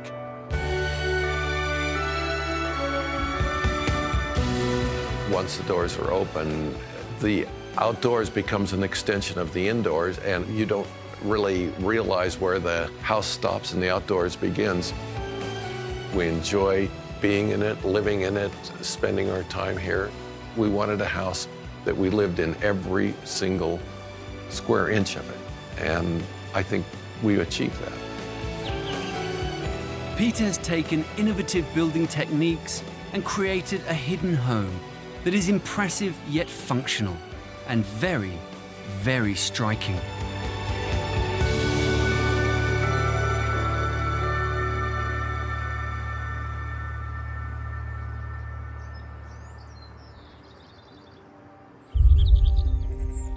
"7,800 kilometers east are the wilds of Scotland, a country where breathtaking landscapes stretch as far as the eye can see.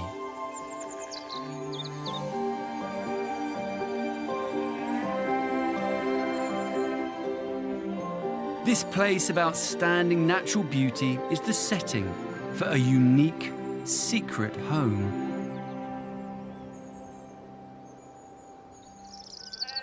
Tucked away in the southwestern corner of Scotland is a place where few people live and even fewer visit.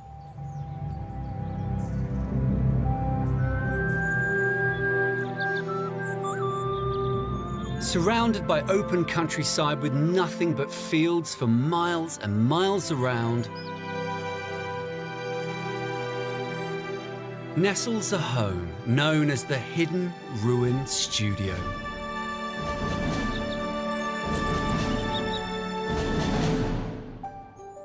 This remarkable retreat is where owner and architect Lily Jenks, along with husband Roger Keeling and young children, come to unwind. My family have always been in this area, and so I've grown up coming here, and the landscape here is such an important part of my psyche, I think. And my mum left this little bit of land here for me, and it was a ruin, and she had always imagined building a kind of studio up here. She partly was an artist, and after I studied architecture, I started to get some ideas about how I might be able to use the space. The studio is a startlingly modern home built within the shell of an ancient stone farm building that has been on the site for at least 300 years. The home has been created across one main floor and is 180 square meters. There's a central living space, kitchen area, master bedroom suite, and guest suite.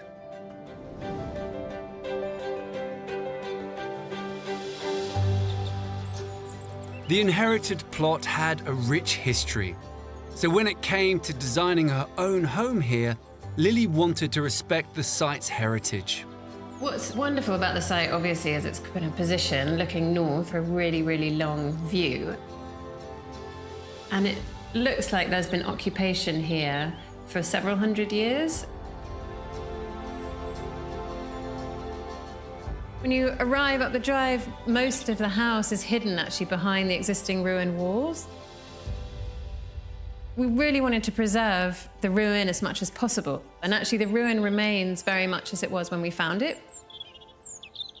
It was really obvious to me that to kind of celebrate the history, rather than try and recreate the exterior in stone and make it look how it would have looked, it would be more fun and kind of true to the idea if we emphasize this occupation of the site now and set up as many differences as possible across the layers, so each one is as different from the next one as possible. To build this unusual home, Lily used a material that's not exactly traditional in the wilds of Scotland: rubber. We chose the black rubber because we wanted something that would really be different from the natural material of the ruins. And so that black rubber exterior sits just within the walls of the ruin. And slightly as a background to it, but also kind of really nicely frames them and offsets the stone. It's almost like a ghost of its previous form. So it's exactly the same form as it would have been as a barn building. But now just with the black rubber there, you just get this sense of what it was before. And it just lets the stonework shine. The design became almost a game of how could you emphasize the difference more. You have the rocks, then you have the rubber, and then something completely different on the inside. As you step through the front door, you are totally unprepared for the innovative design on the inside. You enter into this smooth, white, curving space with light bouncing in from all different angles. People come in and say, oh, wow. No one's expecting it. The experience of the space is much softer than I realized, actually. And I've loved that more, that it's a kind of cocooning, soft, welcoming space, particularly in this room, which is the sitting room. And then it's divided from the kitchen area by these walls, which are part of the existing ruin. We tried a lot of different designs to try and see how we wanted the curves to relate to these. And in the end, kind of decided to separate the curves from it and allow them to stand kind of by themselves, because they're so beautiful. And they have the old windows in them, which are kind of these arrow splits, and then the kind of crack that was just always there that we just managed to save. And so they're a wonderful reminder of the history of the building on the interior. I love that contrast inside. The extraordinary design continues through to the modern kitchen. What I love about it is that it's so bright and light. You've got the wonderful view looking out over the hills you can see for miles. And the window, which frames it so perfectly that it seems like a bigger view than you had before you were actually inside the house. And you can really see how the curves and this organic form is related to the landscape around here. And so when you see these curves in the interior and then look out of the window, you can see the hills here rolling over the countryside.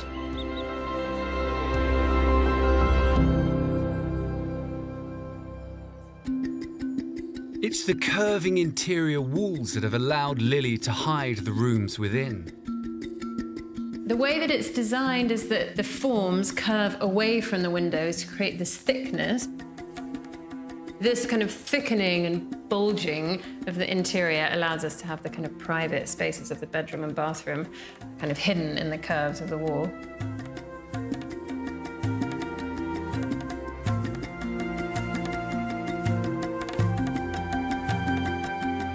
When it came to designing this incredible building, architect Lily didn't want to do it alone. I really enjoy a design as a kind of back and forth conversation where you can hold on to an idea and then push it back, see how someone else approaches it, and then you push back to them. And it would be a different project, definitely, if I had done it by myself.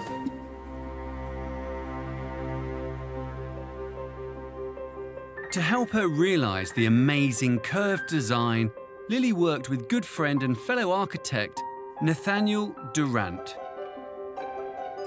This part was very challenging to design. We did more than 100 3D models to make it happen. And each model had different options in terms of how those skylights, how the curves, how all these different lines would work together with the rest of the space, with the views, with natural lighting and everything else. So there were a lot of prototyping, a lot of modeling, a lot of 3D modeling. And then once the pitch roof part was done, we had to take all the measurements and adapt the 3D model to it and then start fabricating it. To create the ingenious interiors of the home, experts first used a 3D laser to scan, measure and plot the old ruins. They used the scan as a guide to make a wooden frame for the curving walls to fit within the pitched volume of the home. They then positioned 1 metre by 1 metre blocks of polystyrene into the frame and carved them into the curved shapes. Finally, they coated the sculpted blocks in fiberglass. To make sure that this innovative design would work, engineers first erected it full-size, off-site in a warehouse in South London, before transporting it to Scotland for final installation.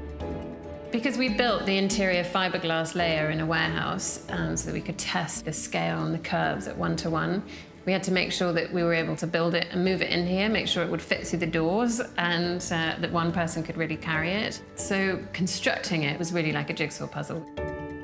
It was a great sculptural exercise, wasn't it? It was wonderful to see it in full scale in a warehouse in Greenwich.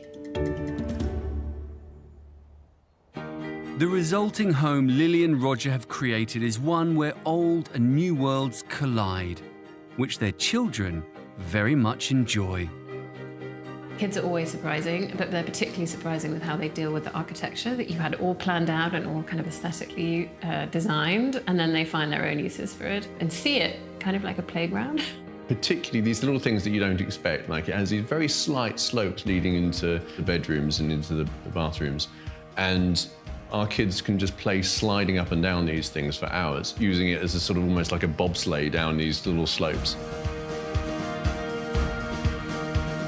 But this house conceals one last secret, a room below the main floor. The bathroom accessed through the guest bedroom is a hidden gem. From here, we've got this little secret space where actually you don't expect there to be a floor underneath, and you can walk down into the bathroom beneath. One of the great things about this space is the views out. Although it seems underground and hidden, you actually have wonderful views out all the way on a clear day over to England. And we got this bath positioned specifically so that you can lie in the back of the bath and see all the way out.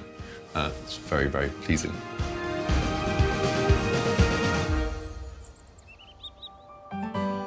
Lily and Roger have put their own mark on the history of this incredible site. They are the latest in a long line of custodians.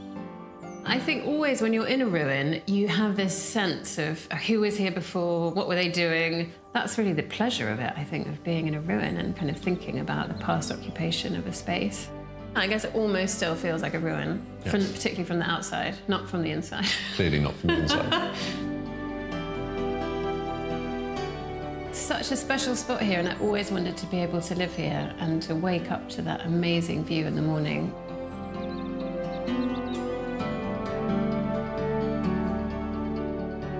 I think my mum wouldn't have imagined this because it's quite unusual, but she was very creative, so I think she would kind of be delighted of creating something so unexpected here. It's our retreat, isn't it? Yeah. Really. The cows know it's here, and that's about the size of it.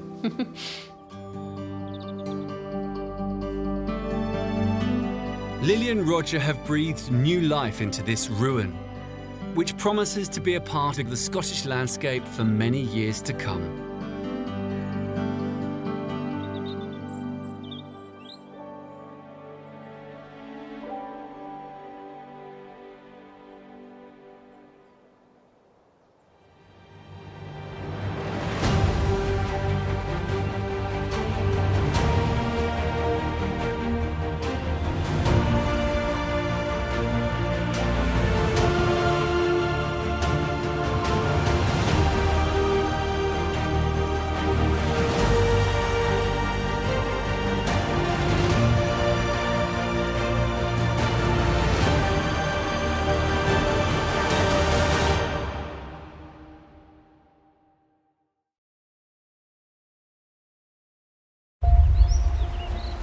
Imagine living in a home that sits secluded in a forest.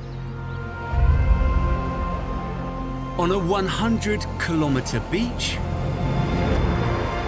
or on top of a mountain.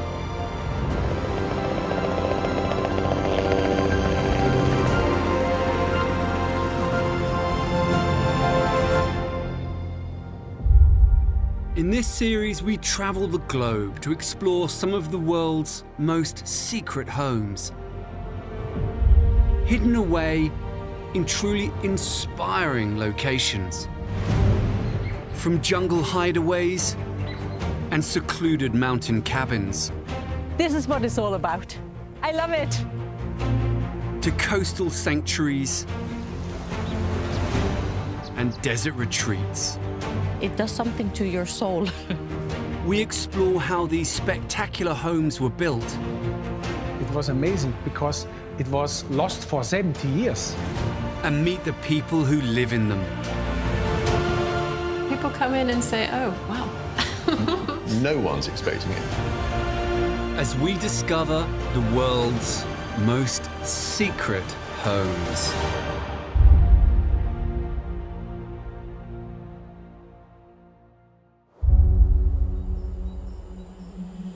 Designated an area of outstanding natural beauty, the Cotswolds are a collection of traditional English villages, covering an area of over 2,000 square kilometres. These lakes were once quarries that supplied the stone that built both Windsor Castle and the Houses of Parliament. It's the perfect spot for a secluded and secret home.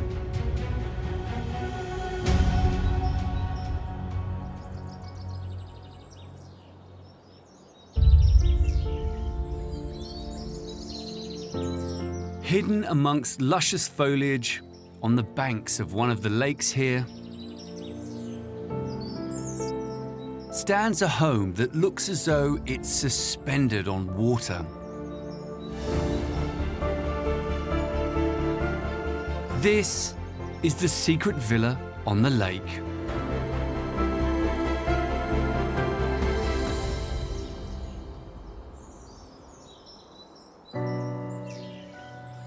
The owner of this home wanted it to be constructed almost entirely out of glass to reflect its waterside surroundings. The inspiration for the glass house goes back maybe 30 plus years. I was a young man watching a movie, and there was a glass house in there on the sea, and I was fascinated. And I always had this dream to actually one day build a glass house. I wanted to live outside. I wanted to see water. I wanted to hear water. I wanted to hear nature. It's a joy to kind of see the seasons. When, for example, the autumn leaves are falling and the colors are changing, it's there in front of you. Pretty much wherever you go, you can see the change without even stepping outside the door.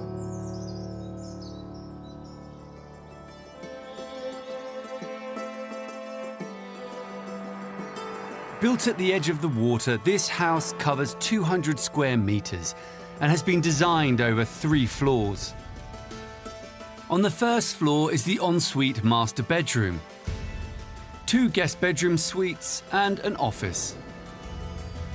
On the ground floor is the formal lounge, kitchen and dining room, a small sitting room and a further guest bedroom. Below is a home spa and leisure area.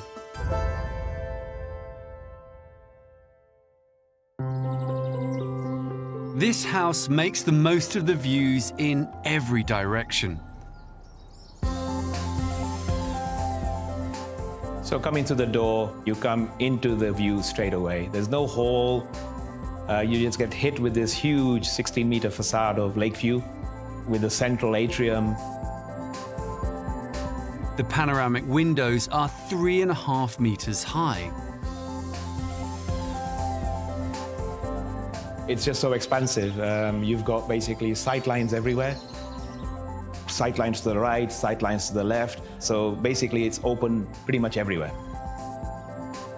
Well, most people that come through, including myself, you actually just take a little bit of a breath, gasp at the view. When you come into this space, you just go, wow. This is the formal lounge. It's one of my favorites, or probably my favorite room. It's a great room to watch nature because this is much more expansive in terms of lake views. It's sitting almost on the lake with the way that the room is positioned. The wall's been created specifically for the fireplace to house a chimney and a bespoke fireplace design here. The beauty of this whole space, including this room, is that it has these massive 3 doors that pull all the way open.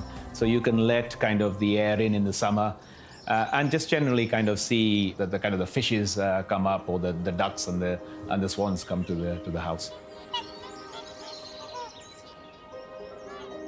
All the rooms in the house have been designed to make the most of the views. From the master bedroom with ensuite to the office and the dining room and kitchen. The top floor of the house conceals a surprising secret. We have the staircase which leads what looks like to nowhere. It's actually a door, an automatic door, which opens up onto the roof terrace.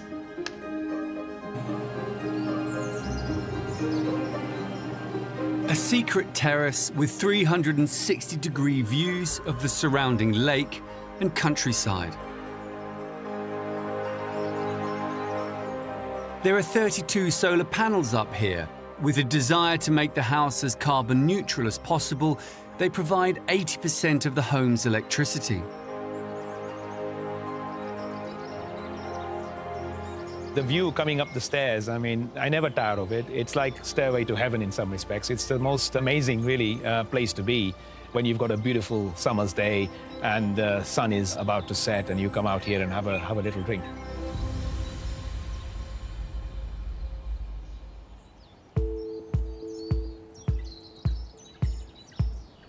This secret waterside home was built by a Dutch team.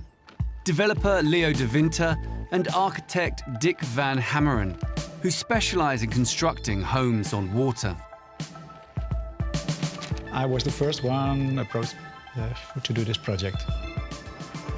We looked for a Dutch engineer, and that's how he contacted me.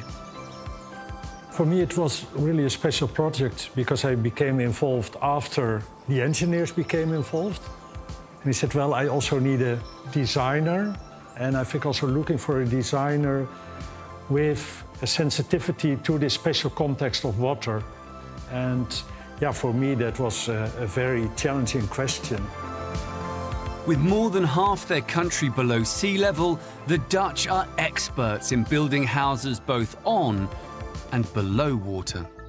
Leo and Dick's expertise has created one more secret within this home, tucked away where you'd least expect it, deep below the waterline.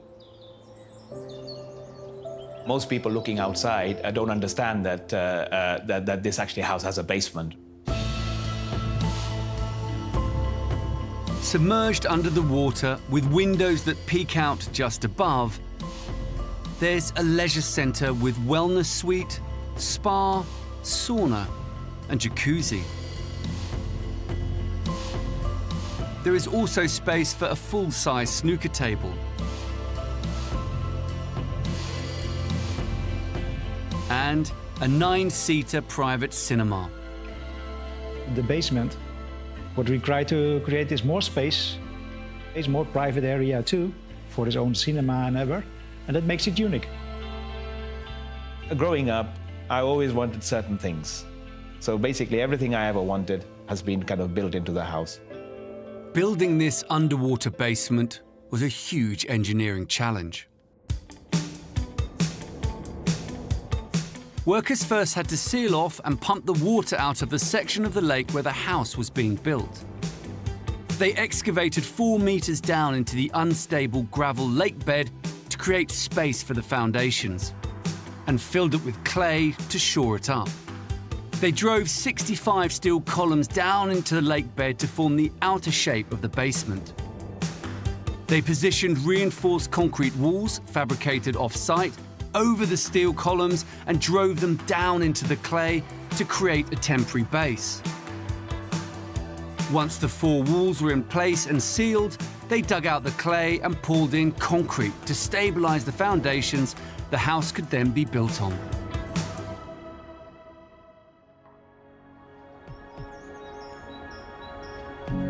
This home's clever design means you feel as if you are floating and living on the water. It's a project Raj couldn't be happier with. It's been 30 years in the kind of concept stage and probably 6 or 7 years in the making. But it's been worth it.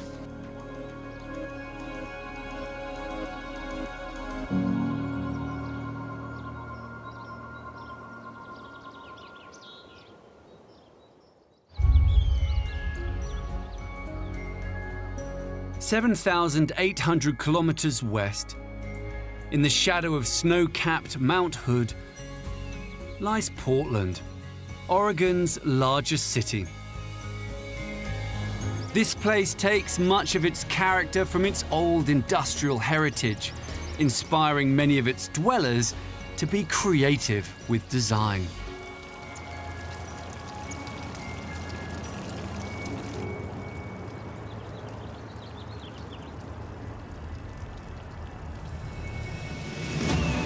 Just 15 minutes west of the city, a sleepy suburb blends into its forest surroundings. In this most traditional of neighborhoods hides this most untraditional of homes. Emerging through the dense foliage is this unusual yet unassuming forest house.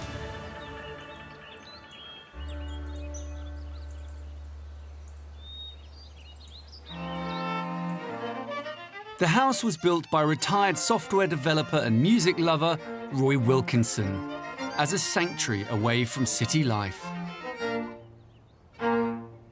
When I first came to Portland, I was determined to build my own home.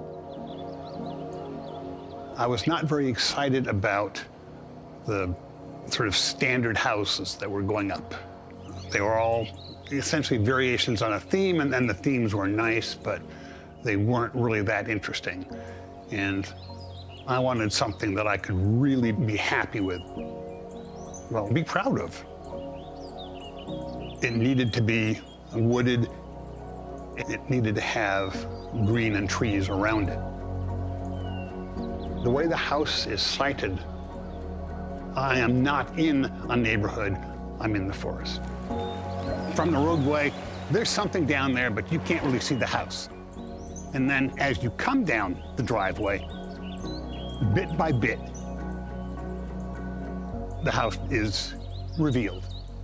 Yeah, I mean, it's a work of art. I mean, that's what I wanted, that's what I got.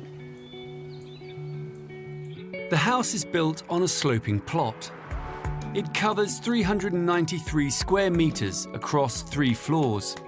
On the ground level, there's a garage to the left, a den, and beyond that, the living accommodation, kitchen, and reading room. A private terrace extends outwards from the rock face. The terrace hangs 9 meters above the ground.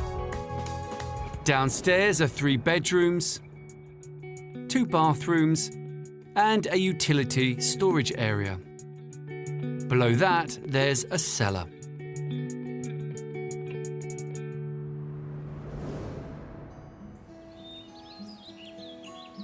The structure of this house is built with a range of unusual materials.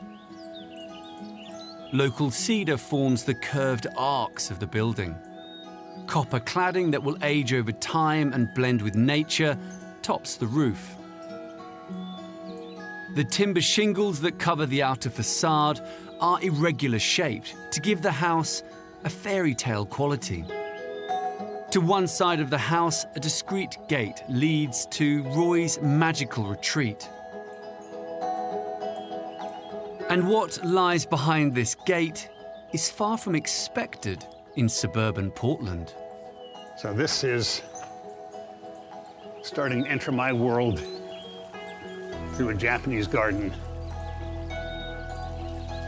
And the whole idea of this was to come home and leave the stress of workaday life into a more comfortable, calm environment. And with the garden, water feature, you just have serene beauty that you're looking at. Making the most of the spectacular surroundings, the unconventional design continues right to the front door. This is a little out of the ordinary.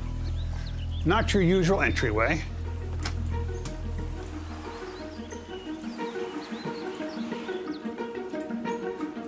You don't buy these at Costco. This D-shaped wood and glass door with a central swing pivot is designed to merge the house with the garden. The doorway blends seamlessly with the sweeping design of the home. When I have people come to visit, this is where I first see their jaws drop.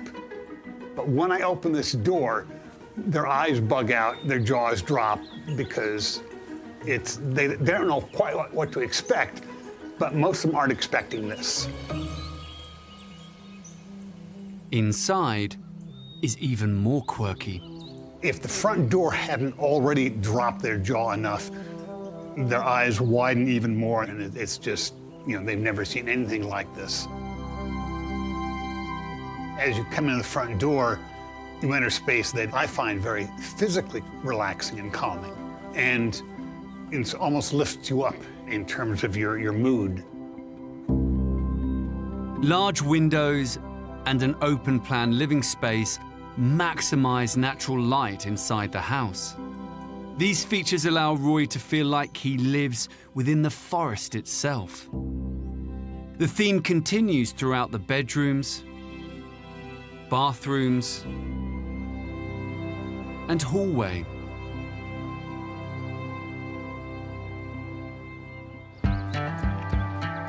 To bring his dream home to life, Roy worked with Robert Oschatz, an architect known for using unconventional forms in his designs. So these drawings that I brought, they're the equivalent to the final drawings that were used to build the structure, and it's just like it looks today, so you haven't changed a thing. My philosophy with this was that, you know, I was hiring an artist, and my belief is that when you hire an artist, you don't say, do this. You let them do their magic artistry. For me, the important things was how you wanted to live in the house. You wanted a spot to relax and being close to the trees and close to the birds. And then the importance of music. You wanted to have good acoustics. Those were the things that I tried to do. The sweeping curves of the wooden roof beams play an instrumental part in the acoustics and aesthetics of the house. The ceiling was really important because being wood, it's like when a sound hits the violin, you know, it's the wood that makes the sound radiate out so beautifully. And then aesthetically, the house just kind of grows out of the site, and the beams here are all kind of like extensions of the trees that you're surrounded by. They're just continuous branches going out.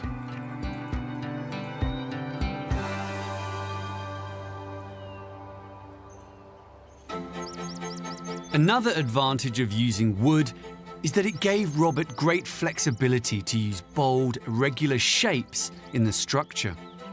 One of this home's most striking features is this cylinder that runs right through the center of the home. It was like the tying element in a musical composition. It was the melody that ran through the house, and everything else worked off of it. This cylinder shape comes alive in one of Roy's favorite rooms in the house. This is my reading room. I have here a cylinder. Basically a soup can on its side. It's comfy, it's cozy, it's a nice, snug little place to cocoon in some sense. And I look out at more trees. I just am looking at nature out there. And it fits the house. From the reading room, the indoor and outdoor spaces merge together. This is out on my deck. We're probably 20 or 30 feet up from the ground and pretty much surrounded by trees. The outside deck launches into the air to give the feeling of being suspended in the treetops.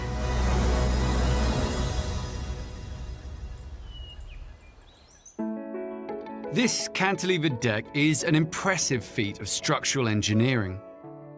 To build it, first a sloping plot had to be excavated to create a stable base. Workers had to remove just over 30,000 kilograms of earth. They constructed a level, heavily reinforced concrete foundation. Steel posts rise up from this base to provide the support for the deck. This enabled the wooden deck to overhang the building's footprint without any additional bracing. There's one more hidden secret that's tucked away deep in the heart of the house. It helps music lover Roy hit all the right notes. Clearly one of my favorite parts of the house, which is the wine cellar. This Aladdin's cave of wine has enough space for over 2,500 bottles. I sort of got interested in wine, some decades back, and I just sort of got going, kept going, and eventually got, more wine than I could drink in my lifetime. Roy's sanctuary, inspired by his love of nature, comes alive when friends gather to indulge his other love, music. The string quartet occasionally play here. This house is a work of art, and I look at it in a sense as a sculpture that I get to live in. And I don't think that there are that many people that can say that. I think it's wonderful. And my plan is to live here for the rest of my life. This house unites Roy's passion for music, nature, and the finer things in life.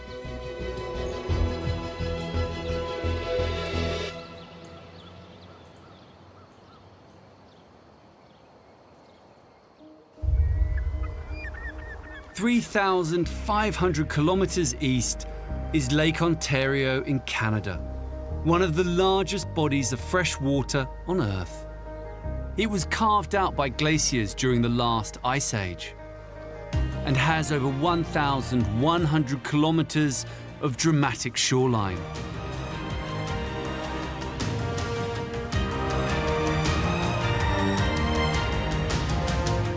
Vast open prairies dominate the land around here. This lakeside wilderness is the perfect place to build a secret home.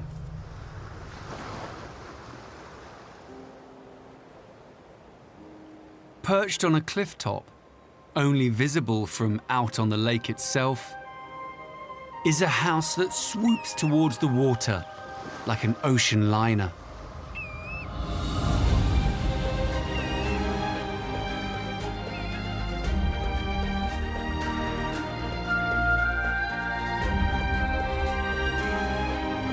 This incredible wedge-shaped home appears to push itself up out of the landscape.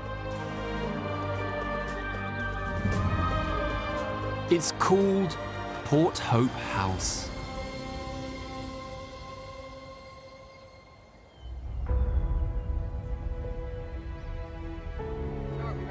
The owners are Louise and Peter Bletcher. After living in Toronto for many years, they went in search of somewhere secluded and spacious to bring up their two sons, Thomas and Oliver. One of the appeals of this property is that it genuinely is hidden.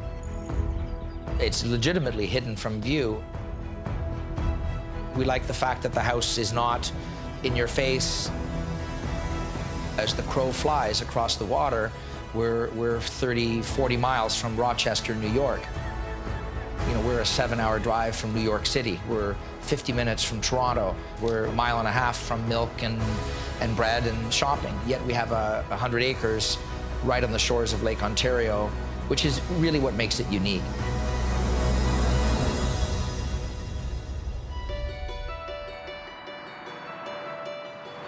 The house is built on a 100-acre plot overlooking Lake Ontario.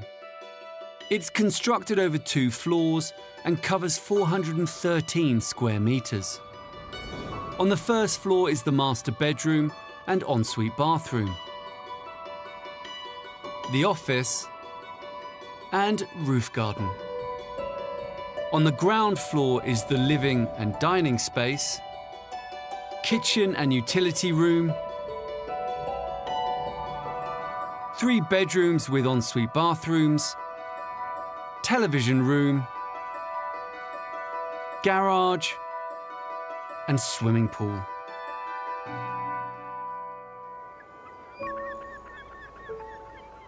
The house is built from steel and glass with a distinctive zinc roof. We kind of had an idea of how much space we needed in terms of, you know, we wanted basically 3-bedroom home and a guest bedroom, and then, you know, enough space to entertain. The intent was to make the house look like it had always been here and that it was part of the natural elements. We really wanted it to look like it belonged here, and that it wasn't something that wasn't part of the environment. And I think that we've really succeeded with that. The home's swooping shape allows all rooms inside this house to have spectacular views out across the water.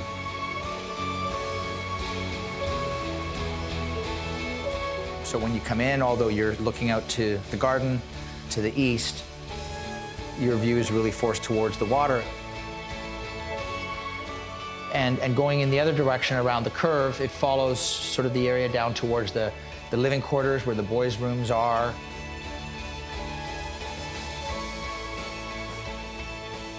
The house opens up, obviously, in this end of the house, which is the common living space.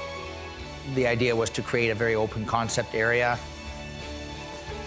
Louise loves to cook. This is really where she loves to spend her time when we're entertaining. People still want to hang out in the kitchen when you're having friends over, so we decided to build this area really around the kitchen. The house opens up towards the water, and you get that massive, expansive view of the lake. And the knuckle of this room, if you will, is the fireplace, which is open to all 3 sides. Yeah, I think this is a really important part of the house to us, and certainly where we've done a lot of entertaining over the years. But there's one internal feature that wasn't on Louise's original wish list. So initially, this was just supposed to be an open space. The stairwell wasn't contemplated here. And during one of our site visits and while we were constructing it, Peter thought that wouldn't it be great if we could access the deck area instead of having to go up around through our bedroom to get out onto the deck. And quite frankly, it really is a great feature. We do use it a lot, and eventually we'll have a nice seating area up there, and it really is a beautiful access out to the exterior of the house. Well, you wouldn't know when you come in where it goes. It's not obvious until you actually go through the house and see the flow. So it actually connects the kitchen to the decking, and from the decking we can get to the pool, and from there we can also get up to our bedroom on the 2nd floor. So it really is a connecting point to the flow through the house.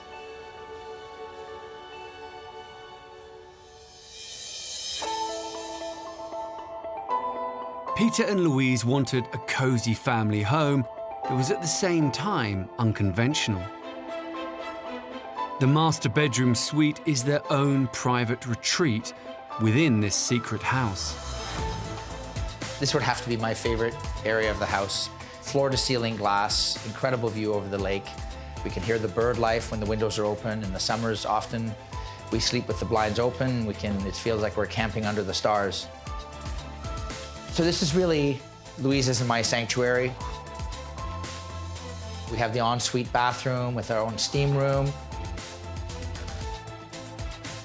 This view is really unique to this because we're quite high up and we're in the middle of the trees, it feels like. And when the foliage fills in, you literally feel like you're in the forest.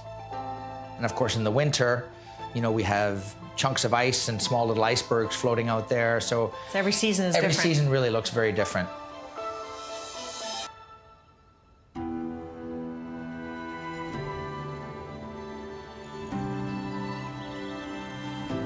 The design of this dramatic house that digs into the land at one end and soars out onto the lake at the other was conceived by architect Stephen Teeple.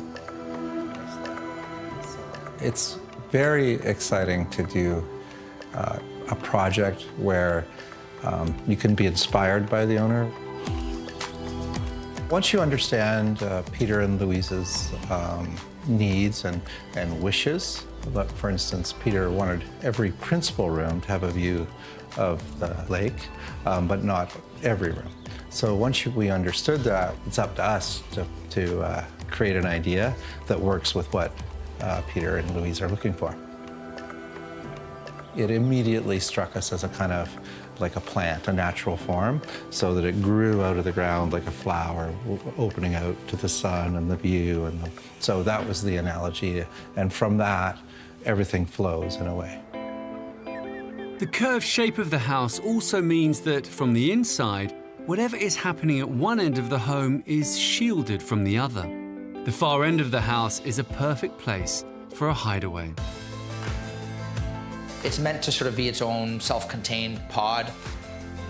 Built this very much also with the boys in mind. This is a media room, and it's meant to be sort of self-contained so that if they want to have friends over, you know, the whole thing sort of slides shut. That's kind of the beauty of the house. You can kind of sanction off this area and just have this be our space, and our parents can be upstairs working in the office, and we'd have no idea that they were up there, right? And that's, I think they kind of intended that separation, that degree of separation between themselves and us and our friends. The media room is set up so that, again, everything truly is hidden. We've got speakers hidden in behind the screen, speakers in the ceiling. The whole house is filled with hidden technology. So the only thing really that runs all of this is just this one remote. You can control the lighting. We can actually turn the hot tub on and off, close and open the pool cover, turn the fire bowls on. It's very nice to have this technology at our fingertips. An innovative geothermal system heats both the pool and hot tub. A series of looped pipes under the ground are pumped with a type of antifreeze called glycol. As the liquid travels through this loop, it picks up heat from the surrounding soil and rock. This heat passes through an exchanger into a heat pump, which concentrates the heat to warm the water.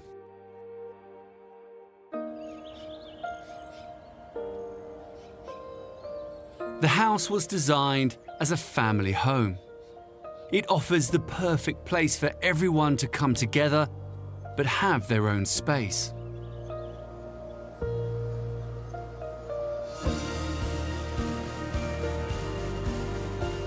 I think we've created a really wonderful, warm home.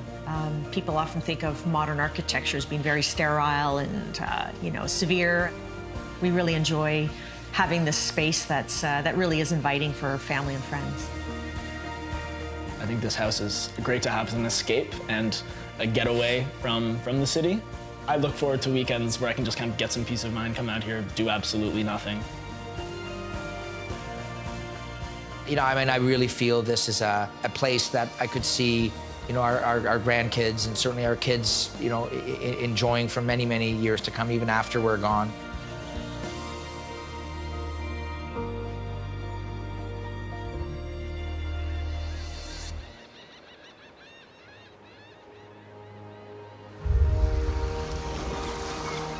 "5,600 kilometers southeast is the Algarve, Portugal's southernmost province. This part of the world is a holiday hotspot, renowned for its soaring cliffs and golden beaches. Surrounded on two sides by the Atlantic, it is a paradise for surfers. More than 7 million people visit the Algarve each year. The population of this beautiful corner of the country triples over the summer months. So finding a secret site for a home here is a challenge.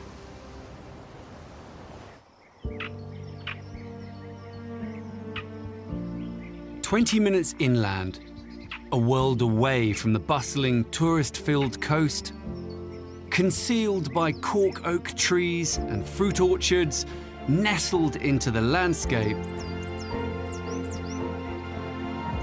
is the spectacular pool house.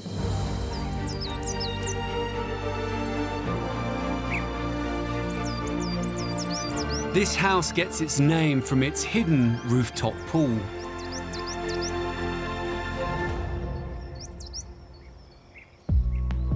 This dramatic hilltop home was built for horticulturalist Nick Henley Welch and designed by architect Vitor Vilhena, who had free rein to create the perfect home. Oh, cheers. Okay. The idea was creating something unique. Nick found me because he would like to talk with me. Nick says he likes our work, and it was a reflection, the work that probably we'll doing for himself, you know, that's more or less, that's how it's happened.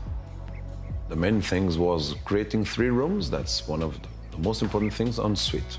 Of course, having an open plan that you can live dining, laughing, dinner, and all that stuff. Creating a house that will be a connection between inside and outside. Creating a nice relation, a direct relation between the house and all the environment, all the surroundings. And together we make this an amazing place. That's the most important thing.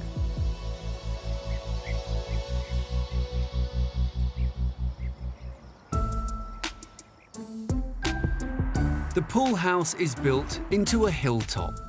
It stands on the footprint of a previous structure. The structure covers 300 square meters over one main floor. On the roof is the terrace and swimming pool. On the ground floor, there's an open carport. Inside, there are 3 bedrooms, each with ensuite bathroom. And the living space, with dining area and kitchen.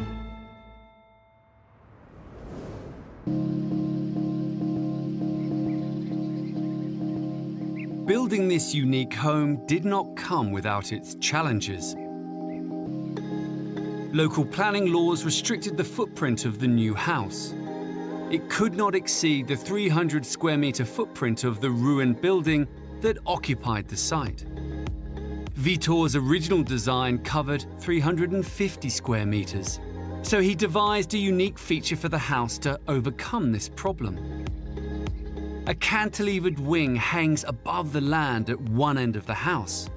This gives the house the extra space, but still fits onto the original footprint. And the suspended carport provides shade for vehicles.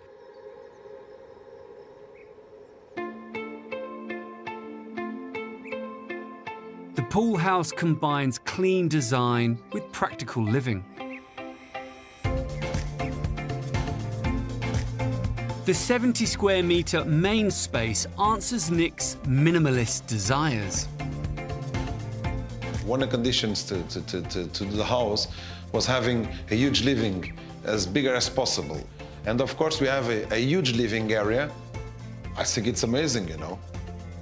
It didn't know what kind of fireplace we're gonna have it. But for me, it's one of the amazing areas because we can switch it for the place that you can be from the dining area or in the living area. It's a nice element and it's a nice aesthetic element that cuts the living area with the dining area.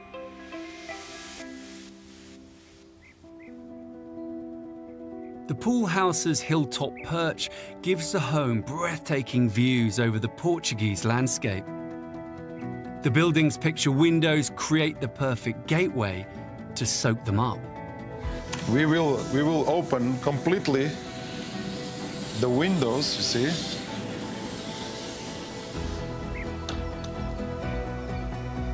The idea is creating a corner That will be a complement of the outside and the inside. We have a different house, you see? We are still inside, but we are also outside. It is amazing because you can sit in the dining area, even you can cook there, and you can lay down on the sofa, and you don't have anything that obstructs your view. But that isn't the only surprise in this open-air living room. We have a secret door that hides completely the relation between the dining area and the kitchen area, because we can slide the door and change it to a different place.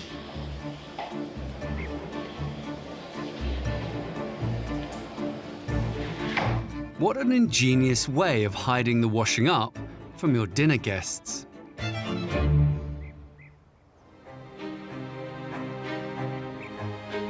In this home, the master bedroom and 2 further guest rooms sit on the same floor as the main living space. All the rooms en suite, it was a requirement from the client because it was something that he wanted from the beginning. We have a sliding door. Of course, it's a compliment to have it as simple as possible, not losing space, having an open door. When we are inside the bathroom, we try to use a natural stone with the same color of the outside surroundings. We find a stone that gives us more or less the look of the mountains. In the internal corridor, a unique staircase leads up to the roof level that conceals this home's most secret feature. It's a massive block of stone fitted in the wall, then provides us to a secret, we can call it like a secret area with the secret stairs that go a secret place. Because no one realized that we have this kind of stairs. The home's defining secret feature has extraordinary views of the surrounding hills and this spectacular rooftop pool. It's the best area of the house because no one realized that we're having this kind of area here. In the beginning, it wasn't so easy to explain to Nick that we're going to have a swimming pool on the roof. He said, Vitor, what are you going to do? And I said, Nick, don't worry. And what an innovative idea it is. The pool appears suspended in midair. It's an exceptional piece of engineering. The pool sits in the section of the house that overhangs the landscape. It is built very much like a cantilevered bridge, a structure that is supported from one end and projects horizontally into free space. The weight that anchors the main house to the ground allows the pool to extend out into the air. All the pressure pushes back into the house and down into the foundations.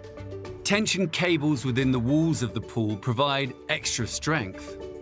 All this enables the pool to overhang the building's footprint without any visible support.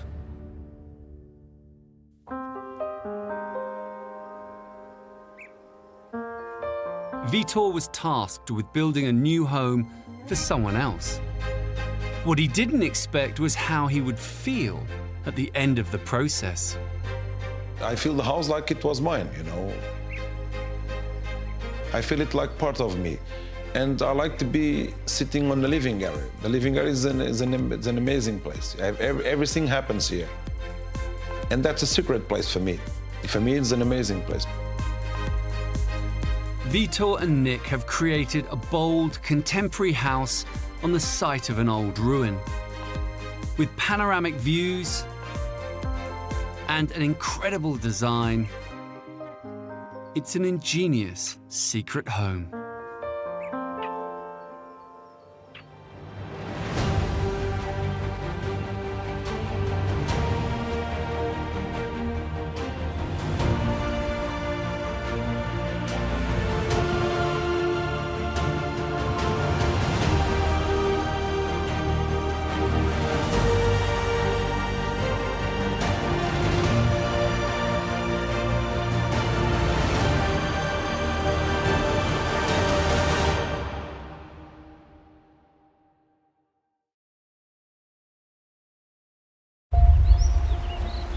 Imagine living in a home that sits secluded in a forest.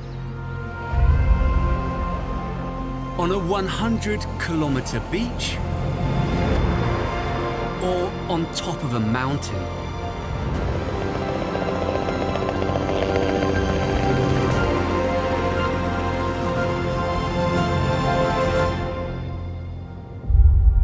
In this series, we travel the globe to explore some of the world's most secret homes, hidden away in truly inspiring locations. From jungle hideaways and secluded mountain cabins. This is what it's all about. I love it. To coastal sanctuaries and desert retreats. It does something to your soul. We explore how these spectacular homes were built. It was amazing because it was lost for 70 years. And meet the people who live in them. People come in and say, oh, wow. No one's expecting it. As we discover the world's most secret homes.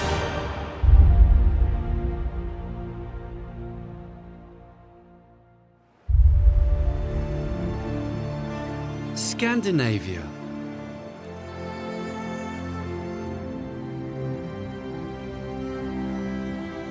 An extreme landscape of ice and snow, of forests, fjords, and volcanoes. The glaciers and mountains here may look like a great place to live, but building a house in an icy wilderness like this and getting to it poses a huge challenge.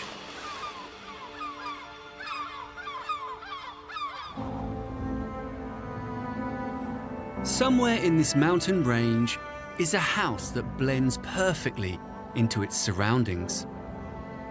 Can you spot it? There are no roads here. There are no obvious pathways. Getting to this remote spot is not for the faint-hearted. In the summer, it is a 5-hour hike.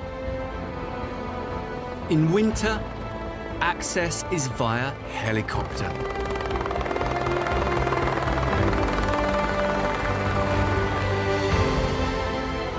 But the extreme journey is worth it for the family who built this incredible, secret mountainside house. It's called the hunting cabin.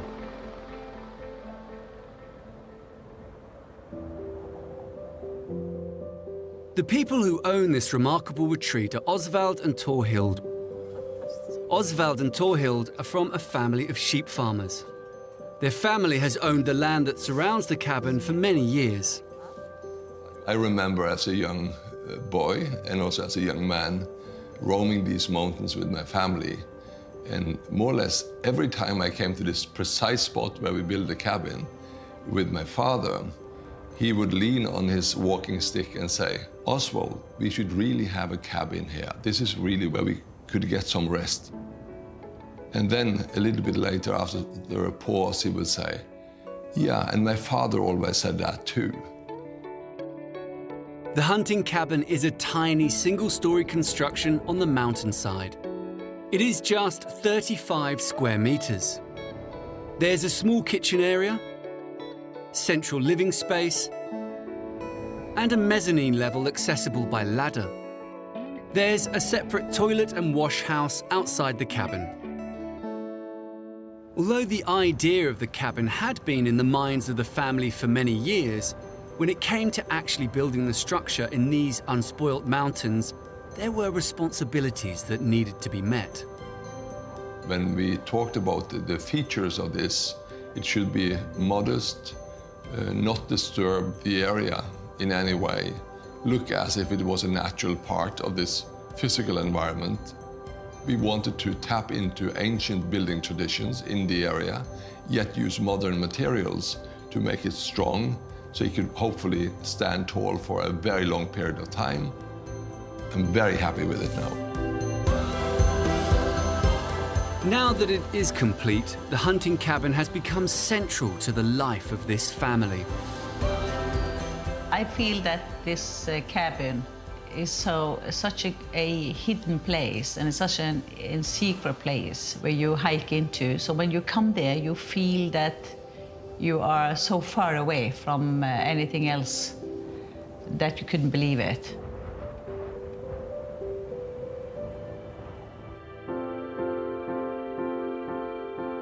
So this is it. This is like the perfectly use of 35 square meters. You have a small kitchen. We can make 3 or 4 course dishes here, which are eminent and beautiful. So that we enjoy a lot. This is the dining table. This is this majestic stone, which has brought in here.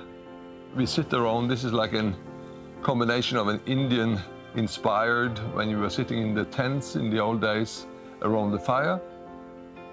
You have a stove here that we lit with logs. And really, that's about it. Once you have a place to eat, sleep and keep warm, what more do you need? However, tiny though this cabin is, it does conceal an extraordinary secret. What you might not realize here is that this small space, we're actually able to host 21 people. So this has been very, very carefully planned. And we have 13 people who can sleep down here around this stove. And then there are 8 people up on this, this sleeping area above here. Cozy though this is, 21 people will need some privacy at some point. So you might have noticed that, of course, there is no bathroom here or a toilet, and there is no running water here, there is no electricity. But we have like a fantastic outhouse just across from here, which is hard. It's very camouflaged, etc., but it really is well put together. And then, of course, in terms of electricity, we really don't need it. So we are totally off-grid.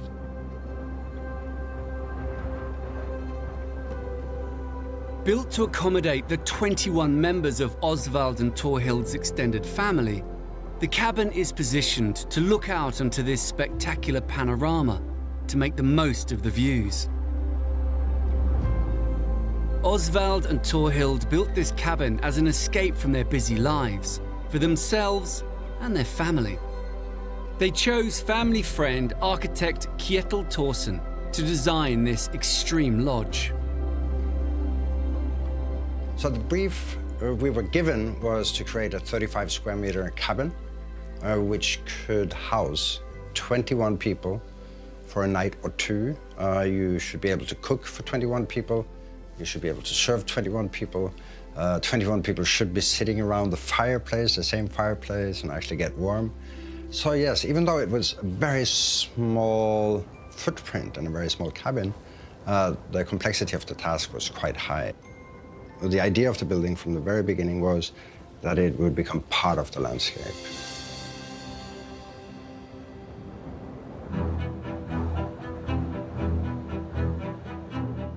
The shape of the cabin is inspired by the idea of a section of peeled back turf. To build it, the team used hand-hewn local pine, rocks from the mountainside, and flagstones from the family farm. High winds and snow pummel this mountainside for up to 6 months of the year. So the cabin has been engineered to withstand everything that the Scandinavian weather can throw at it. 2 steel arches support the main structure. Timber logs fill the gaps between the arches. A grass roof helps keep the logs in place. A stone wall fills the steepest edge of the house, which is too vertical for grass. Small panes of glass make up the front window. And the glass is recessed into the facade to protect it from the worst of the weather.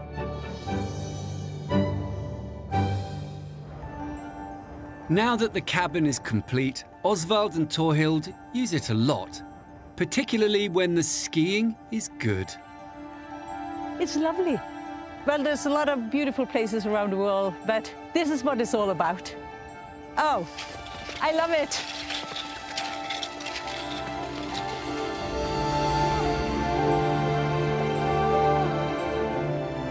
This cabin is the ultimate extreme retreat.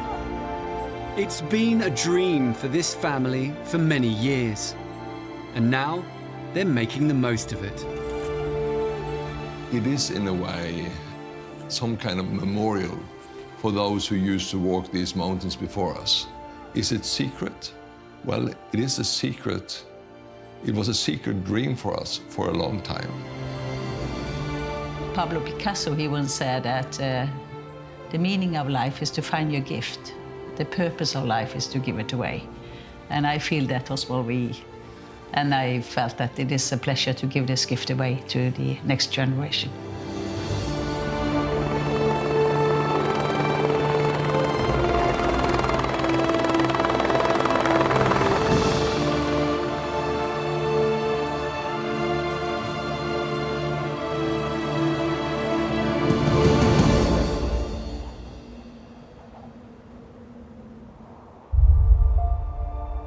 (8,500 kilometers southwest is the American state of California. Just 160 kilometers north of Los Angeles sits the desert town of Tehachapi. Today, with most of the local industry now dedicated to wind farming, living around here may be quieter, but building a home in this extreme environment is a huge challenge.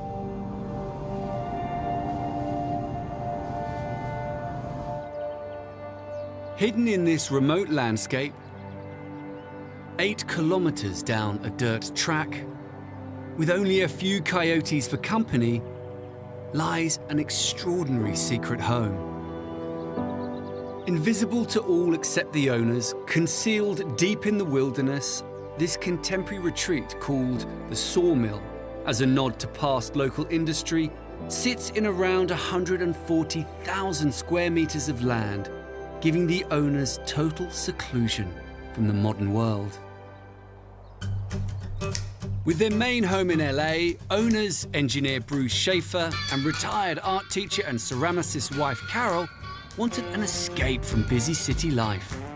But realizing their dream home in this arid wilderness was no simple task. It's an unexpected surprise back here. It looks like it belongs, but it's a surprising and delightful thing to come across. It's different from every angle. There's all these rectangles that fit together in interesting ways, and it's just always interesting. This unusually shaped house has been designed to make the most of its extreme surroundings.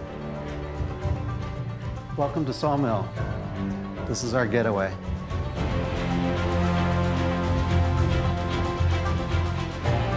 This home of 248 square meters is built with all its main rooms on one level in the middle of a tough desert landscape. Its layout is inspired by the idea of tents encircling a central campfire. The house is comprised of 3 wings. Each wing has a bedroom and an ensuite bathroom.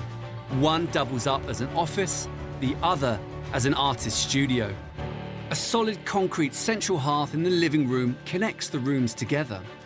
There's also an expansive kitchen and dining room and basement storage. Usually there's a little bit of wow when people first show up. Yeah, there's a bit of magnificence that people look up and they look around. It reminds me how I feel when I walk into like a cathedral or something. The house is filled with drama and light. But first and foremost, Bruce and Carol wanted a home where friends and family could come together and enjoy the beauty of the desert setting. This is a room where the family gathers in the evening usually, and it's the common area. It's the space where we enjoy each other's company and relax and enjoy the warmth of the fireplace. The hearth sits at the heart of this modern take on the classic Californian country cabin. The fireplace is built from solid concrete. So another nice thing about the fireplace is these steel doors that gives you full access to the fireplace. I think it's like having a sculpture in the middle of the room. I think it's a really beautiful object in itself. There you go. The concrete chimney has an internal flue. So when the fire is lit, heat rises up the flue, the concrete warms up, and emits heat back into the entire open-plan space. For Bruce and Carol, creating this house was not only about having a home that could take in the breathtaking surroundings, but also creating a focal point for family and friends. The living room is a small gathering area, but looking that way is this grand view that I never get tired of. And what a view it is.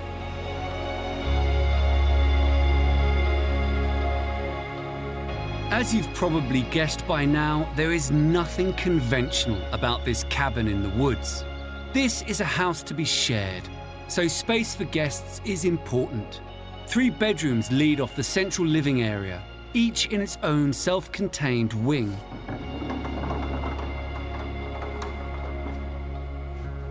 This is one of the 3 boxes that are around the main room. Each of these boxes has its own bathroom, and this is the guest room that we probably use the most. It's also Bruce's office. The nice thing about the separate wings is that you can close these big barn doors and feel like you're in your own space, and you can retreat from the larger group. This is a house full of surprises. It's about boxes that connect with each other and rooms that reveal other rooms. When it came to creating a master bedroom suite, for Bruce and Carol, the important thing was to frame that exceptional view. One thing that I especially like about this space is when you're camping and you first open your tent window and you get to see where you are outside in a lovely environment, pulling up the blinds in the morning very much has that feeling in this space. Sawmill is where Bruce and Carol come to relax. But because they love to share this space, this eclectic house also needs to be multi-purpose.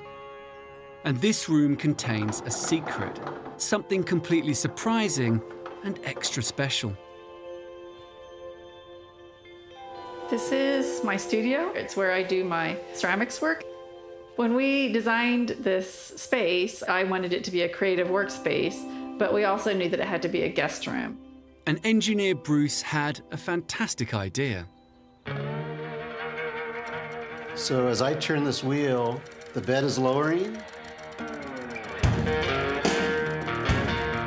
It's able to do that because we have a cable system from here all the way over to the bed. And we have a counterweight that allows it to be done with very little effort. This so fits my husband's personality. Just designing this whole gadget, and it was challenging, but he totally made it work, and it's awesome. Looking at this spectacular home, you'd be forgiven for thinking Bruce and Carol had been designing it in their heads for years. But the reality behind the genesis of their home is rather surprising. The land came first without knowing what we were going to build. I think I typed something into Google like cool cabins. That was the very beginning of looking for Tom. Bruce and Carol worked with the internationally renowned architect Tom Kundig to design their new home. They were wondering if I would even be remotely interested in working on this really remote site in California, and of course, I couldn't be more excited about that. And once Tom was on board, the final design quickly followed. We came to him with our story of what we wanted the house to be used for. And he took that idea and used it. And I think over a weekend, sent this very loosely drawn sketch that turned out to be the final design. I think he might have done it on the airplane home from his visit. Just an amazing sketch, an amazing idea. It wasn't on a napkin, but it might as well have been. I mean, it was sort of had that sort of napkin drawing kind of look. It was very clear because of this remote site that this was a house that had to be efficiently laid out. Everybody has their own separate bedroom, their own area. As their kids grow up and they have kids, they have their own, almost like a little hut attached to this central core of the building. That's where the family comes together. In a kind of wonderful way, you could say this is the campfire. This is where the family gathers around that campfire.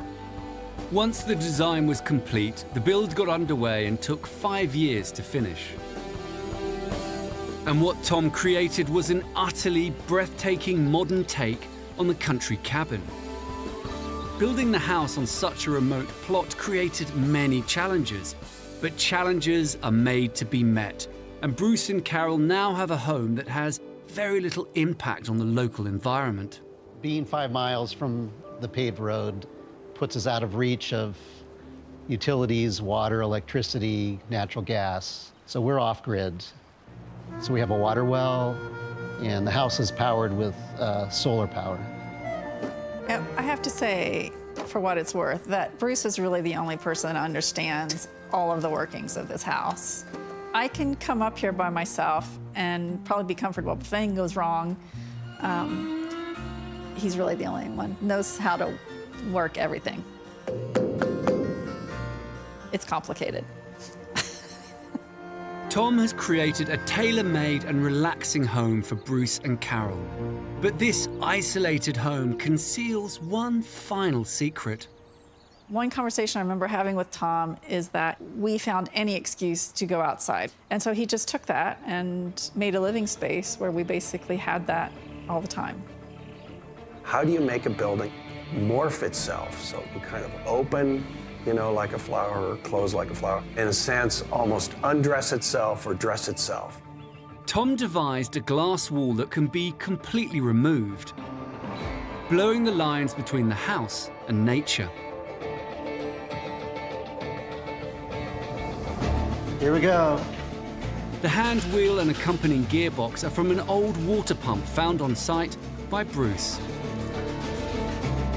This wheel operates a small gearbox that turns a long steel shaft.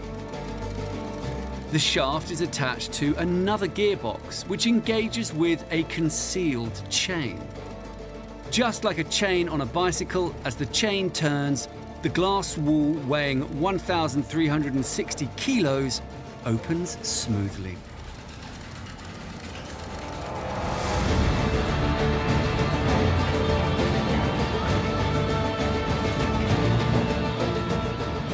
These devices are literally just extensions of us. When you do something manually, you actually become part of that machine.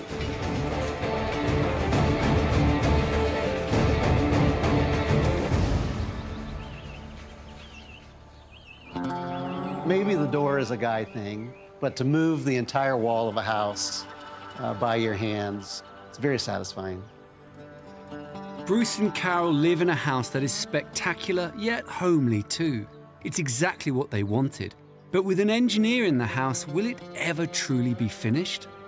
It never really felt like there was a spot in time where this thing was finished, and I don't think it is finished, and I don't think it ever will be, really. So it was just so gradual that you don't really notice that it's done. I guess it is. Is it done? He's laughing because he knows it's not. The projects will never be done. No. Bruce and Carol live in a house that is spectacular, yet homely too.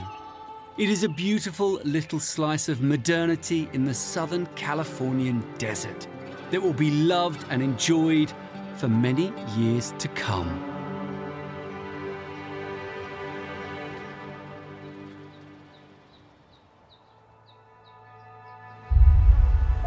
(9,900 kilometers southeast is the city of Sao Paulo in Brazil, the largest city south of the equator.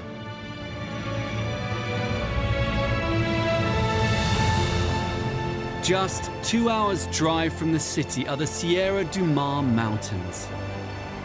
The mountains here form a breathtaking coastline, cloaked with lush vegetation and surrounded by pristine sands. This protected sliver of Atlantic rainforest has changed very little since European explorers first arrived on these shores 500 years ago. These dense forests may look like the idyllic place to build a secret hideaway, but it's a huge challenge. Camouflaged amongst the tree canopy, shrouded by the rainforest mists, sits a home in perfect harmony with its surroundings. This modern home was designed to blend organically into the tropical ferns, palms, and jacaranda trees that conceal it. This is the jungle house.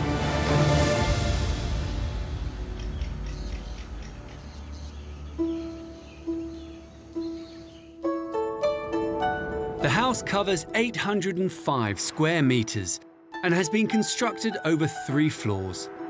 On the top floor is the living area, dining space, kitchen, and terrace with a pool. On the first floor is the family room and 6 bedrooms, each with its own private terrace. On the ground floor is the housekeeper's apartment, children's playroom, and utility room.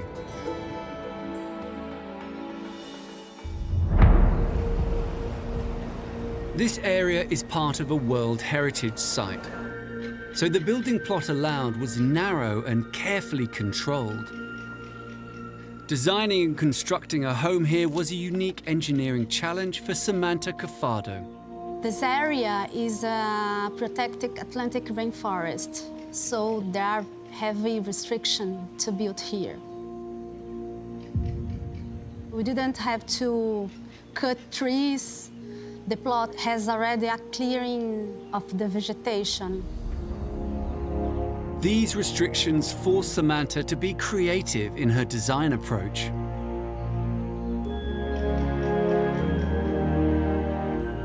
The design concept was to connect the architecture to the nature. At the same time, we tried to gently insert the house into the mountain.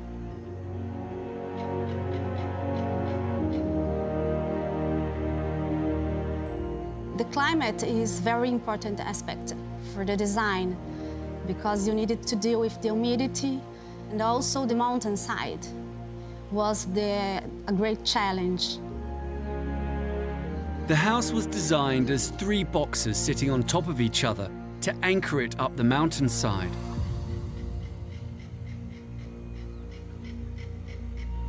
It sits on a rocky outcrop on one side and is supported by 2 pillars at the front.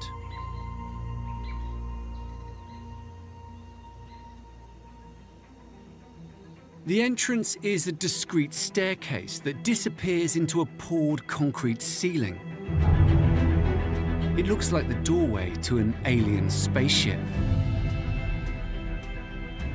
It's kind of mysterious element. You don't know what you find upstairs.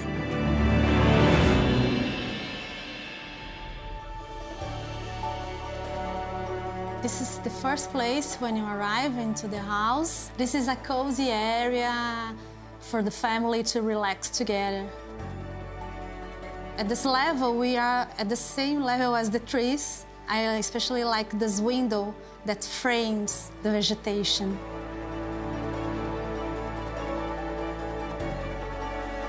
The other rooms on this floor were designed to be surrounded by the rainforest to make them secluded. The master bedroom suite and 5 additional bedrooms sit on this level. Each bedroom has its own enclosed private space. Each of the rooms has a bathroom and a balcony.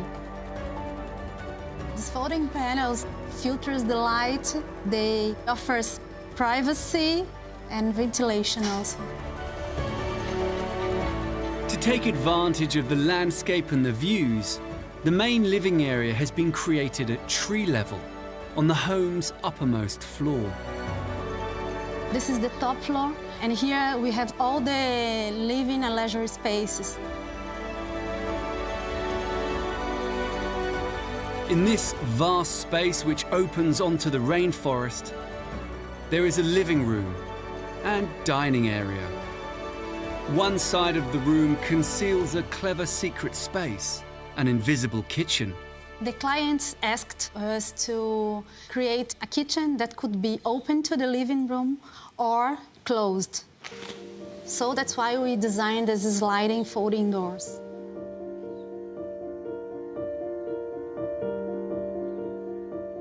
This floor also has a sauna and jacuzzi.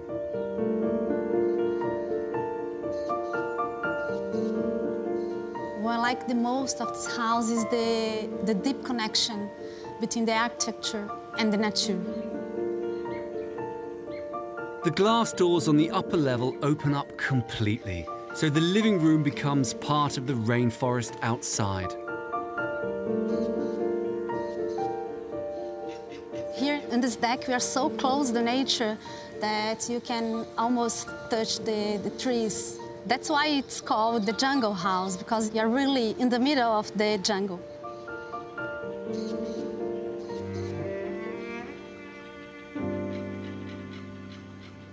This is the pool. It's one of the best features of the house. In order to see the view, we wanted to put the pool on the rooftop. So it was a big engineering challenge also, because to get the depth we need, we raised the flooring around it.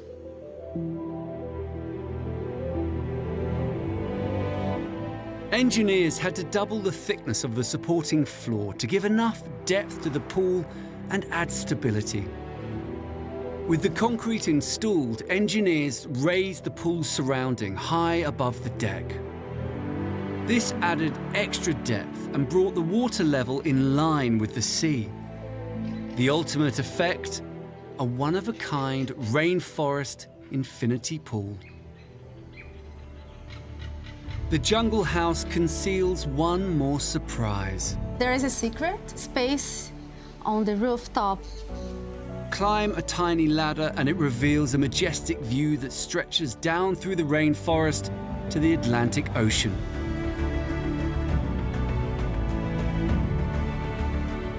This green roof is not only beautiful, but also insulates the house and protects it from the heat of summer. It's just one more innovative feature that integrates this magnificent home into the jungle. I feel very happy with the result of the design. Actually, it's much better than I imagined from the beginning. The design works perfectly, especially when the sun goes down.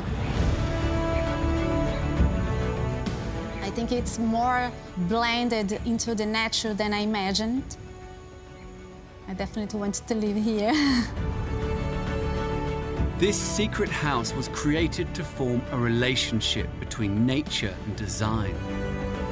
And it looks perfectly at home in the mountaintop rainforest.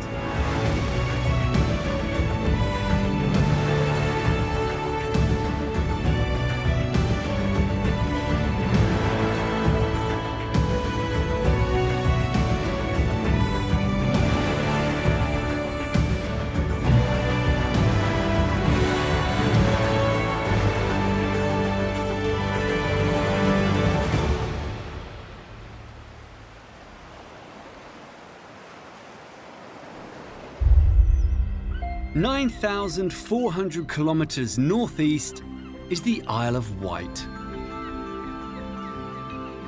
Separated from mainland England by a stretch of water called the Solent, this diamond-shaped island has 90 kilometers of secluded coves and pristine sandy beaches. The small village of Gurnard sits on the northeast coast of the island. Secluded within the natural habitat here, with no other beachside neighbours, is a spectacular, yet secret home.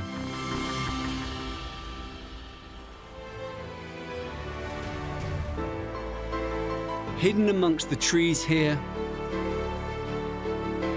sits a house at one with nature. The building was designed to blend seamlessly with the lush environment around it. This is the Hidden Island House. The owner of this remarkable waterfront property is New Zealand-born sailmaker John Welsh. Around 2005, 2006, we started looking for a property in the UK. My wife was actually from the island originally, and we were living in the States at the time. I was desperate to live on the water, you know, and one of the reasons to come back to the island was to try and get a waterfront property. The house sits on a 45-degree slope and has been sandwiched to fill the entire width of the plot. It has a steel frame combined with glass and concrete that covers 805 square metres over 2 floors. On the top level is the living space, dining area, kitchen and terrace, all designed to maximise the spectacular views. Downstairs there are 4 bedrooms, 1 with ensuite and a family bathroom. All this sits on top of a 4-metre teardropped concrete tube base with a door leading onto the coastal garden. John not only wanted the property to be near the water where he worked, but also offer total seclusion. When you come down a long drive between 2 fences, and at the end of that you kind of see 1 window in the house. You can actually get a slight glimpse of the ocean because you can see right through the glass both sides, but it's only a small hint. Once you get down, it opens up and you find our house hidden away in the woods.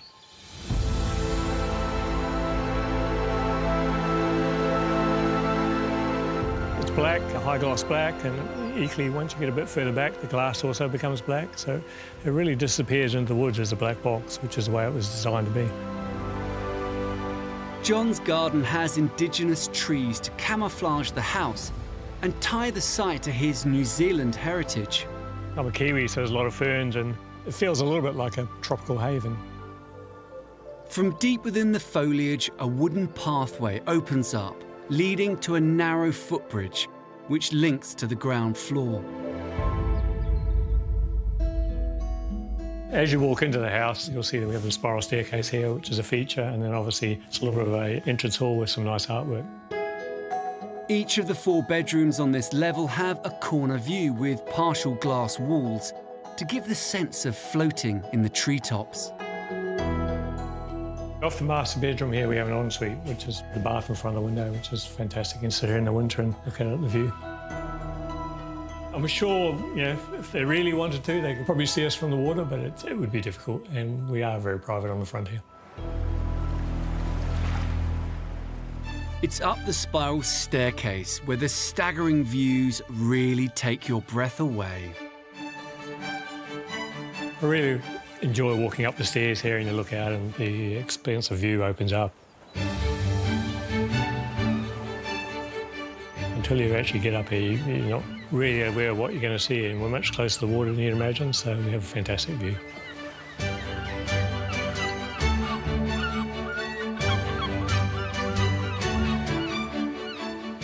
To me, this epitomises the house, really. We're in the sun, we're next to the ocean, we can watch the boats go by. It's all what I wanted, and we enjoy it every day, and it's never the same.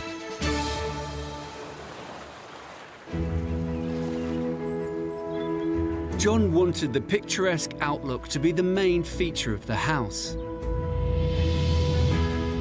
So the front of the house is fully glazed and faces out onto the sea. But there's a special place which John keeps hidden from sight. Upstairs here is pretty much totally open plan, but we have one little secret room tucked away in the corner that we sneak into if we want to watch TV.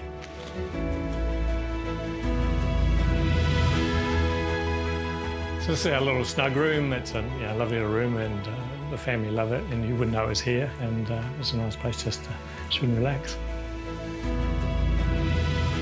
This house has many surprising elements. All modern architecture, the devil's in the detail, and what looks like a very simple black box, which in many ways it is, it's the detailing that goes with that that makes it nice inside. And so you end up with full height doors, you end up with the window frames sunk into the construction, just lots of little simple details like that create a very crisp image, which is difficult to create and actually difficult to build as well, because it requires a very high specification of finish.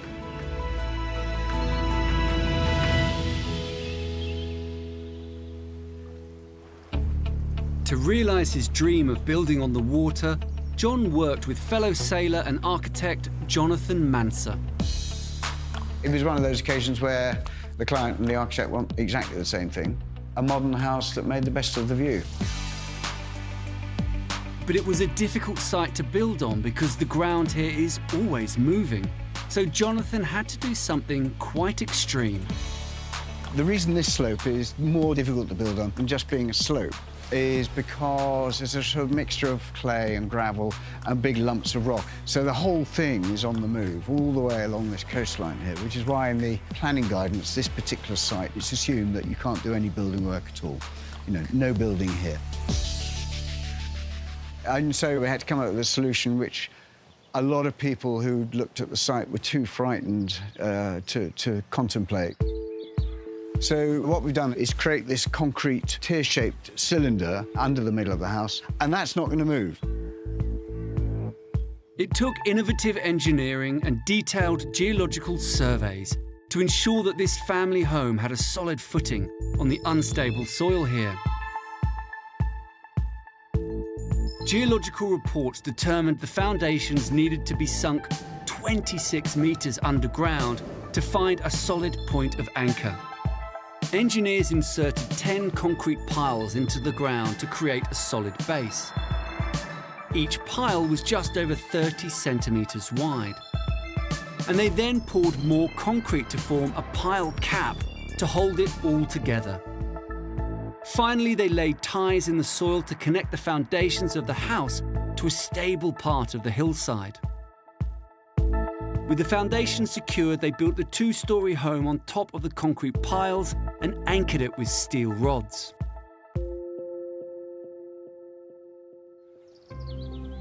When I look back, I guess we're arguably a little naive because we got a price on the piling. It was obviously more than we anticipated, but at the same time, I didn't really think through the risk. I think if you thought through the risk properly, you may not have done it. I think looking at it now, all that process, it's actually really been worthwhile, and I just think it's quite an achievement. Quite pleased with it, really. Jonathan's team transformed the concrete tube at the base of the house into a remarkable secret room. What we have done is use the resulting structural solution with this concrete tube, and we've put stuff into the concrete tube rather than just leaving it empty. We've got a utility room and shower room and storage and so on. And then coming out onto this terrace so that you can walk out and down the stairs and down to the beach. A beach that's so remote, it's virtually private. John's gamble of building on this challenging site has paid off.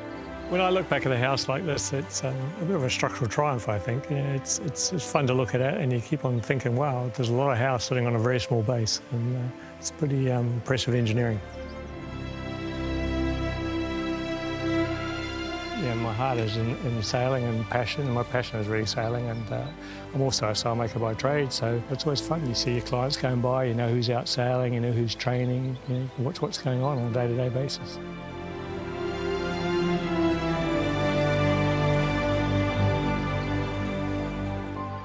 Yeah, there's something a bit special about living next to water, being able to hear the waves at night, hear the boats going by. I just feel quite at home next to the ocean.